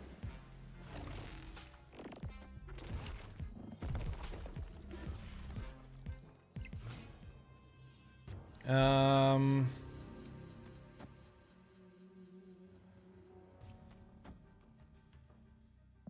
snap. Sure.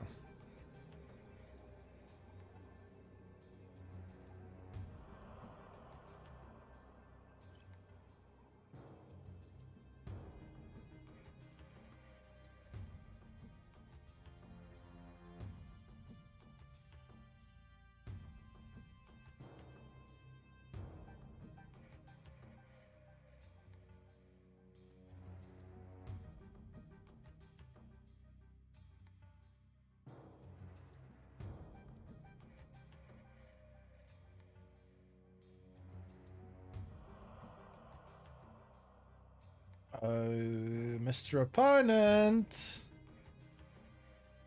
Opponent snapped.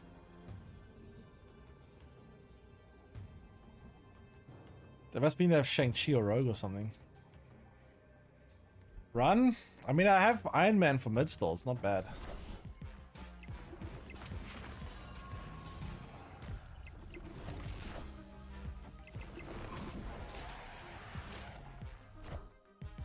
Oh, shit. They have Juggernaut.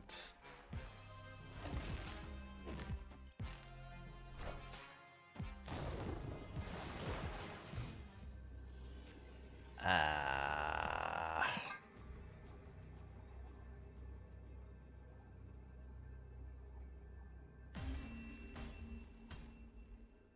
Escape. Recognize this deck. I guess. Maybe I thought they might have a Shang-Chi, but I thought it could be a Shang-Chi. I didn't expect them to have Juggernaut there. Because Juggernaut single-handedly wins in 2 lanes. It wins in the right lane, also blocks me out playing anything for the final turns. Turn.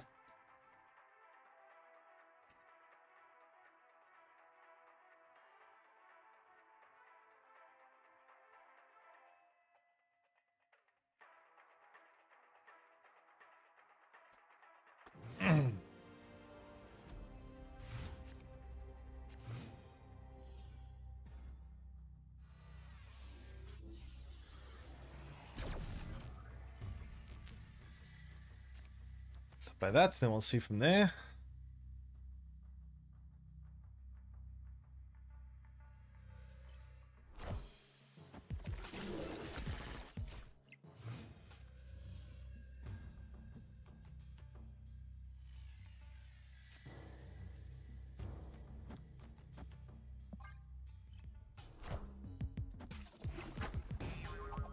So we take out their goal. That's pretty good. I'm gonna snap on that.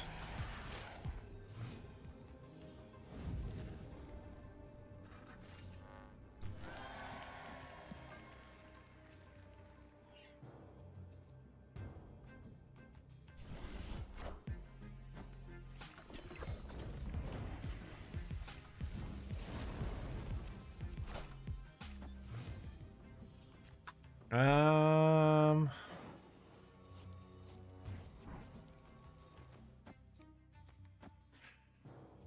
This is gonna be annoying, but whatever.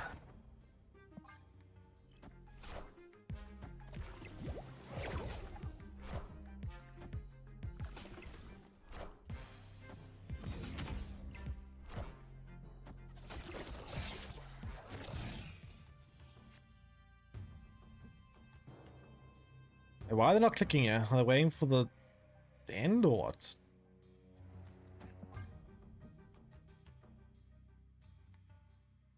I just hit Gore and Arisham. He was 22 for getting auto pulled on turn 5. Actual Arisham gamer. Weird.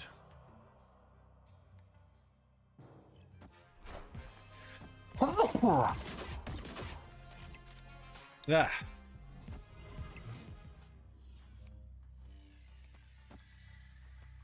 Nice Ronin. Why are you playing Ronin and Black Widow? Isn't that anti-synergy?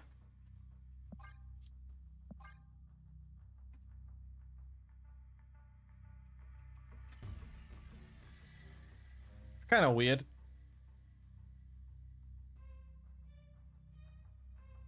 Why would you play? Yeah.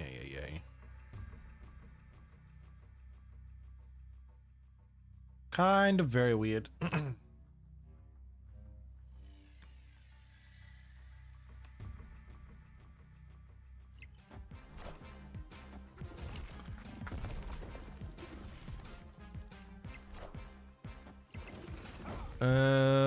I mean,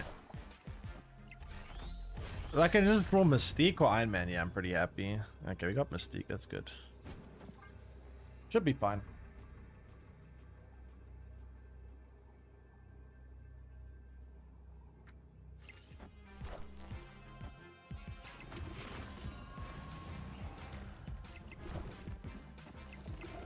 Hot take, Deadpool's Diner is better than Ladder because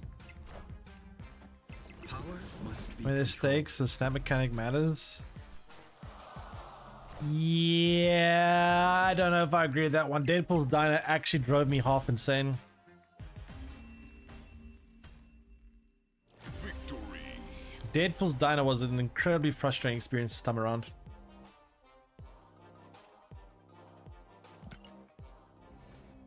Incredibly frustrating, drove me insane. I really dislike Deadpool's Diner this iteration.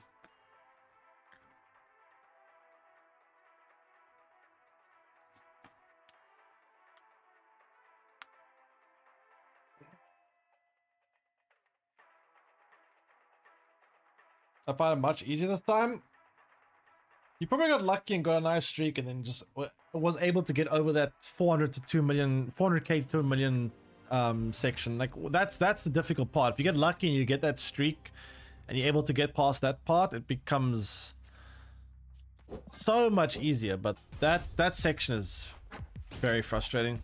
Thanks for a lava chip on stream.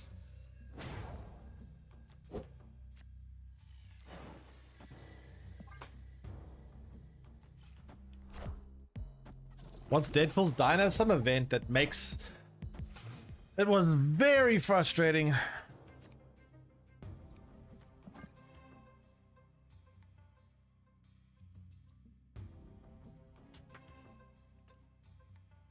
Very frustrating. That US agent is gonna be annoying, but I mean I do still have a good hand, I think.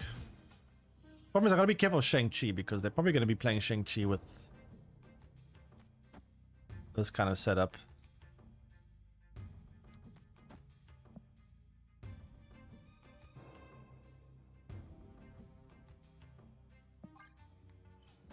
How does Dynamode work?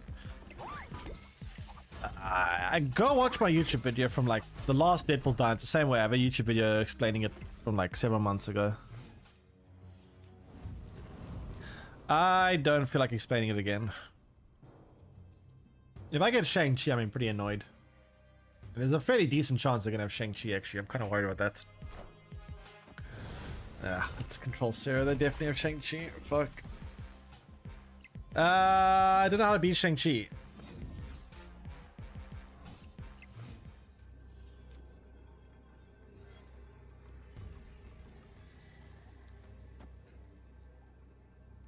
I don't know how to beat Shang-Chi. I think I need to retreat. They probably have Shang-Chi. It's very likely.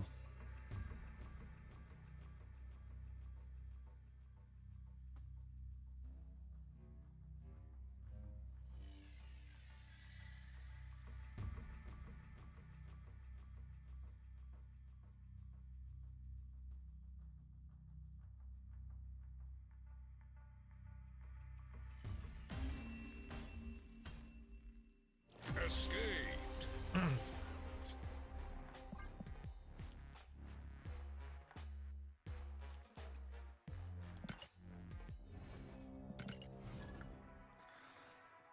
Why is Dinah's matchmaking so messed up? Should I not be going up 2000 collection levels? What? Huh?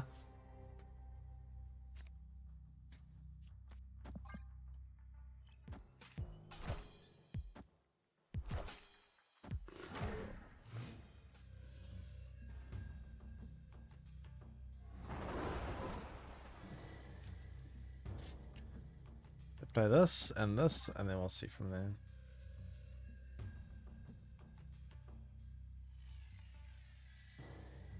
Opponent snapped.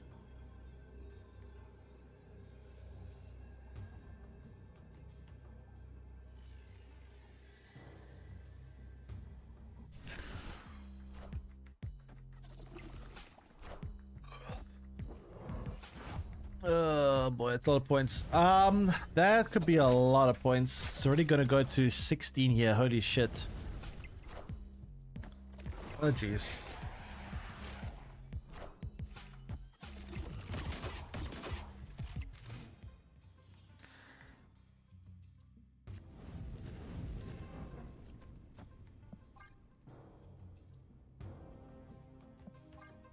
Actually, I'm gonna get rid of this. This is a pretty bad location for me because it's very good for them.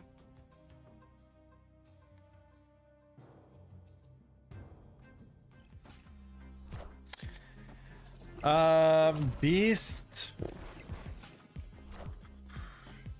Can I beat this? I mean, I don't know. I can get a lot of points with Iron Man, Gore, Mystique, but like, they're gonna get so much points with the Human Torch. It's actually kind of insane.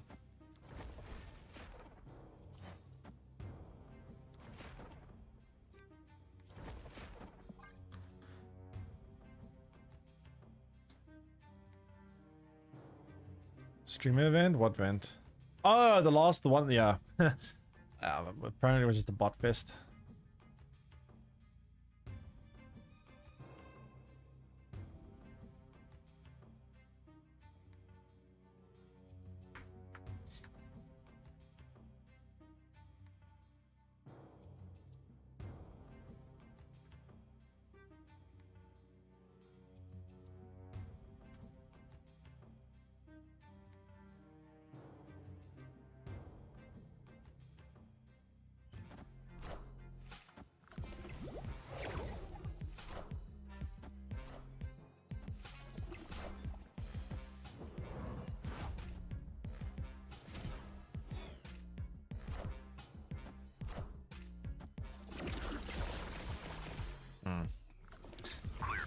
It's a problem. It's a big problem. Very, very large problem. We got Iron Man here, and then, I don't know, Go and whatever somewhere else.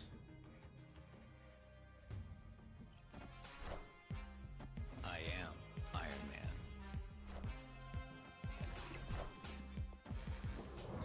32 points. What the hell? No. What? Friggin' 32-point Human Torch. Oh my god. What the hell am I supposed to do about that?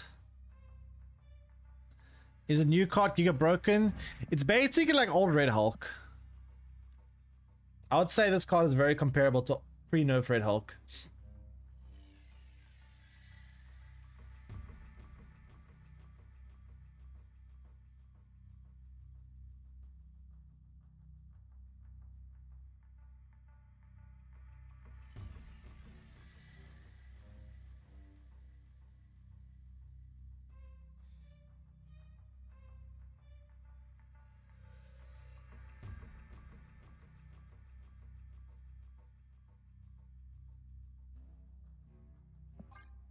Pig it. I mean, I have to play this.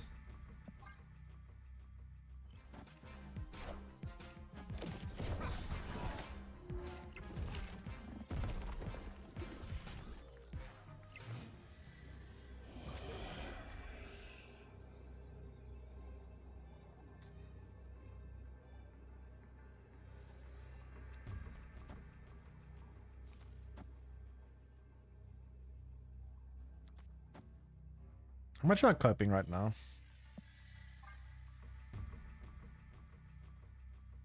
How much am I actually coping?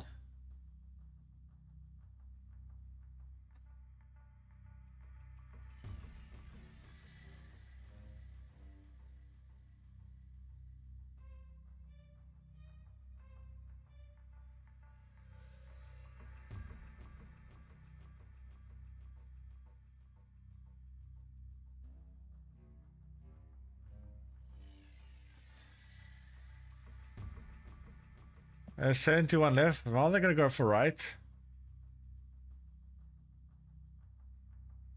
I don't know. They might go for mid and...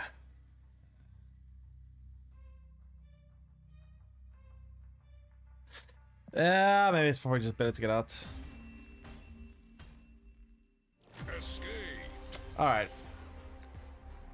So this card feels very much like old Red Hulk in terms of sheer power level. Like every time I'm playing it, it's playing for like 17 plus points on average, I would say. It's sometimes playing for like almost 30 points. It's often playing for like 20 points. Honestly, the low end is more like 17 points, I find. Most of the time, it's far higher than 17. I'd say on average like 20 points.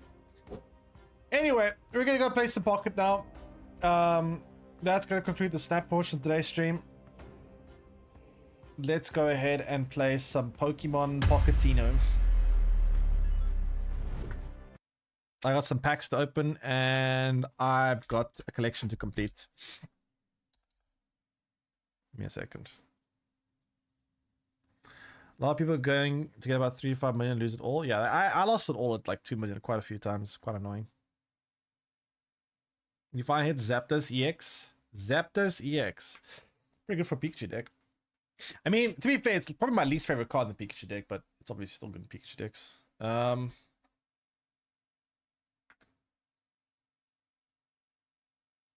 Isn't it just Giga Broken and Bounce of Dark Walk? I mean, honestly, it seems like it gets pretty good value no matter where you play it. I don't think you have to do much to get very solid value from the Gore.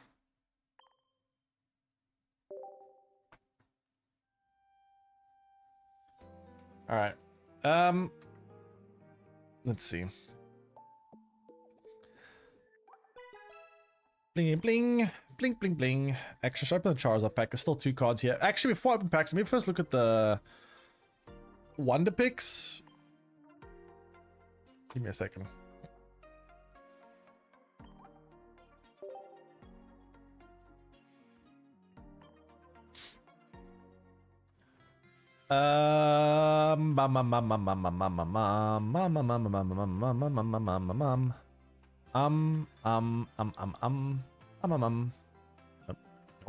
Nope.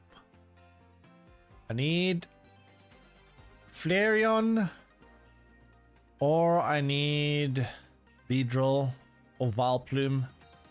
None of these have it. Yeah, none of these have it. Whatever. I guess we just go for packs and try get them that way. Yeah, when is the next Pokemon tour that I can actually play? At like a reasonable time. It's like none. Why is this time zone not catered towards? Kind of annoying. Okay, nothing good there. I literally need 2 cards. No, 3 cards. So a full collection.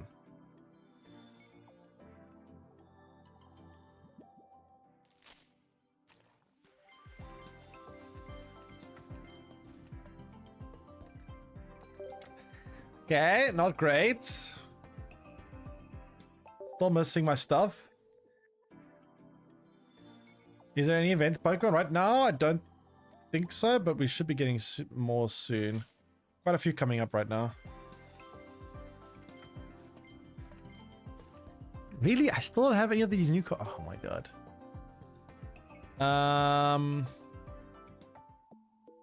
Okay, so we get another pack soon. I'm gonna level up in like just a tiny bit.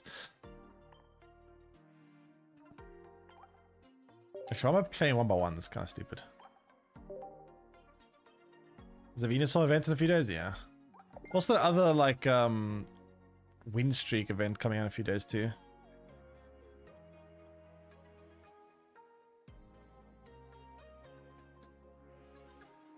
How often do packs refresh? I think every 12 hours.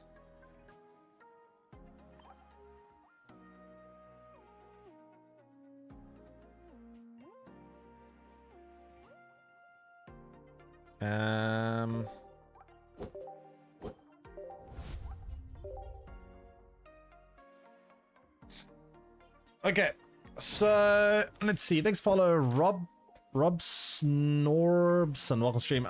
Let's see decks. Let's see what were we playing. What were we playing yesterday? I forgot. Oh, it was Gengar again. I kind of want to try that Arcanine deck again. The one with Charizard as well. I didn't get to play that much of it.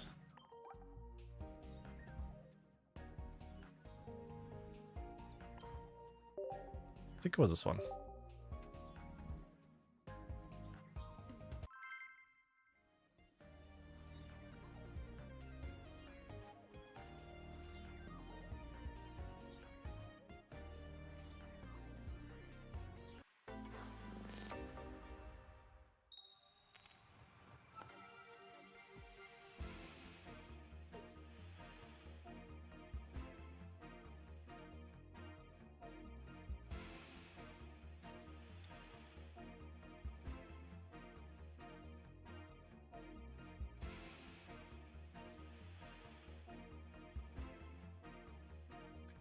All right.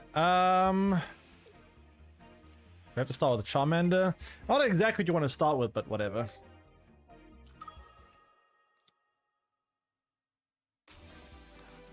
Right to get Misty in game 5.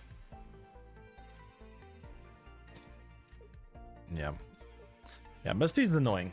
Misty and the coin flip of the game is my 2 biggest gripes. Up against Pikachu, eh? So what, we're gonna let this Charmander die and then just evolve this one and try to get Charizard going? I guess.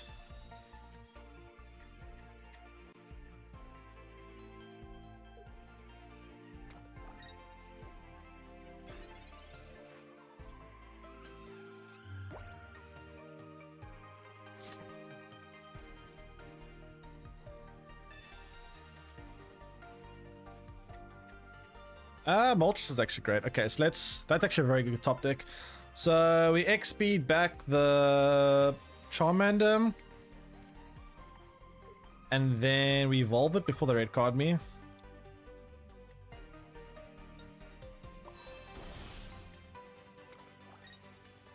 I mean, they got Pikachu, but they got no support with Pikachu. Pikachu right now is not very threatening. Pikachu's doing nothing.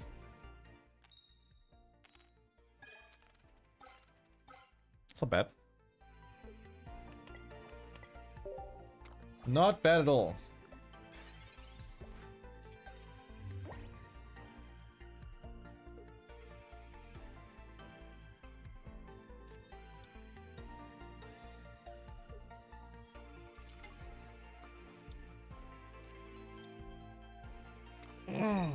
Yeah.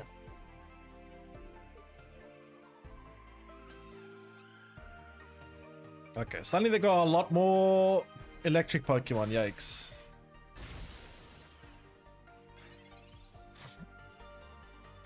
Got Charizard though, right? This is a huge hand. Okay, this is nice. This is actually a very nice hand. The Moltres dies next turn, but I don't think I care. We're gonna just one-shot everything they play pretty much.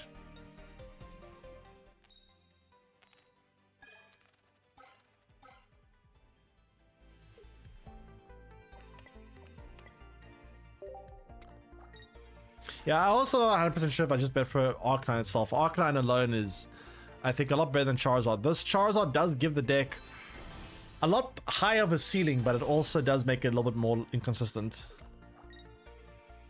Yeah, 8 PM is a bit too late. I mean, we just one-shot everything they play with Charizard. Can this high roll enough? If this gets 4 heads, how much damage is it? It's only 160, so no, this Jolteon, even best case scenario, can't take out Charizard. So it should always be fine, yeah. We should always be perfectly fine.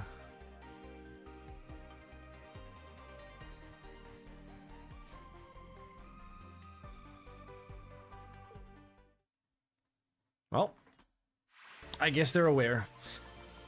That should level me up, honestly. I think. Yeah, we level up, yeah. Great.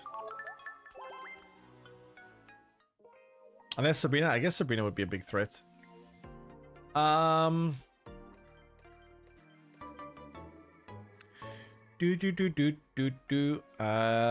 see. Give me something new, please. I want to get Mew finally. Let me be a Mew gamer.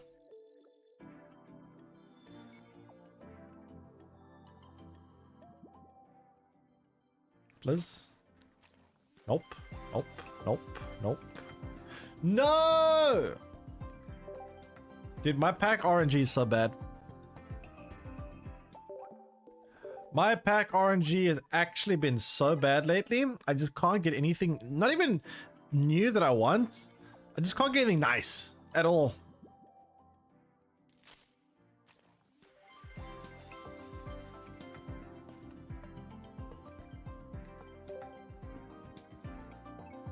Ugh. What the hell is that? Jeez. I paid this already? Let me see. I actually don't think I have. I could try that out. I don't think I played that. Looks interesting.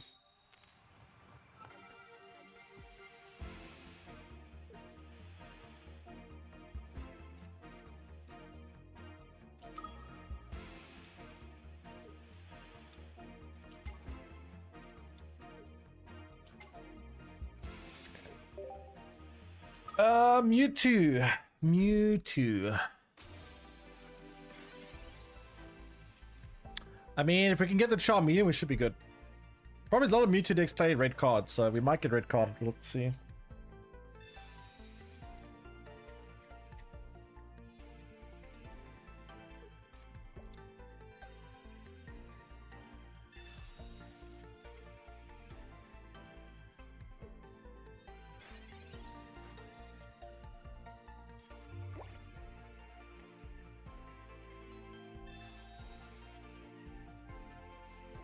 Alright, so put energy here, play the Pokeball. This will draw me, I think, another Growlithe. So we just need to get the Charmeleon, we're good. Or Charizard. Not Charizard, sorry. Arcanine would also be decent.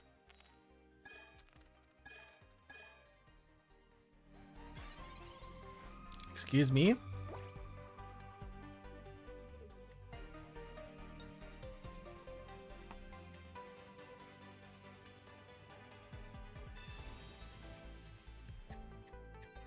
Excuse me.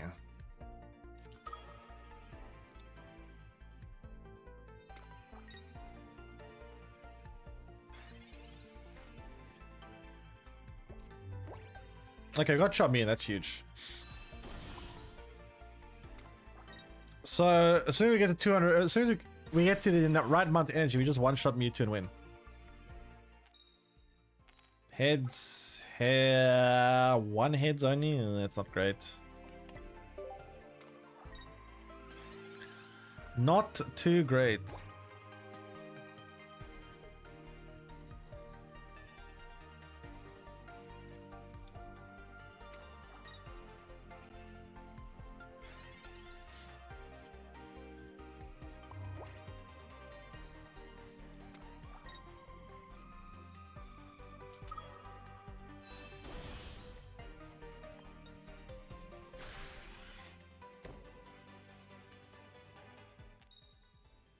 It's... Jeez. I guess it's fine, whatever. We should still be okay, yeah.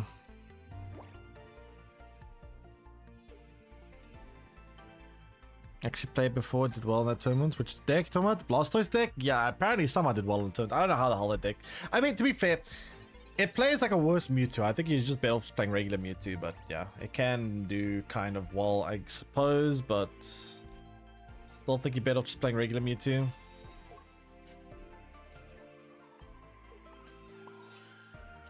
So Charizard's is gonna one-shot everything they do now. Yeah, nice.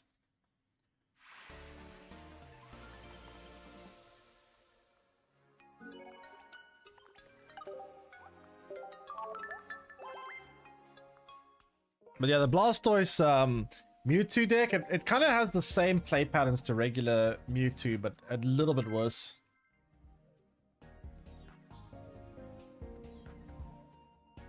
A decent amount worse, actually, but yeah.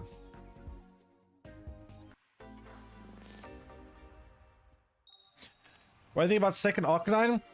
Yeah, I think there's a bit of a... It can be a bit weird playing only one Growlithe, but the problem with playing two Growliths is you end up reducing the odds of drawing the Moltres because you have more basics in the deck, so it makes, you know, the RNG, well, the chance of drawing the Moltres in the starting hand lower. So, I don't know. You make some aspects more consistent by putting a second Growlithe in, but you also make drawing the Moltres early on less consistent.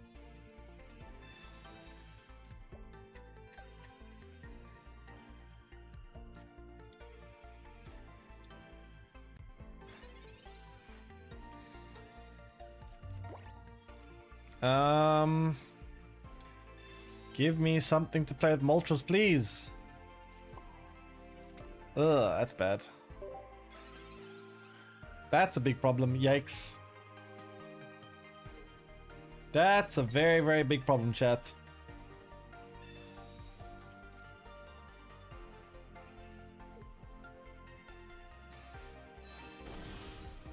Hypno Dragonite. I think Hypno is just such a bad card. I don't know why people like Hypno so much. I find this card just, you have to roll 2 heads for it to actually do anything useful. Like, cool, he rolled the heads now, and now if I get heads, it's pointless. See what I mean?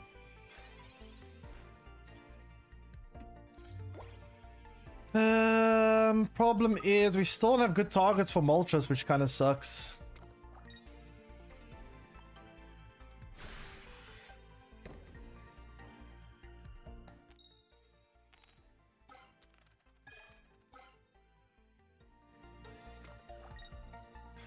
Alright. So, if we can just get a Charmander or a Growlithe, we'll be in a pretty good spot here, I think. I need one of the two. Quite badly.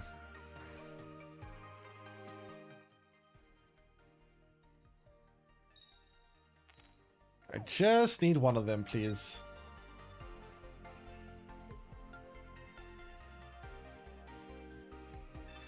Honestly, I don't even think I mind this that much. It's fine. It's actually fine. I've got Pokeball. Honestly, Pokeball's good. Charizard as well. Just need to get Charmeleon then. Depending on what the Pokeball gets. Gets me Growl. Okay, then I need Arcanine, never mind. I mean, we can start one-shotting things, I guess.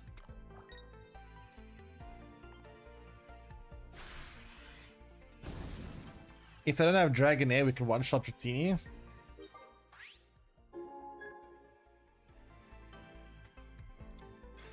I can play like Sabrina, get the Dratini forward and one-shot it, but it requires them not to have the whatchamacallit? They can block the attack with that.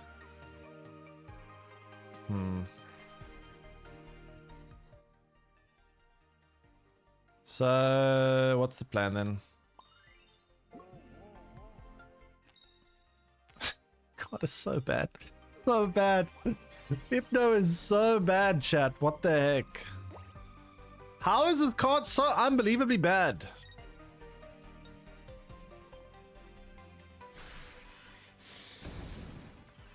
Hypno literally just does nothing.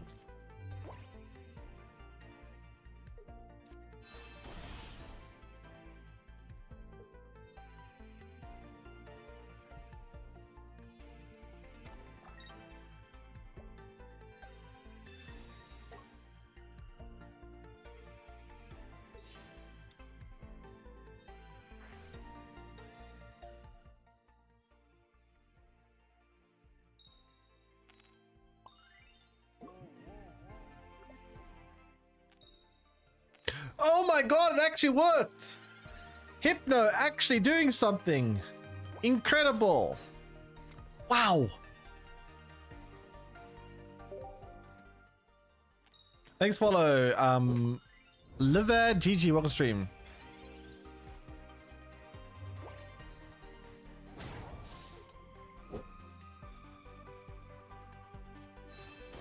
Uh-oh. Uh-oh. That could be scary.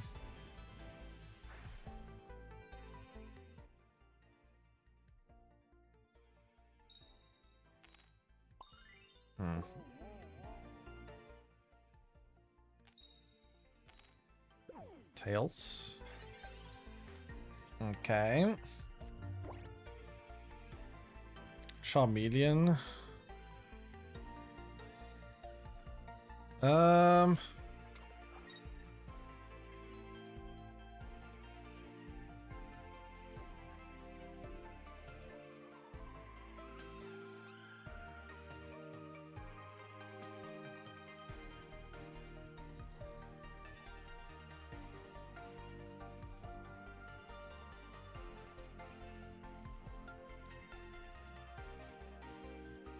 Okay, now it's actually working somehow. Okay, this is a bit awkward. Why am I getting put to sleep here?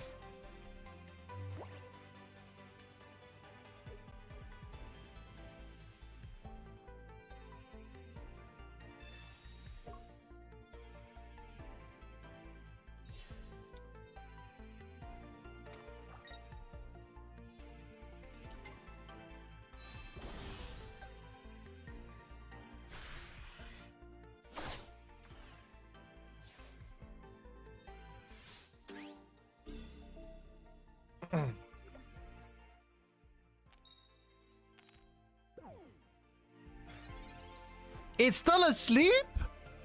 Bro! Why is Hypno actually working right now? What is this? Oh my god. I'm literally put in a coma. Oh my god, I actually got put in a coma.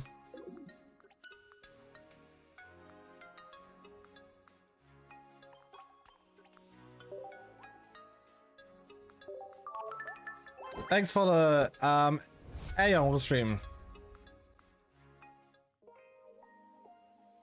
Oh my god, that is very annoying.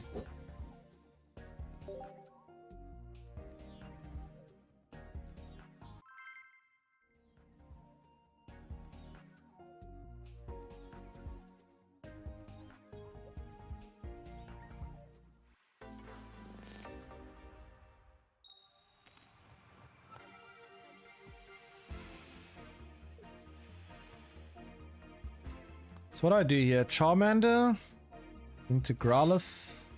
Nah, actually let's go Growlithe first. Since I have the Charmander, I just need Charmeleon.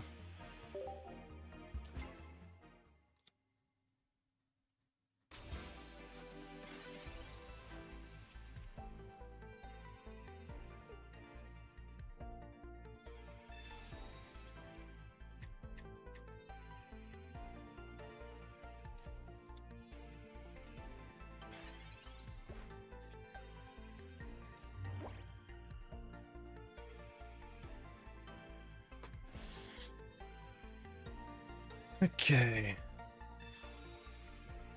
Deserve for talking shit about Hypno? I mean, to be fair, it's the first time I've ever seen Hypno actually do something useful. Yeah, I should be putting energy on the Charmanders, to be honest. I actually think I should be putting it on the Charmander.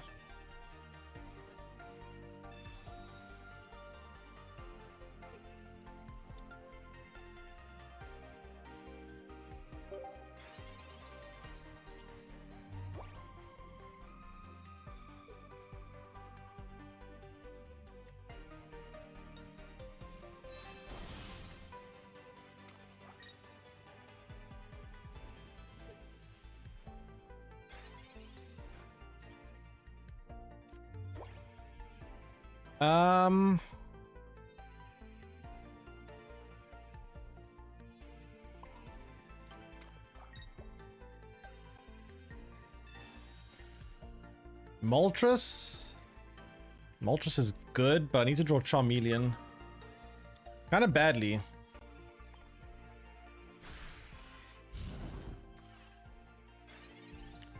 Or Arcanine. Arcanine or Charmeleon, very important here.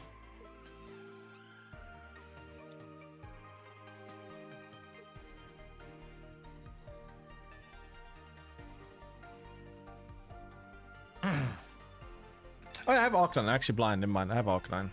I'm actually blind. Whoops. Okay, that is the Charmeleon. They're using a regular Mewtwo. I'm guessing it's just... Oh. Yet. That's scary. 120 damage, eh?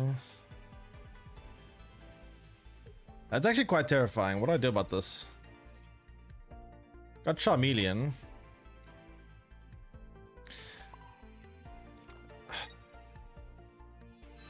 Do I just start pumping up here?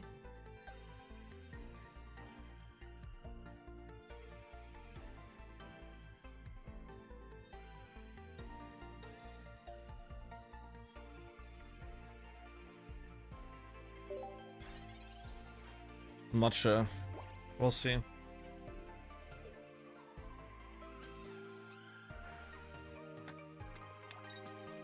I can't use about the one-shot things. I need Charizard to one-shot everything they play.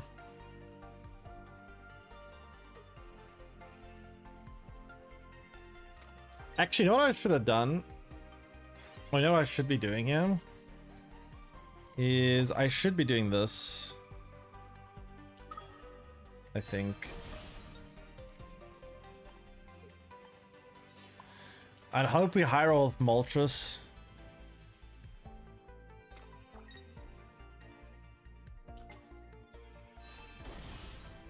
Come on, give me like a couple of heads here. Please. Please? No. No. No! What is that? Oh, they're just gonna get one. Oh my god. Dude. Now they just retreat this, bring out the Mewtwo, one-shot Moltres, then I'm dead. Or not. Why didn't they retreat this and just one-shot this? Hello?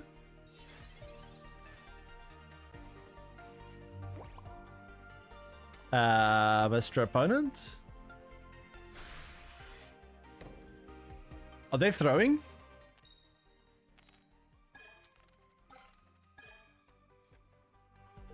Bruh.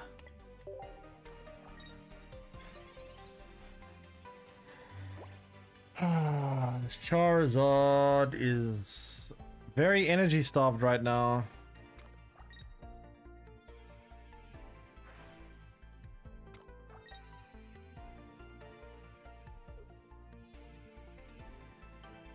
Nah, I lose, right? I don't even have energy for it. I need at least one more energy.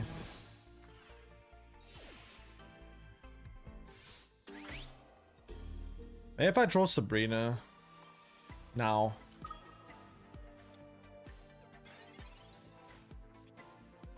Fuck.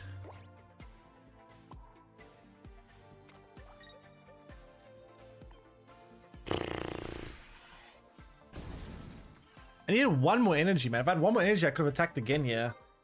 Jeez. 5 out of 6 coins being tails.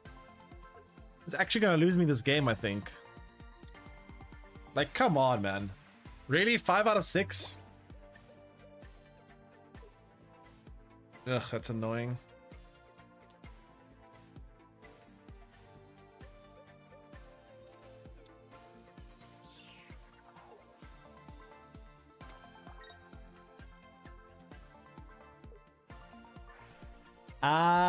So they do 150 damage here. I can't survive another turn. The problem is Arcanine can't survive a hit from Mewtwo. So there's no way to survive another attack.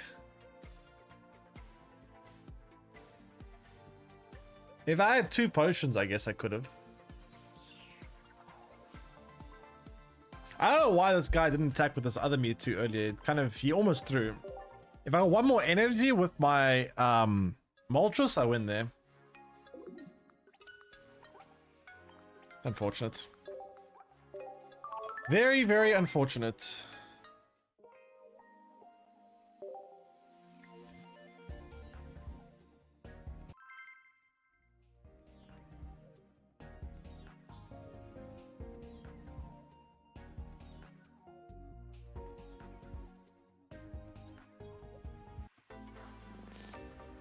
I like blue lines going around the circles. What?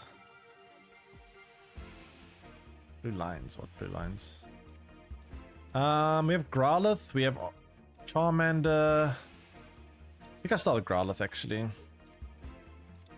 It's easy to get going. Let Charmander in the back row. You never really want to start with Charmander in the front row. Charmander in front row is kind of bad.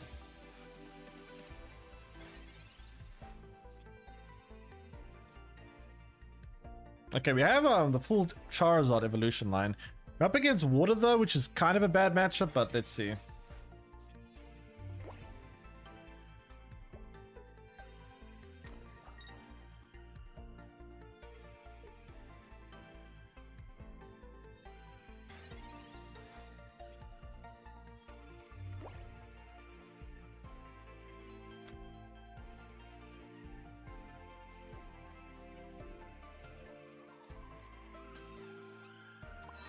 If they're playing electric energy, it means Dragonite deck, right? Now we should win here quite easily. All we gotta do is build up the Charizard and then we just one-shot everything.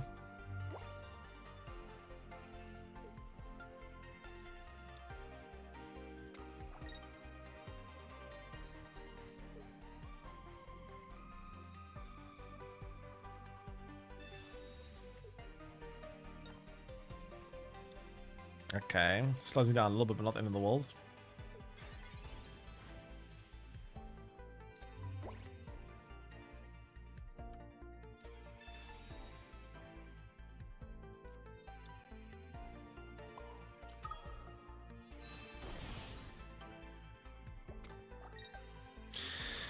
So next turn I can start doing 60 damage to Charizard.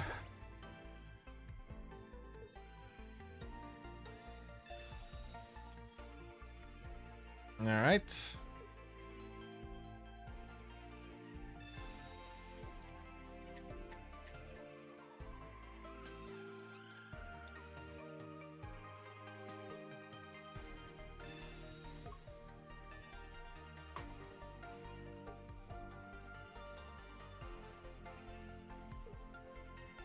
Good to save Charizard in case it gets paralyzed. I mean, it should be paralyzed the whole game through. It'd be unlikely. But I've got to retreat it, and I'm kind of worried if I retreat it, then I lose an energy and it's kind of slow then. 45th birthday. Nope. Not actually my birthday. But thanks so much, DJ Superhero, with the primary sub for 45 months. Welcome back. Really appreciate that. Welcome back. What was I going to do now? Oh, yes. More energy here.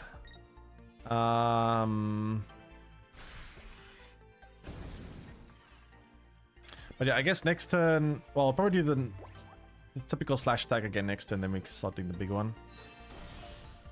Or actually, I might play Siberia next turn, honestly. And J Buck is also with the Prime Reset for 21 months. Welcome back as well. Okay, that's a weird play. Welcome back.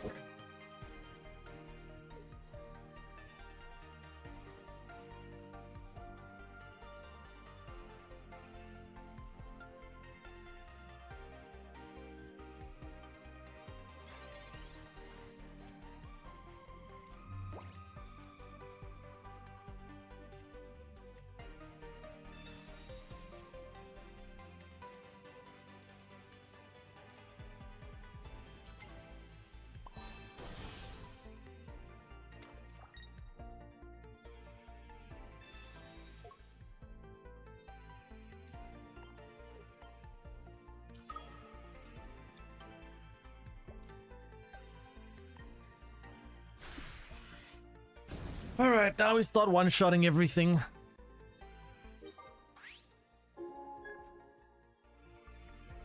So I should probably put the second Moltres down just to make more HP on the board so the Dragon has a harder time killing things. I guess one way they could theoretically win is if Dragonite is able to do 200 damage to the Charizard. It's unlikely, but it's possible.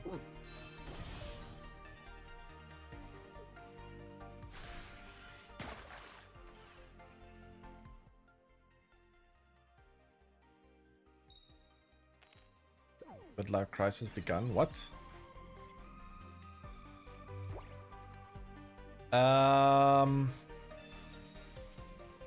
So we should be able to end the game right now easily.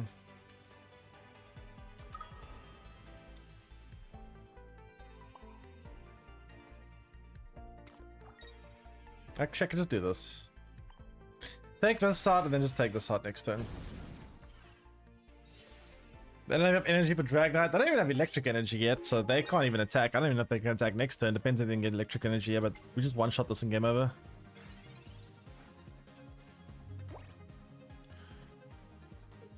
Yeah, they can't attack, yeah.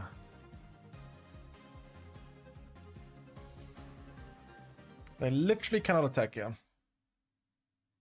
Nice.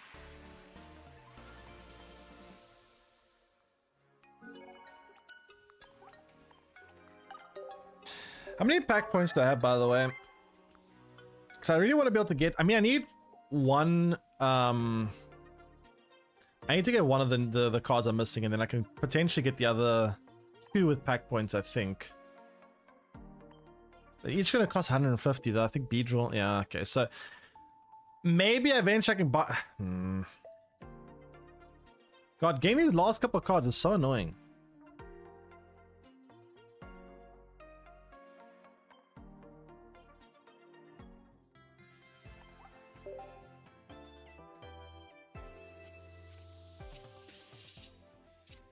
Zoop.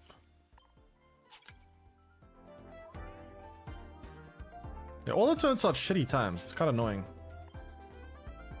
Don't know why there's no EU-friendly tournaments in this game. Wait, Vileplume, I need that. Wait, we need Vileplume, chat. Chat, please. Please! Position 1, 2, 3, 4, 5. Vileplume, where is it? Give me. Where is the Vileplume?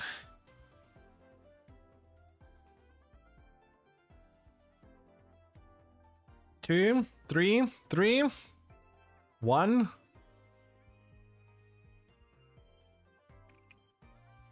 A lot of threes. Ah.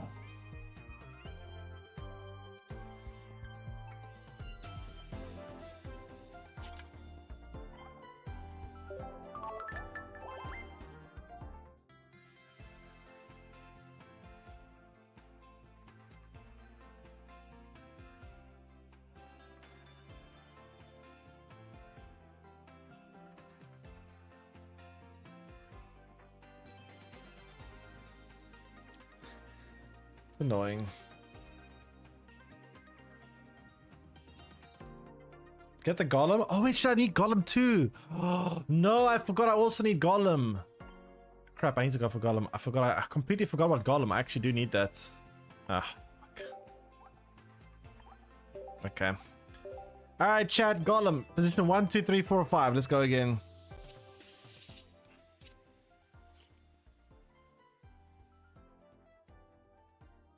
Where is it? 2, 2, 2. Jesus, a lot of twos. Okay. Woo, let's go. Okay, there we go. It's a new card, right? Yeah, actually that. Okay. I've completely forgot I needed this as well. At least I got it, so that's pretty cool.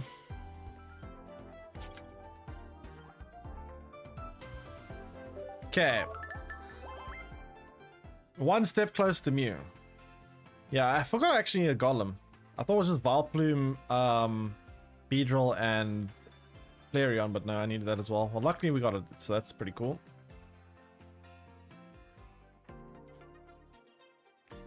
Is there Arcanine limited? Limited. What do you mean by limited?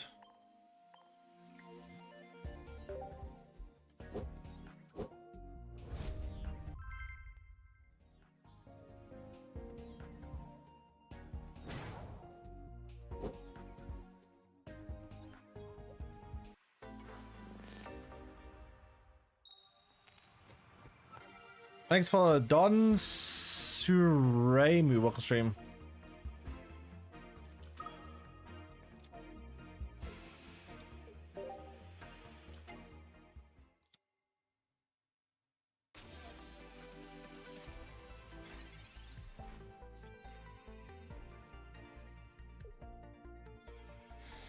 Up against electric deck.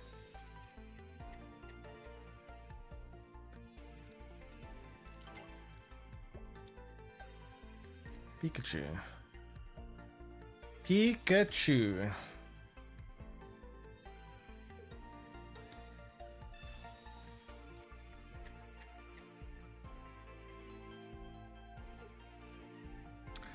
Lapras EX not in the pack. It wasn't in the promotion pack, but you can only get that through the event. I don't know how you get Lapras EX now. I guess they might get this with pack points. Let's get to a second Moltres. I mean, this is a decent opening hand. I just need to draw some evolutions, yeah.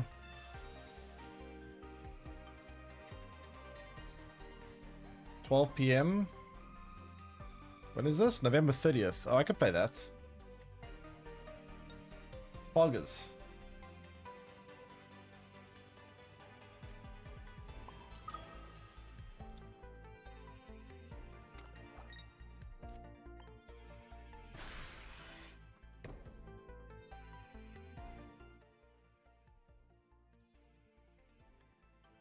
Okay, Moltres, can you please give me some more heads here? Because last game... Oh, that's annoying.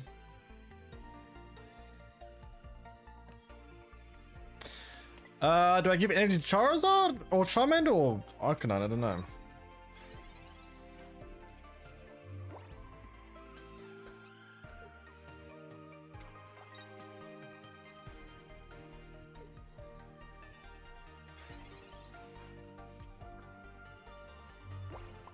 So maybe I should actually put energy on this. Moltres, perhaps. I don't know. Yeah, maybe not. So I need to draw either a Charizard or Arcanine. I'm pretty happy. One of the two.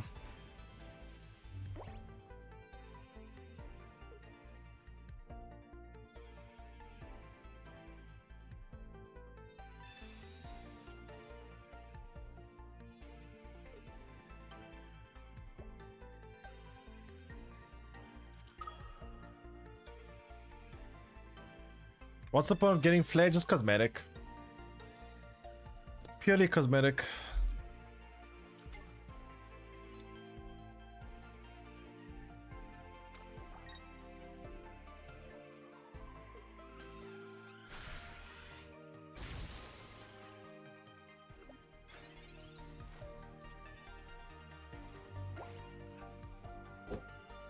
Thanks, follow. Joy HMD. Welcome stream. Okay, nice. We got the Charizard going.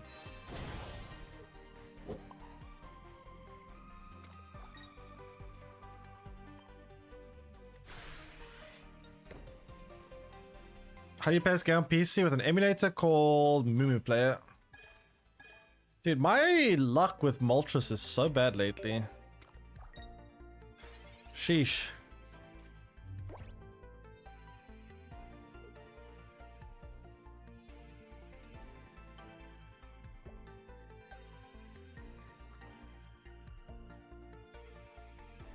So bad.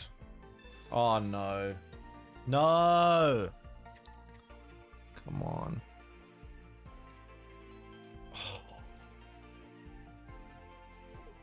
Now what?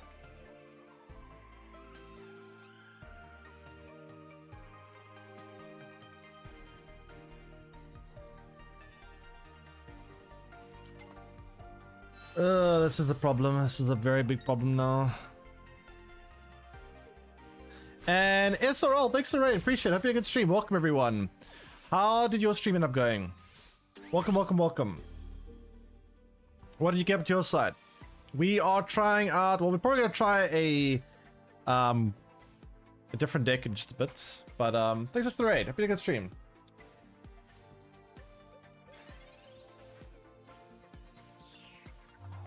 Like one step. Yeah, Snap has been pretty painful as of late, not gonna lie. I mean, I guess we could try rely on the Arcanine, I suppose. Hazardic? Wait, what's Hazardic? Hazardic? What are these coin flips?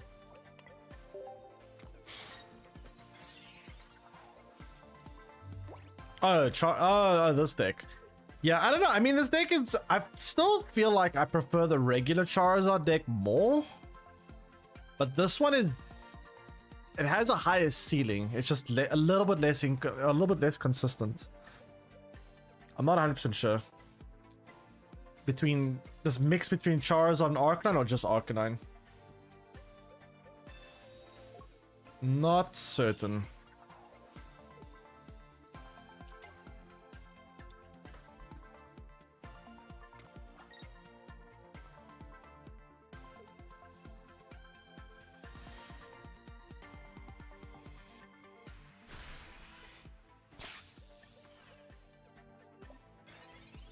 Okay, so Charizard. Oh, we got Charizard. That's great.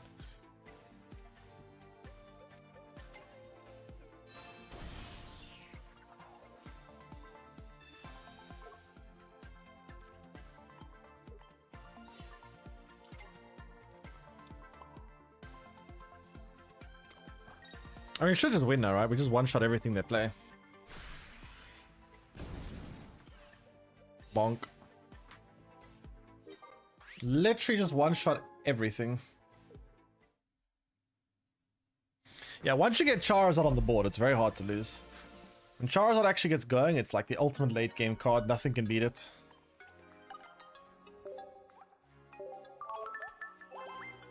Problem is, getting to that point can be very difficult at times.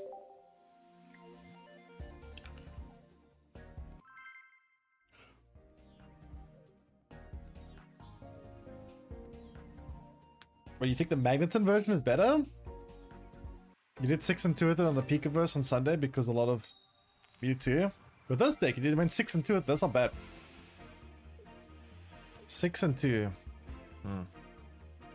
Were you playing this exact setup or how were you running it?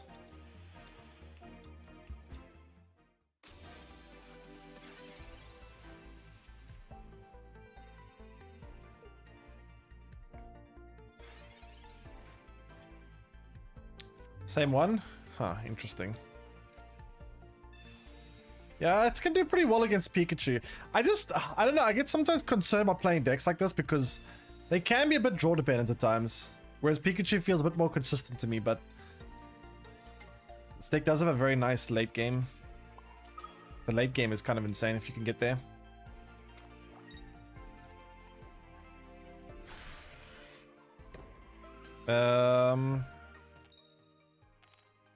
So we're still looking for Charmander. Oh, not Charmander, Charmeleon. What does Pikachu even need to draw? Just basics? I mean, sometimes you need a Lieutenant Sir, sometimes you need a Raichu at the right time, depending how you're running it. Depends on the situation, but yeah, Pikachu is pretty simple to draw.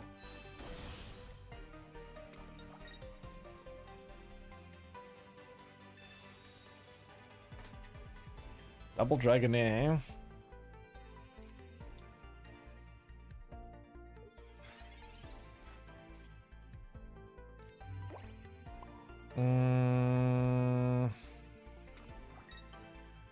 They're playing Bruxish. That's kind of weird. You got a Crown Pikachu? Lucky you. I haven't got a single Crown card yet. No God packs, no Crown cards. Feels bad, man.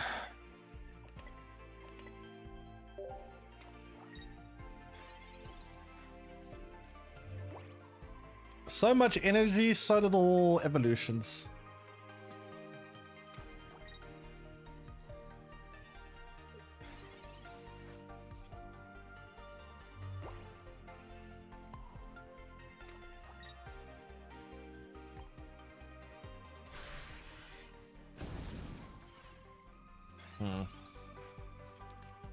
Okay.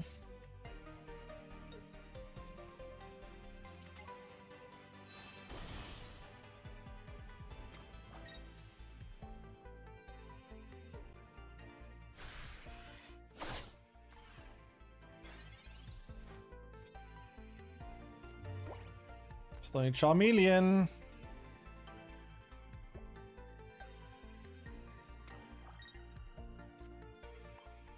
I mean, the nice thing is, they have no energy for Dragonite, so good luck to them.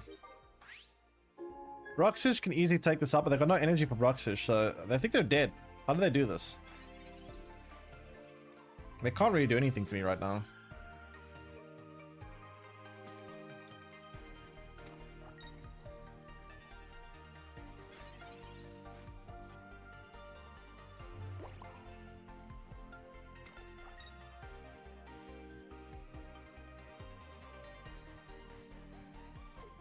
I guess if we do this, they can't one-shot this either. It's a very annoying hand. But it's gonna take him so long to get energy on this Dragonite. I don't think it's that much of a threat. We should be able to win the game by then. Should be able to. There we go.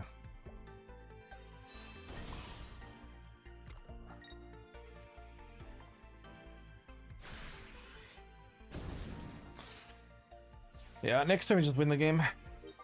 There's nothing they can do here. It's just impossible for them to win. Impossible.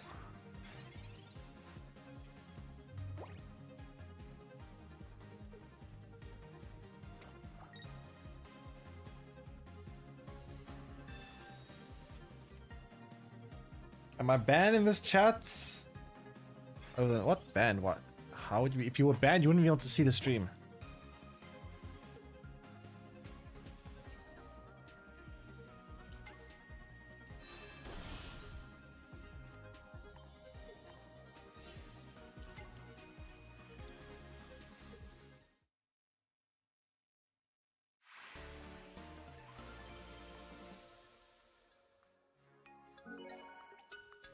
Okay. I'm gonna play a few more games of this, then we'll try the Blastoise deck out. Not Blastoise, Great Ninja Weezing deck looks interesting.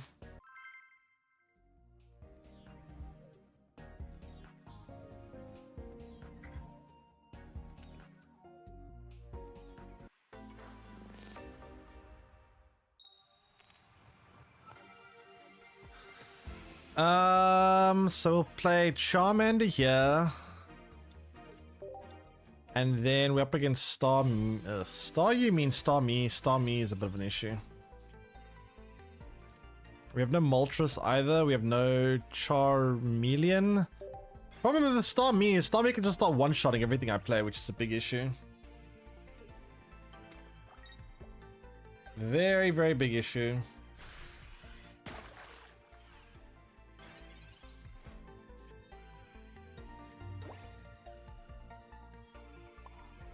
I'd actually just lose right now.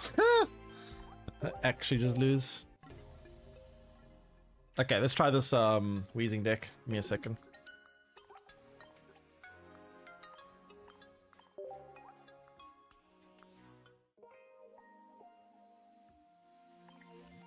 Give me a second.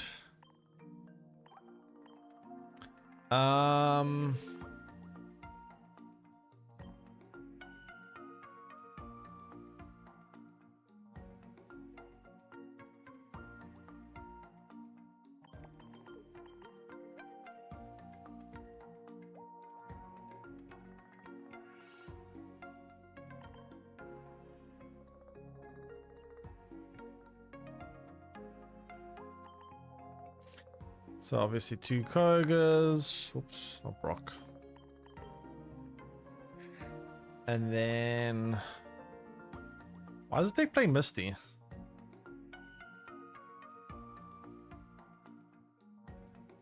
I don't understand the Misty in this deck. What do we need Misty for? Feels weird. I'm not playing Misty. I'd rather play Giovanni. Doesn't make sense to play Misty, yeah.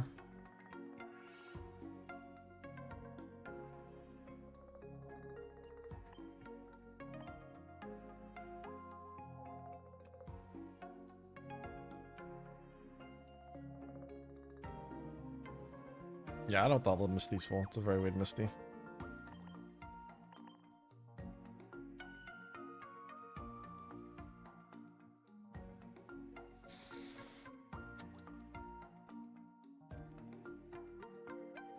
Okay,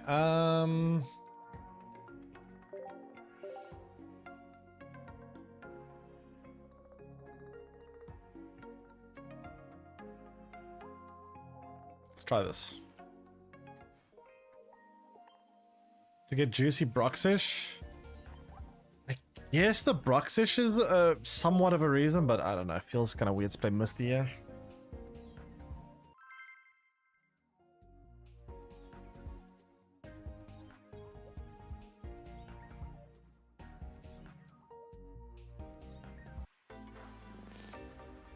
Okay. Going first.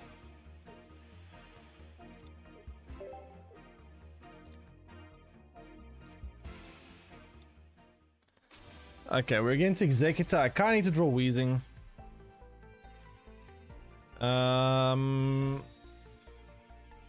Brokey.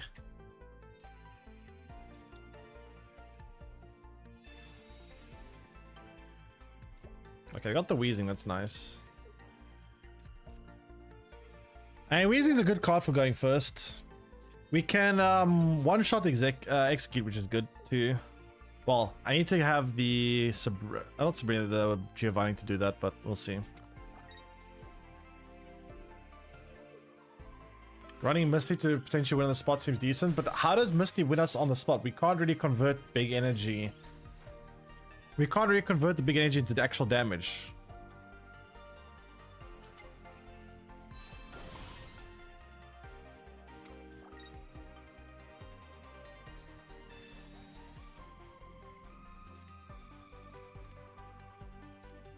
Wait, which thing are you talking about here then?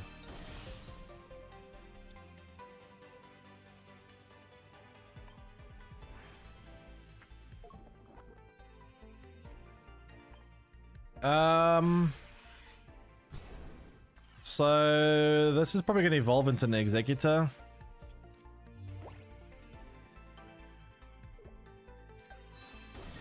Oh, it's not even an EX version. I can kill this next turn then. Unless they heal it. They might heal it, yeah. We'll see.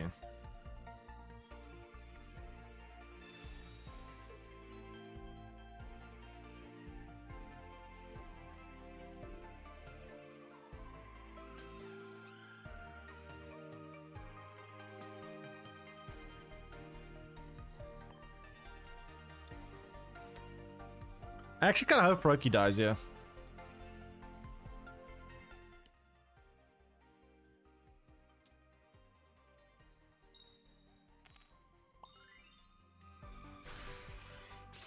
So this is what we do. We win the game right now. This is how we win the game in one turn, chat. You guys ready for it?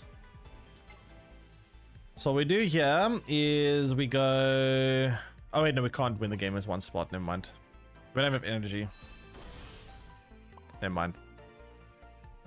I forgot. We need water energy. Where's all the water energy, damn it?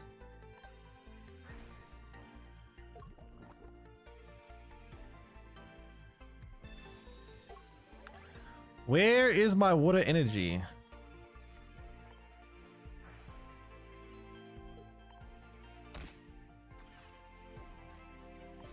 I mean, this executor's dead next turn. For sure.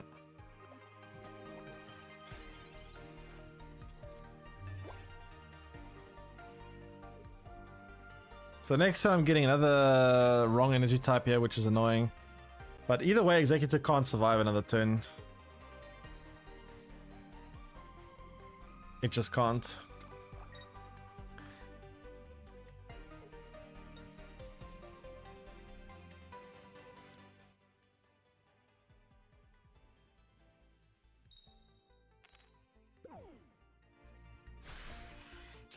Well, guess you win.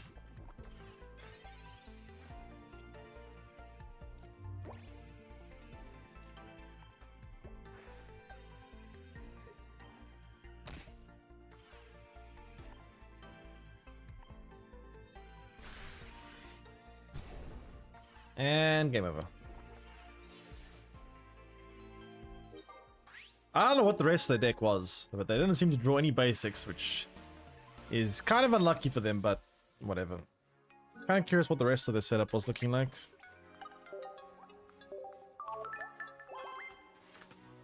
Ugh.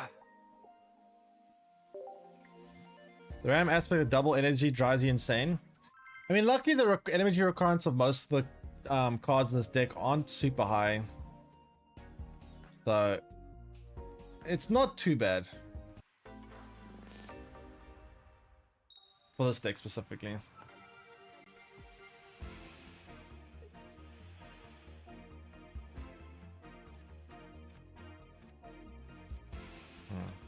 Okay, we'll do that.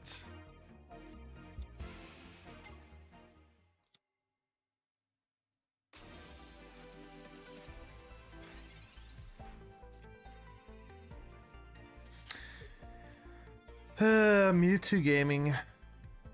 All right.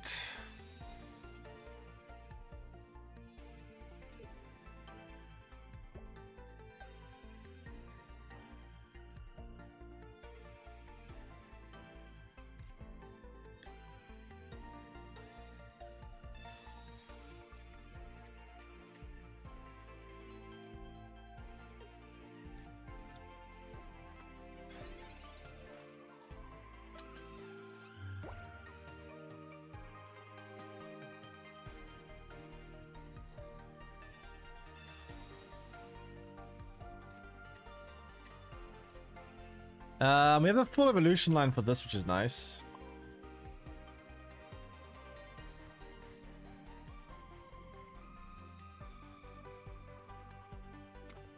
Oh wait, what am I doing? This needs... Oops. I mean, it doesn't really matter that much, I guess. We still have enough energy here very easily. By the time we're ready to attack with it, I mean.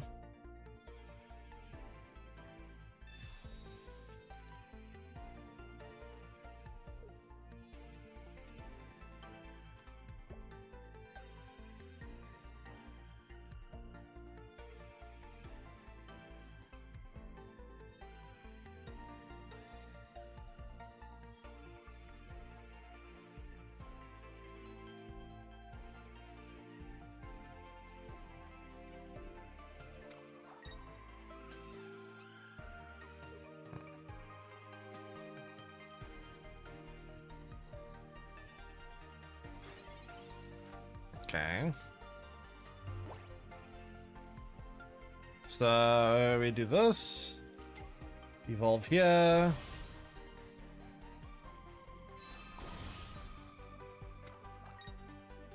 It's looking at all the wrong energy types here, which is annoying. Okay.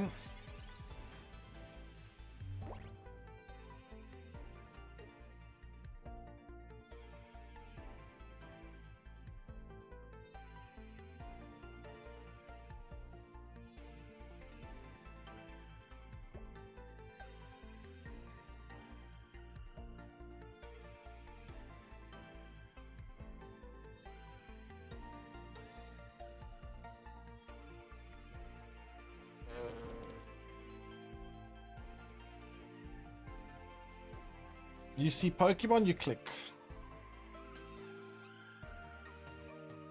Click what? Energy or stream? I like 900 tokens. Should I spend it on Surge? Because I keep opening Pikachu and I go... Wait, you don't have any Surge?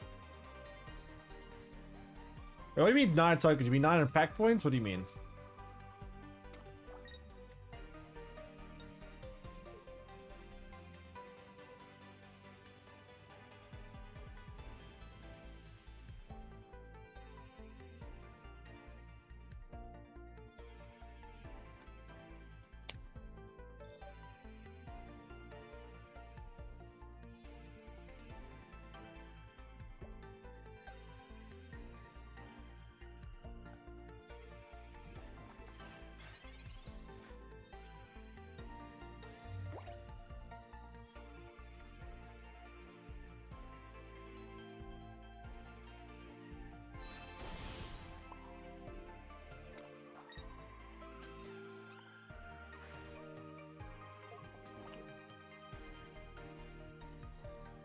I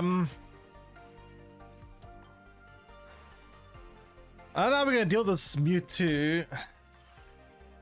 I kinda need a Koga here, that would be nice. We're finally getting Dark Energy next turn at least, that's something. The nice thing is we got type advantage. How much damage can we do next turn? We can do 30 plus 10, so it's 40 plus another 20 here, it's 60 plus type advantage 80. We can do 80 damage. Plus then the 10, if they can't heal, this actually dies, because then we also get the... Did I count that already? Wait, 30, 40, 60, 80, 90, plus the 10, 100. Yeah, we can do 100 damage.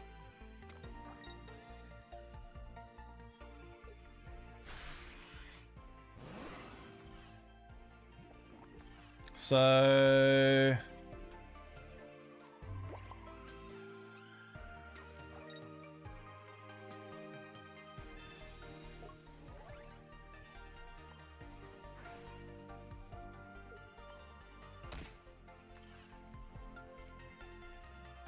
Yeah, they're kind of screwed, right?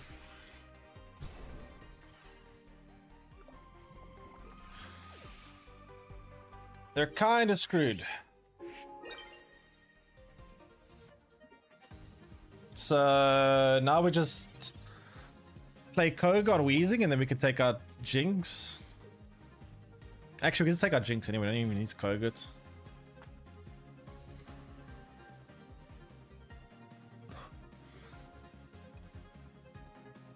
Don't even need to Koga it.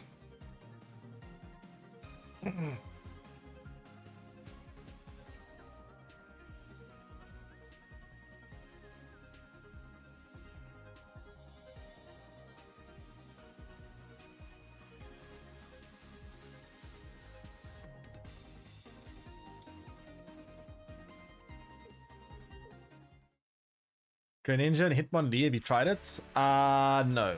Why Greninja and Hitmonlee together? That's a weird combo, isn't it? I mean, I guess with the two of them you can do 50 damage per turn to the bench, but...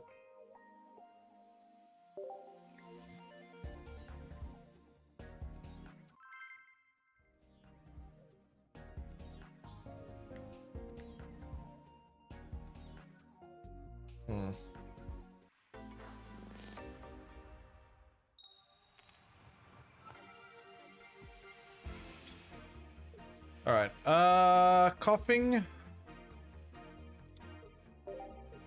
Sure.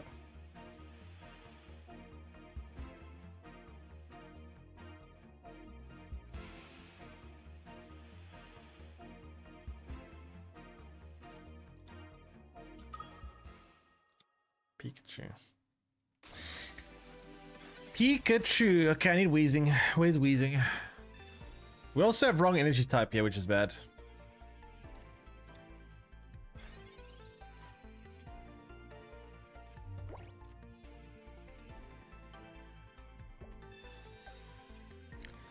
Okay, at least we have the full evolution line here, which is nice. I guess. We have type disadvantage against Pikachu though, which is a problem.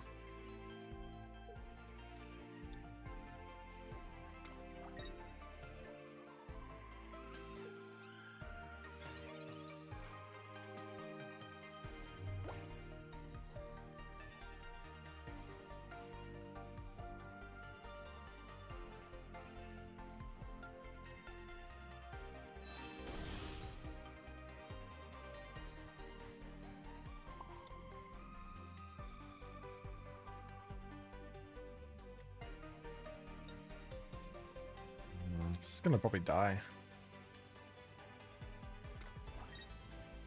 I think I have to retreat here. Because I want to make sure that I still have a Wheezing. If I lose the coughing, I won't be able to have Wheezing later. I'd much rather lose a Froakie than a Wheezing, I think.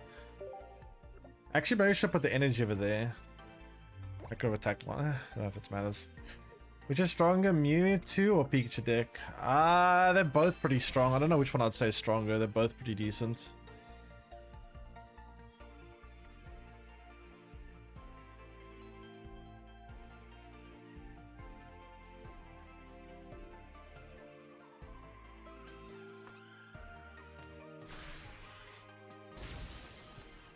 Alright, well, this is going to be tricky.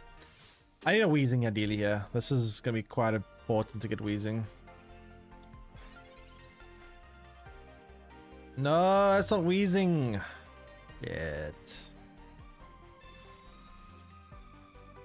Okay, at least we get another coughing, so that's kind of nice. Let's try weaken the Pikachu so that when the coughing dies, we can still potentially one-shot Pikachu after.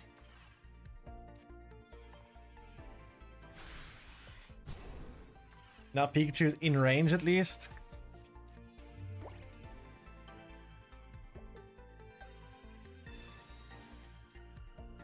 Let's see.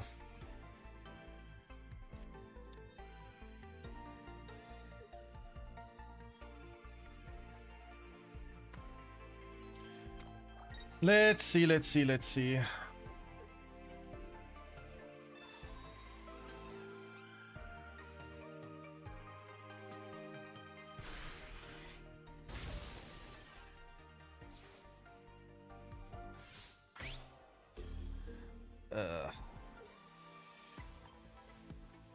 I need Wheezing right now or I'm dead, I think. Fuck. That's not Wheezing.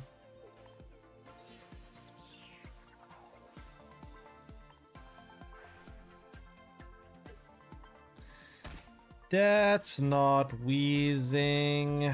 Rip. I'm 10 damage short. Giovanni would almost be able to do it here.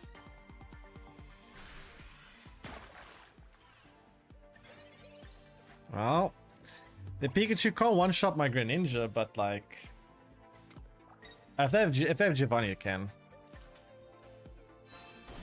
Problem is the 2-zip streakers. Even if I do, never mind. Dead Gio, yeah, dead Sabrina, dead to a lot of things. Unfortunately, we just didn't get the Wheezing. We need a Wheezing there. Against Pikachu, we need Wheezing specifically because of the fact that it's not a water type, which means it doesn't have the type disadvantage at least. Without the Wheezing, we're kind of dead.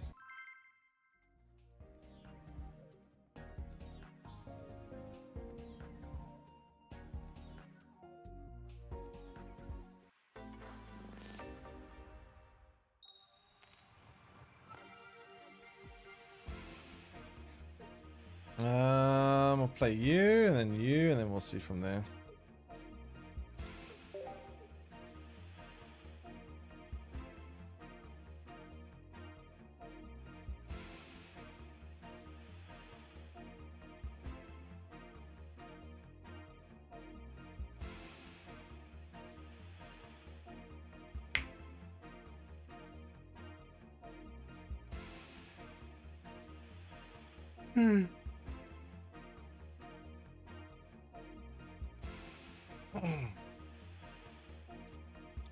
Another Pikachu deck. Ay, ay, ay. Why am I playing with all the Pikachu gamers now?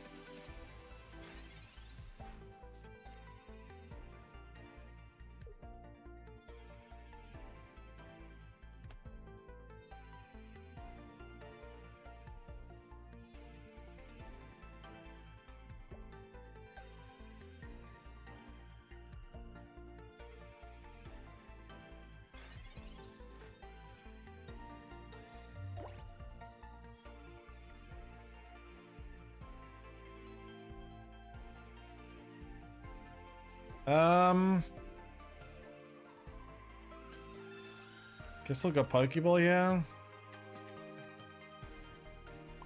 His hand is actually pretty bad again. At least, well, that's a bit of a copium saying at least I don't have full electrics on the board, but yeah, this is looking great, bad for me.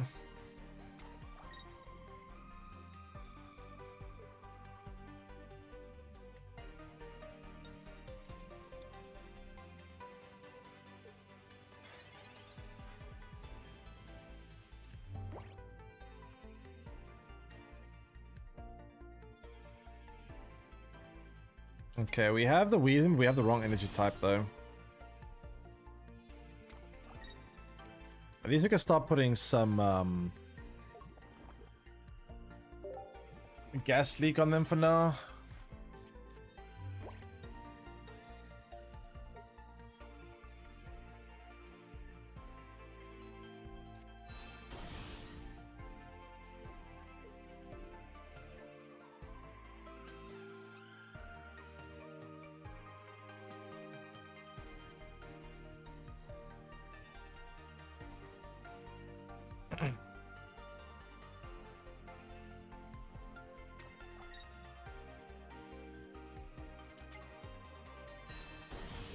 Okay, Electrode, eh?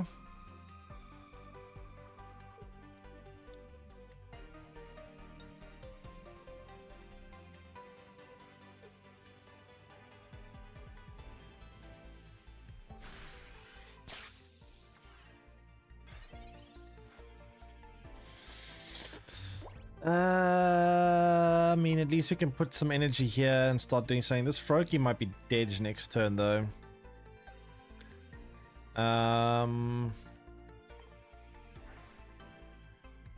We need a Koga as well. Koga would be nice here.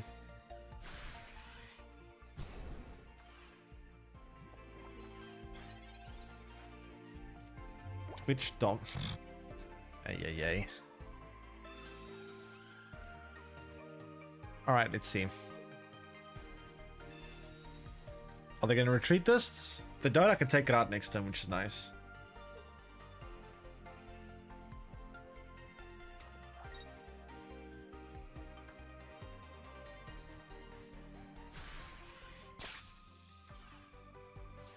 Okay, they don't take it out, so they don't retreat it.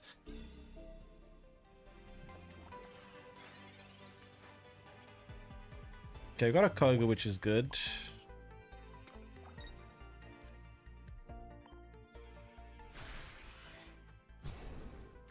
Okay, so Zeb Streaker goes out. Problem is, I don't have my Greninja down, which is kind of important. I need to get Greninja going here.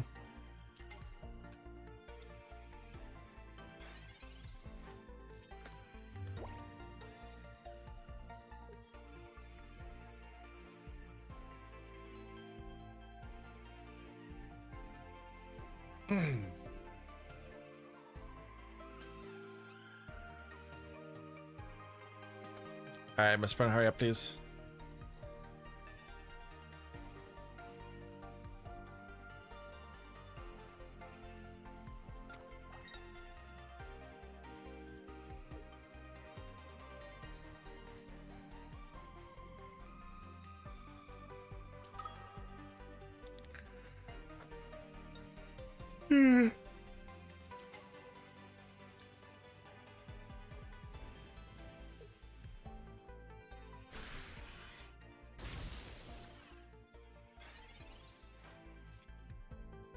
Okay, so we got Koga here.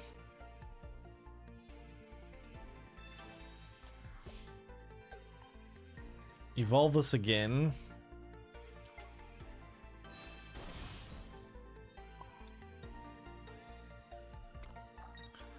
And then we go Gas Leak into Tackle.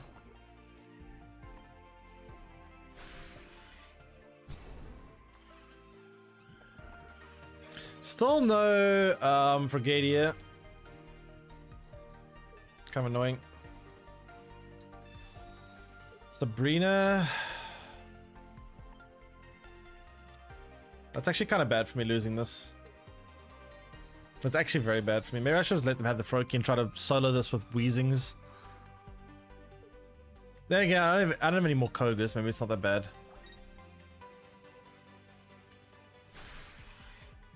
Maybe it's actually alright. I'm scared of this Zapdos, by the way. Zapdos game looking kind of spooky.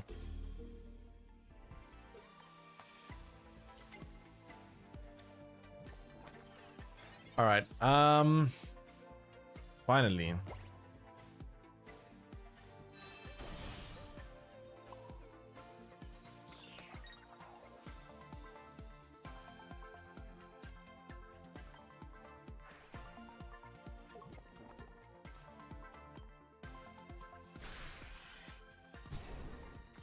Zapdos needs 2 shots to 1-shot Greninja? Yeah, no.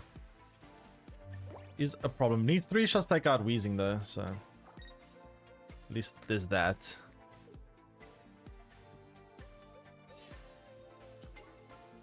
I mean, kind of hard to win here, but we'll see.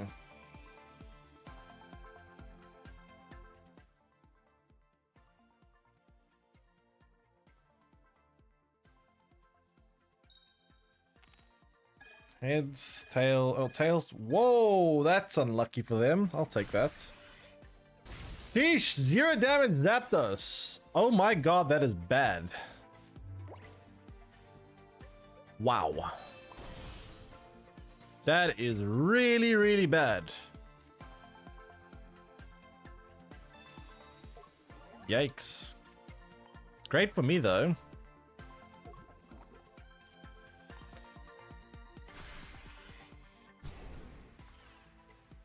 I don't know why I didn't attack with Greninja, by the way. I mean, it doesn't really matter, to be fair. If they attack with this again, and I survive this turn, I win the game. So it doesn't really matter.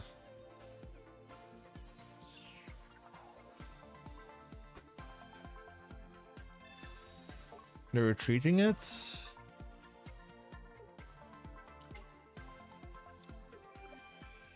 Why?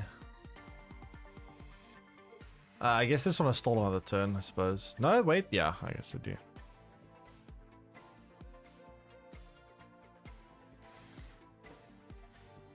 Now it mattered, does it?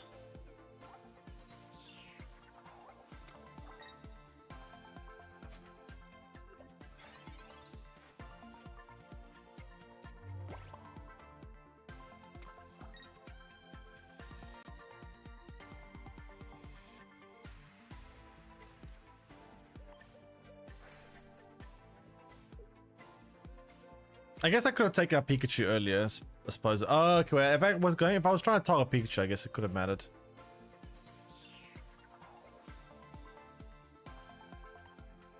I guess that is true. It did kind of matter. A little bit.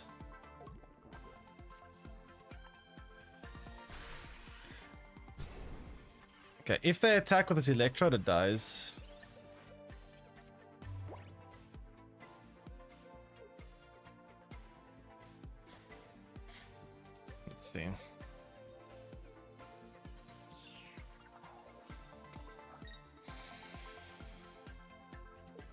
Let's see. Let's see. We're gonna roll a coin again. Or roll some coins.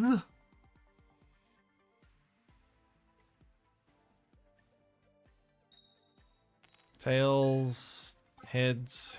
No! They got 3 heads. Shit. Ugh. That's unfortunate. I mean, to be fair, I did low roll the first one pretty hard. So I guess overall it's kind of fair. The first set of coins I got 4 tails, which is quite unlikely to happen. Getting to the point where I would just ignore you? Ignore what? You're not saying anything that I can interact with.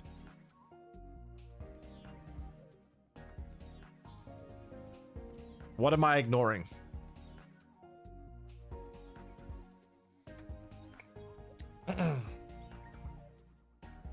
The streak actually matter? No, if I'd survived one more turn it would have mattered, but it didn't actually matter there. I wouldn't be able to take out the Pikachu fast enough regardless.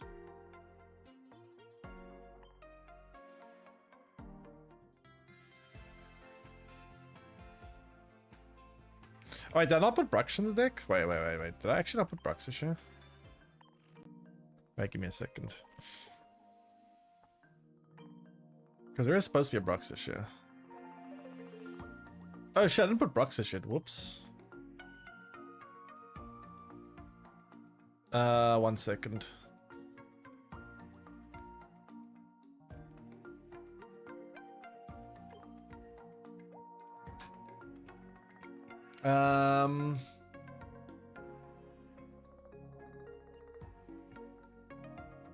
I guess to cut a Sabrina.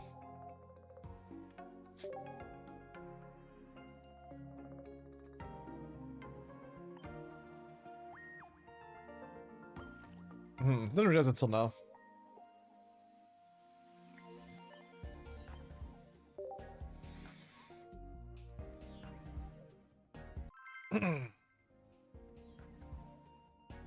Okay, now we have Bruxish.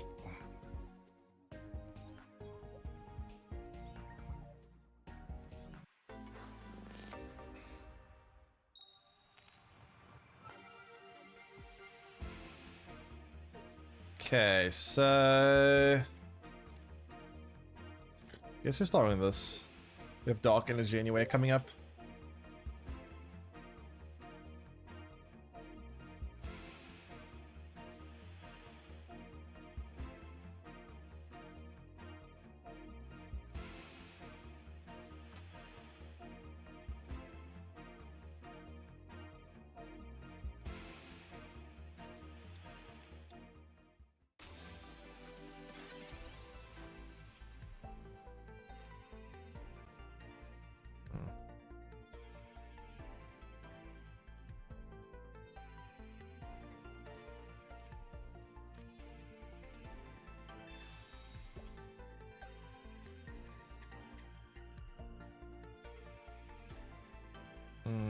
Where is... Well, we're playing Petal.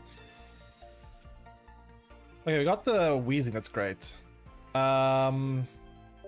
Sure.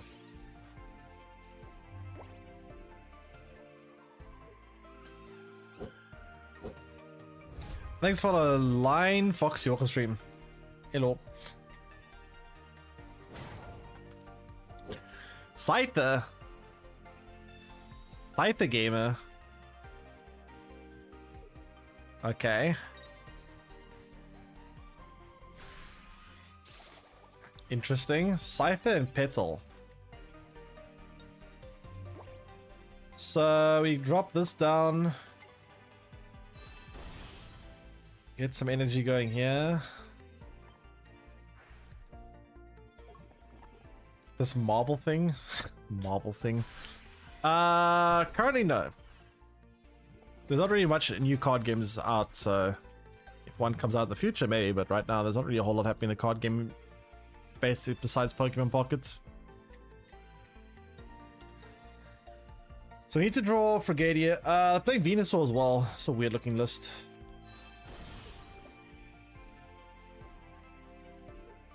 Do you have any crowns? Nope.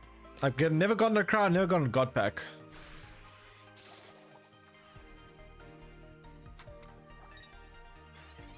That was Warpforge.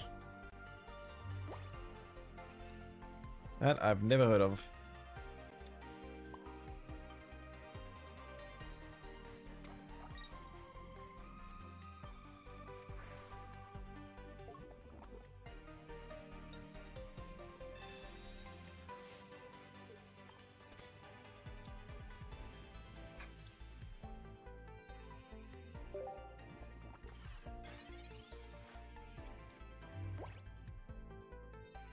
Crowns aren't even rare, you're just unlucky with both.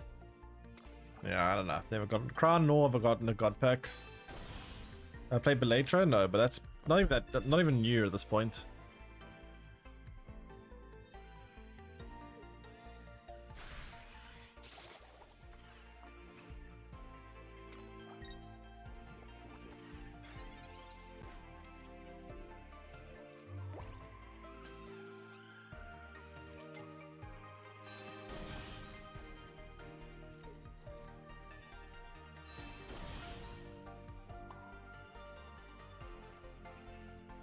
Actually, I don't have the right energy type, yeah.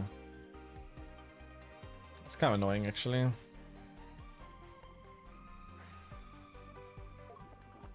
Kind of annoying.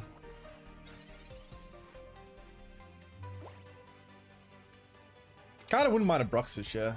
If they have Venusaur, though, we're gonna have a bit of a problem. How the hell do we get through Venusaur? Oh lord, and it's got 4 energy. Oh, we're so dead. Oh, that thing is too chunky. Oh my god. Why didn't they use the... I guess it doesn't matter. Never win you. This deck seems like a... Venusaur's my worst nightmare. I'm out. Alright. I think I'm gonna call it there for today. I'll be back again tomorrow. Again, as always, same time. I'll see you guys then. Yeah, I'll probably try this deck again tomorrow a bit. Once we... Well, I need to try it with the Brox. I may actually get a chance to draw the Brox this shit, which is kind of unfortunate. Anyway, I'm gonna send you guys onwards now. Enjoy the rest of your day and evening. See you guys again tomorrow.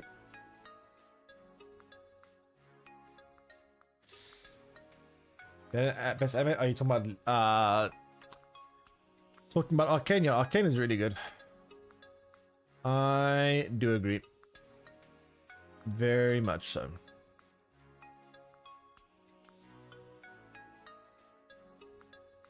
Anyway, see you guys tomorrow. Thank you, everyone. Bye bye.